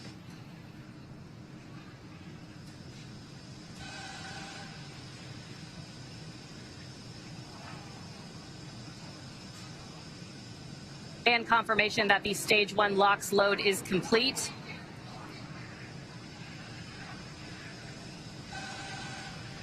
Right now, LOX is going to continue loading on second stage. That'll wrap up at T-minus 2 minutes. Dragon's gone internal power. Now again, at T-minus 2 minutes, we'll finish liquid oxygen loading. And then a typical event, we will drain the propellant lines that go along the strung back, and we'll typically get a large cloud of condensation at about 90 seconds before launch as we see the propellants come back down off of the strung back to prepare for liftoff.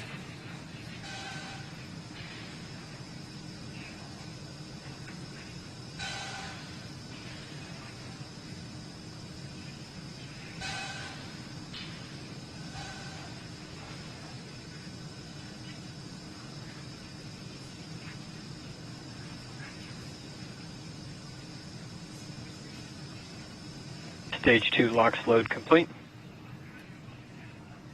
Dragon is in auto idle. All right, Falcon 9. With that, Falcon 9 is fully fueled. We have fuel on both the first and second stages, and both stages are filled with liquid. Loud venting. Filled with liquid oxygen. Dragon is also in auto idle.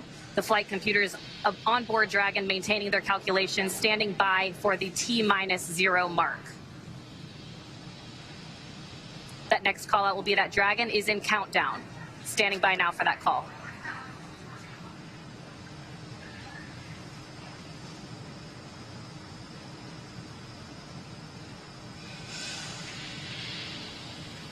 FTS is armed, Falcon 9 is in startup, and is now controlling.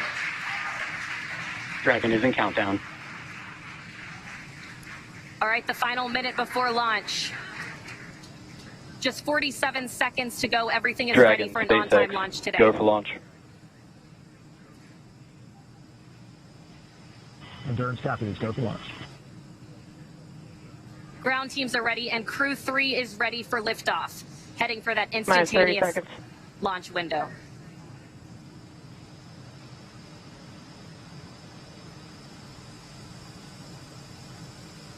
"20 seconds to liftoff. T-minus 15 seconds. 10, 9, 8, 7, 6, 5, 4, 3, 2, 1, 0. Ignition. And liftoff. God. Free.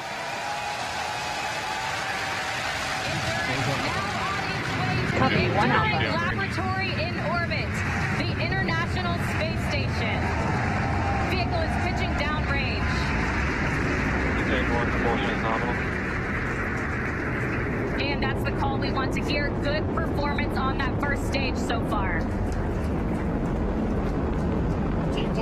30 seconds. Falcon 9 powered by 9 Merlin 1Gs. Pushing Dragon into low Earth orbit on the way to the International Space Station.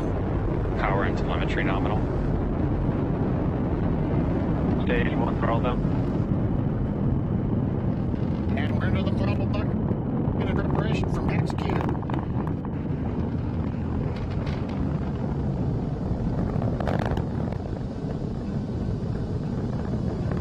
Getting ready to throttle the engines back up.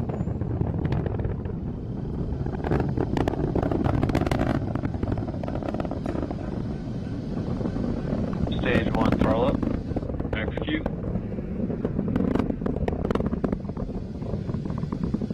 Stage 1 Bravo. Copy, All 1 right, Bravo. that 1 Bravo call is for the second stage abort mode on the first stage. That is going to take them through the first stage, burning just before the second stage activates off the coast of North Carolina. That next milestone coming up shortly will be MVAC chill underway.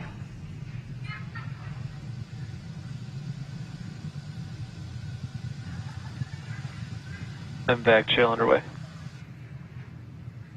There's a call out. We're getting the second stage engine turbo pumps ready for their ignition coming up in just a little more than 40 seconds. We've got the major events coming up here shortly. We're going to get main engine cutoff at 2 minutes 36 seconds. The stages will separate. Then the second stage will ignite, carrying Dragon on its way into low Earth orbit. Everything continues to look good. Stage 1 throttle down. Stage 1 throttling down at 3.5 Gs.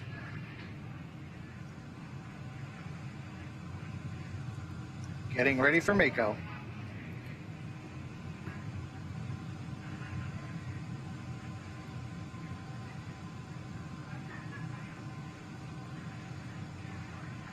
MECO.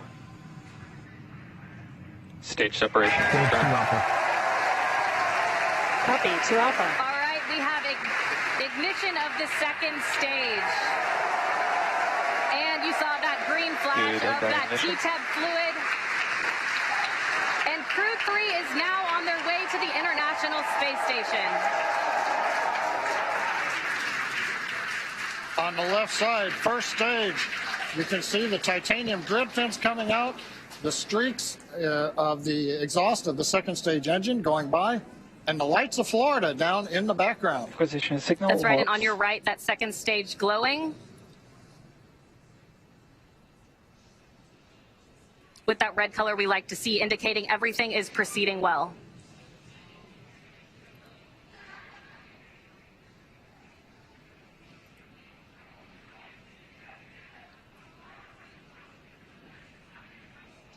Now 3 minutes and 40 seconds into flight. Everything's still on track.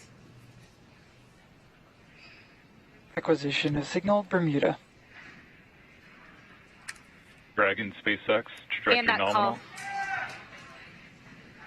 Call out of acquisition of signal Copy. Bermuda, that just means the Bermuda ground station has the signals from the second stage of Dragon and Falcon 9. Currently on the first stage, we are coasting to apogee, beginning a slow 180-degree pitch, so that when the vehicle comes back through the atmosphere, the engines are pointed down towards the drone ship. When we do the relight, relight for the entry burn will come at T plus 7 minutes and 30 seconds, 3 minutes from now. Currently the first stage about 166 kilometers up, continuing to coast to apogee for another brief period.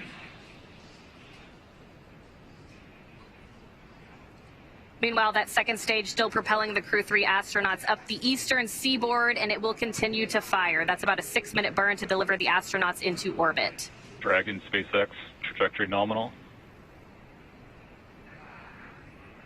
Endurance copies. And a good call out from the ground teams. I always love to hear trajectory nominal, and the crew gets to hear it too on the call out. Acquisition of signal New Hampshire. And the New Hampshire tracking station has acquired the telemetry signal.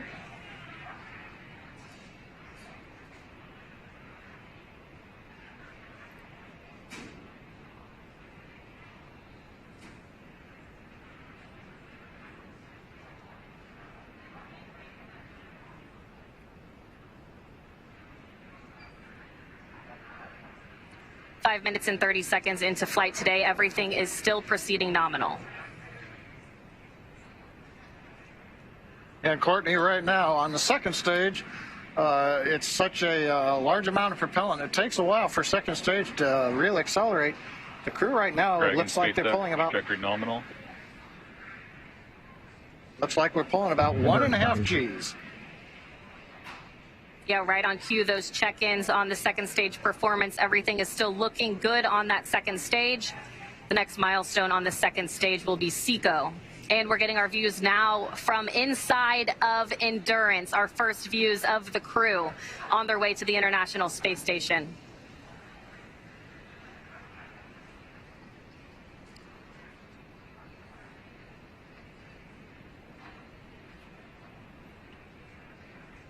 We're 1 minute away from entry burn of the first stage. Hopefully we'll get a camera view back on the first stage as we light the 3 engines to come back into the Earth's atmosphere.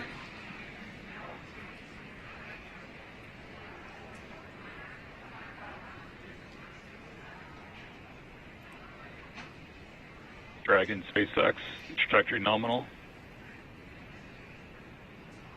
Endurance copies. Another good check-in with the crew, confirming everything is still looking good so far on both ends.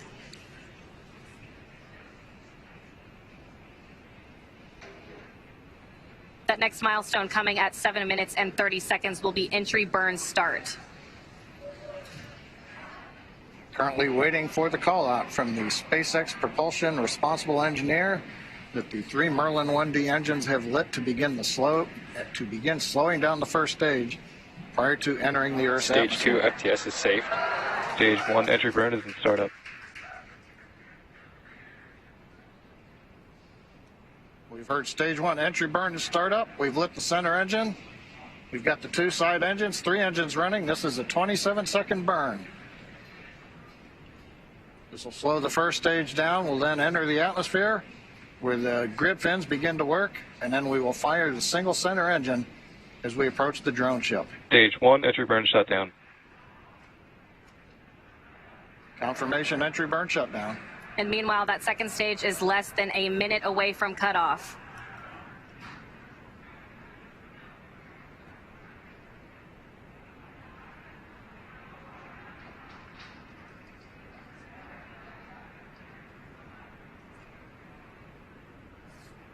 Stage 2 in terminal guidance.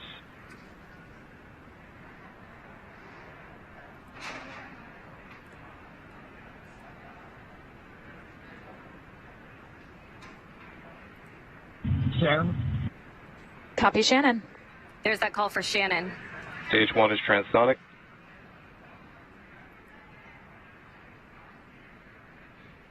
Stage 1 decelerating as we prepare for entry burn. But our attention is right now looking at stage 2 as we get ready for shutdown.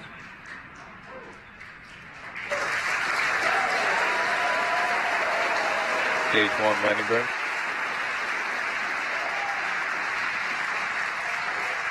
Dragon, SpaceX, nominal orbit insertion. And the second stage has done its job. Our Crew-3 astronauts have been delivered into orbit. Stage 1, landing leg deploy. Landing leg deploy. Endurance copies. We feel SECO and SILE confirms we are in space. Dragon, SpaceX, launch escape system is disarmed.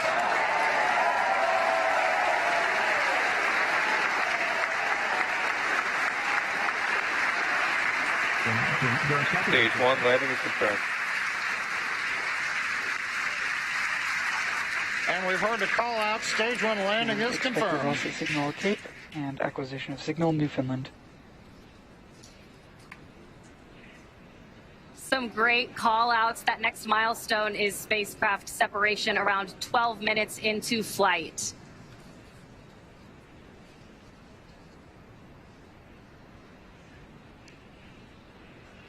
Getting a view now of the Crew-3 astronauts from a camera aboard Dragon. The crew now coasting in low Earth orbit, still attached to that second stage.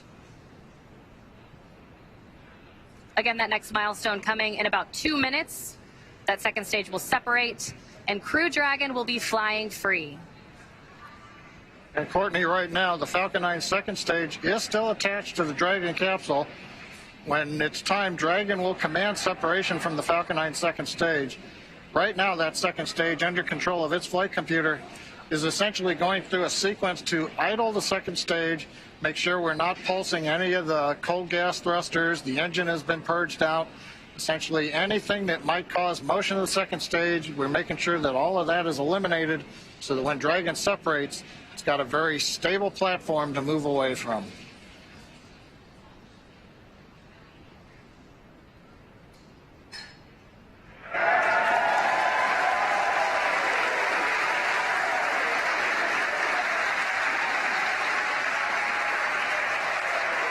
The cheering in the background, they're getting video back of Falcon 9 first stage on drone ship as we get ready for Dragon separation.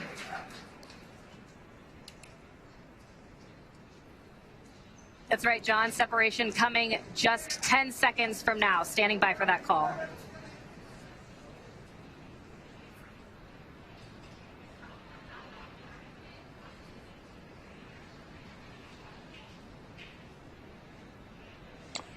Expected loss of the signal, wallops.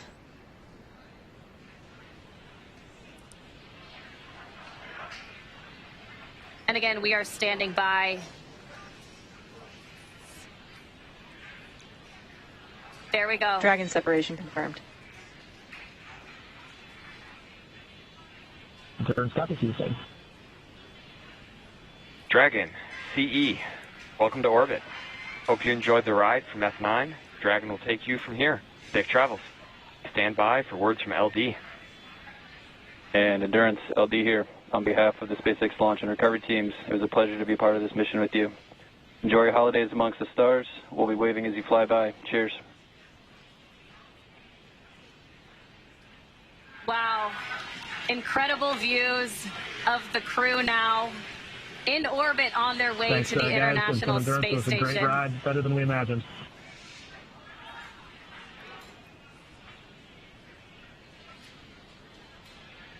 And some final words from the crew as well.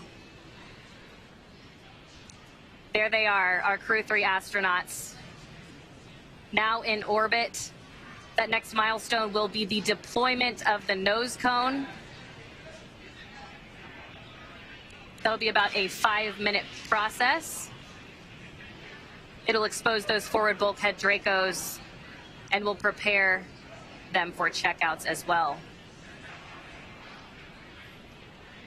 Hey, Courtney, watching them in zero-G right now, working their displays, it looks so easy, but we had the benefit of watching the launch team, the spacecraft team, the NASA team, everybody working here for the last weeks, working through this, and it's good to see it come out looking just so easy right now. Yep, it's been a long time coming, and we're so excited to see them in orbit. Dragon, SpaceX, nominal dehumidifier activation and service section Draco checkouts.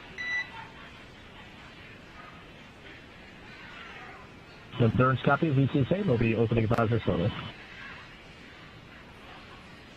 Well, it was a beautiful launch from here at Hawthorne headquarters, at SpaceX headquarters here in Hawthorne. I can't imagine how the launch looked from over at Kennedy Space Center. Yeah, pretty incredible launch. We also got to see their zero-G indicator on the screen. It looked like a little turtle, so I'd love to hear the story behind that. But an amazing launch, an amazing day so far. Yeah, that's right. And with that, we'll go ahead and send it back to Kennedy Space Center. Daryl, how was the launch from your end? Well, it was simply stunning. Thanks. We're back here at the Kennedy Space Center with Shannon Walker, Crew 1 astronaut, Michelin specialist from that mission. Wow. Wow is right. I mean, it was amazing. It's always so impressive to see a launch live, and what always strikes me is you get to see it and then you hear the sound after it's gone for a few seconds. It's truly amazing. The delay in the sound coming to us, but we're seeing the sights. And when it lifted off, there was that low cloud deck. Yes. So it like lit up the clouds, it lit up the ground. It was one of the most impressive launches I have seen. And that rumble was probably one of the loudest I've heard. I don't know how to explain that. I don't either. I mean, it seemed louder to me than most launches, and it was really rattling this whole setup where we are here. just a boom, and then we saw the zero-G indicator. Yep. A turtle. A turtle, of course, because there's turtles on board. 2 turtles on board, and of course they had to convince the other 2 astronauts to let them go do along with turtle, turtles. right? Right. And apparently they did. I don't know who won that arm wrestle, but I guess it was the turtles. It was the turtles. All right, we're joined now by Frank Davina, ESA's program manager for the International Space Station. Thank you very much for joining us, and congratulations. Yeah, good evening. Yes, indeed, beautiful launch. We have our second astronaut flying on Crew Dragon after Thomas that just returned last night. That was in Cologne. Welcoming him in Cologne after his space mission, and now I'm here to see off Matthias. It's great times for the European Space Agency. What a turnaround that must have been to be in Cologne, there with Thomas, coming back, and literally just days later seeing off one of your ESA astronauts, Matthias Maurer. Yeah, it's a great time for us because we have 2 astronauts back to back, and we will also have Samantha Cristoforetti that will fly in April next year. So for the first time, we will have for 1.5 years permanently ESA astronauts on board of the space station. So it also shows that ESA is really stepping up to the game. We are more and more engaged in the ISS, but also in the lunar program with our NASA colleagues in the Gateway. We will have 3 astronauts flying to the Gateway before the end of this decade. We are doing a new astronaut selection, so exploration is really also taking off in Europe. And how did you enjoy the launch? Were you watching from the 5th floor of the Operations Support Building? No, I was actually in the LCC. Oh, and, wow. So I was able to go outside and go on the staircase on the outside on the fifth floor there or something like that. It's really amazing.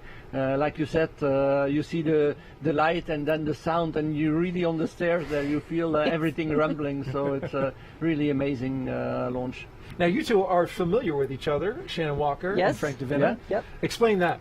Well, we have a common job, and so American astronauts work with these astronauts, and so we actually go way back. Yeah, we go way back because we were together in training actually. When I was doing my mission in 2009, Shannon was also in training on Soyuz. So indeed, we go way back, and we have worked a lot together.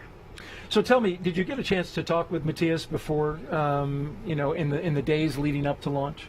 Yes, I talked a couple of times with him, not as much as I would have wanted because, again, the launch was a little bit delayed and I had to be back in Europe welcoming Thomas, but I think he's very motivated, of course. It's his first flight. It's always like this. Of course, also a little bit curious what's going to happen because it's different. The second flight and the first flight is totally different. At least for me it was, because you go into the unknown, and it's always a little bit scary to go into the unknown. You know that the people expect a lot of you. Matthias has a whole science program, not only an ESA science program, but also for the benefit of NASA, JAXA, and of course every astronaut wants to perform to the best of his abilities, and of course that also brings these thoughts with him. But I told him that he was excellent in training, and I'm sure that he will do a great mission as well. ESA Program Manager for the International Space Station, Frank Davina. Thanks for joining us in the post-launch interview. We really appreciate it, and congratulations. Thank you very much. All right, let's send it over to Marie Lewis at the Operations and Support Building with another guest. Thank you, Daryl. I am here with NASA Associate Administrator Bob Cabana. This is your first crew launch officially as Associate Administrator. How was the launch tonight for you? Oh, it was fantastic, Marie. What a beautiful evening for a launch. You know, it's like I tell folks, don't take pictures, experience it. And it was another great experience seeing those 4 guys take off into space on top of that Falcon 9 on that Dragon. How amazing. What a great partnership we have with SpaceX to enable that. I couldn't be more proud of our team in what we've accomplished. And we now officially have more than 600 people who have been to space. Matthias was number 600. Kayla Barron is number 601. What do you think about the trajectory that we're on for human spaceflight going forward? Well, it's absolutely outstanding. You know, what we want to do is enable a commercial economy in low Earth orbit so we can focus on that really hard job of exploring beyond our home planet, going to the moon to learn what we need, going to the moon in a sustainable way so that we can learn what we need to go on to Mars eventually, establishing that presence in our solar system beyond our home planet. And to do that, we want to commercialize low Earth orbit and get as many folks as we can go into space. And That's what we're enabling right now. I think it's an amazing time for America's space program. We are definitely at an inflection point on how we are commercializing space. And how about the future of the International Space Station in particular? I know that's near and dear to you because you helped build it. I mean, on 4 different space shuttle flights, you were one of the first people to cross the threshold into the space station. You know, I can't believe it's been, almost 23 years since that first mission, that we've had crews on orbit since 2000. I mean, anybody that is 21 years old or younger in the world has never known a time that there weren't humans living in space. So, I think it's so darn outstanding. And what do you want to say finally to the NASA and SpaceX teams that have gotten us here today? We're in this regular cadence of missions, and also to our international partners. Well, first off, I want to say thank you. Thank you for all your dedication and hard work. This is not an easy job. It is a huge challenge to safely get humans to and from low Earth orbit. And the partnership that we have with our international partners, with our commercial crew partners, it has enabled this space economy that we have right now. I can't wait until we get Gateway around the moon. Again, an international partnership as we go back to the moon in a sustainable way, it's absolutely outstanding. So I think the future that we have in space is amazing, absolutely amazing. What a great time to be part of America's space program. Absolutely. Associate Administrator Bob Cabana, thank you so much for joining us. And happy Veterans Day, a little early, and happy Marine Corps birthday. More importantly, yeah, that's right, 246 years young. Happy birthday to all the Marines. And, thank you for everybody's hard work that makes NASA such an awesome place to work, #1 in the federal government. This is an amazing team, and I couldn't be more proud of them. All right, thank you so much. You bet. Daryl, we'll send it back to you. And Bob, thank you so much. And now you're looking at a view of the first stage of the Falcon 9 rocket, which has landed back on a drone ship out in the middle of the Atlantic Ocean. The view cut out during our live coverage, but now you see it there. It landed, and it was a beauty. It was. That is so amazing that they do that time and time again. It flew CRS-22. It flew Crew-3, and it'll fly again. Yes, it will. Now, just a quick update on the launch operations. The nose cone from the Dragon has deployed off of it. Yep. And so that allows it to dock. So absolutely, that's one of the key milestones, getting that nose cone open. You've got some engines underneath the nose cone, and of course the docking apparatus that allow it to dock to space station. That's ready to go, and now the astronauts will prepare for their 22-hour, roughly, journey to the International Space Station. They will. They'll probably have a snack and then get some sleep. All right. In the meantime, how about we do a social question? Oh, great. One last one for Shannon Walker here at the Crew-3 launch broadcast. Let's take a look, and here we go. Hi, NASA. I'm talking here from Brazil, and would you like to know, they would like to know, how it feels to observe all the beauty of the planet from above. Your view when you were looking back at Earth. It's really, really hard to put into words, but when you first get into space and you can look out and you see the curvature of the Earth and you see the land masses and the oceans and the clouds, it's a lot to take in. But it's truly amazing what you can see from up there. And as the NASA Administrator Bill Nelson said before, it really makes you feel like you want to be a good steward of the Earth, because from above you can see how fragile everything is. Absolutely. And now Raja, Tom, Kayla, and Matthias are going to see that view. Yep. 3 rookies on board as they go on their way to arrive at the International Space Station around 7 p.m. Eastern Time tomorrow. And we are going to stay on the air for continuous live coverage along their entire ride to station through our coverage here at Kennedy Space Center. It's going to conclude. We'll turn it over to teams in Hawthorne and Houston to take us through the next phases of the Crew-3 mission, all the way through hatch opening, and then, of course, the welcome ceremony for the crew. Shannon, I've watched those ceremonies on TV, but you've actually done it. There's a lot of like air hugs in space. A lot of hugs in space. It's really nice to greet a new crew coming on board and seeing your friends coming across the hatch. It's special. And for those of you watching online on YouTube, take a look at the description below. You will find a new link for the Crew-3 coast phase. That live coverage will continue at that location in just a bit. If you're watching on NASA TV, you won't notice a thing. Coverage will continue. And also, we want to let you know that there is a post-launch news conference. It is scheduled for 10 p.m. Eastern Time right here on NASA TV. Again, a post-launch news conference scheduled for 10 p.m. It will be on a teleconference, I'm hearing, not on NASA TV, but you can go to NASA Go Live. You'll find it there. And you can find mission updates on Twitter along the way, at NASA, at SpaceX, and on the web at nasa.gov. And before we sign off, of course, I want to thank astronaut Shannon Walker for being here. Thank you so much. It was such a joy to have you here, answering questions, giving your insight, and watching the launch with you. Thank you very much. It was my treat and my pleasure to be here. Make sure you come back soon and watch another one. I will do it. All right. Huge thanks also to all of our guests for joining us today, and thank you all for watching. We're going to leave you now with highlights from the journey to orbit off Earth for the Earth. I'm Daryl Nail for Shannon Walker. Good night, everyone, and keep looking up. And there's a wide shot of the room with the 4 Crew-3 astronauts. We have Commander Raja Chari, pilot Thomas Marshburn, mission specialist Kayla Barron, Matthias Maurer. And here they are, the 4 Crew-3 astronauts as they walk down the hallway on their way out of astronaut crew quarters.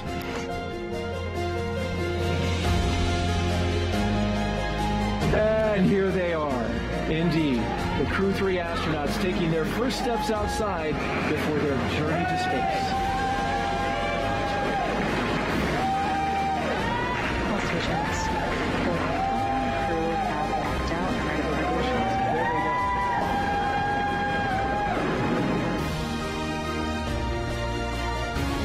There's a view inside the crew XSR as they make their way looking out the windows.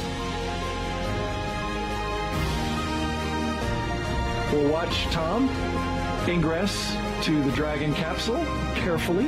Watch your head. Yep, watch your head, watch the seals. 4 crew members of Crew-3 now inside Dragon. And you can see the suit techs are there helping them get strapped in. Initial comm checks are now complete. Next up will be seat rotation. As you can see, the hatch being closed right there.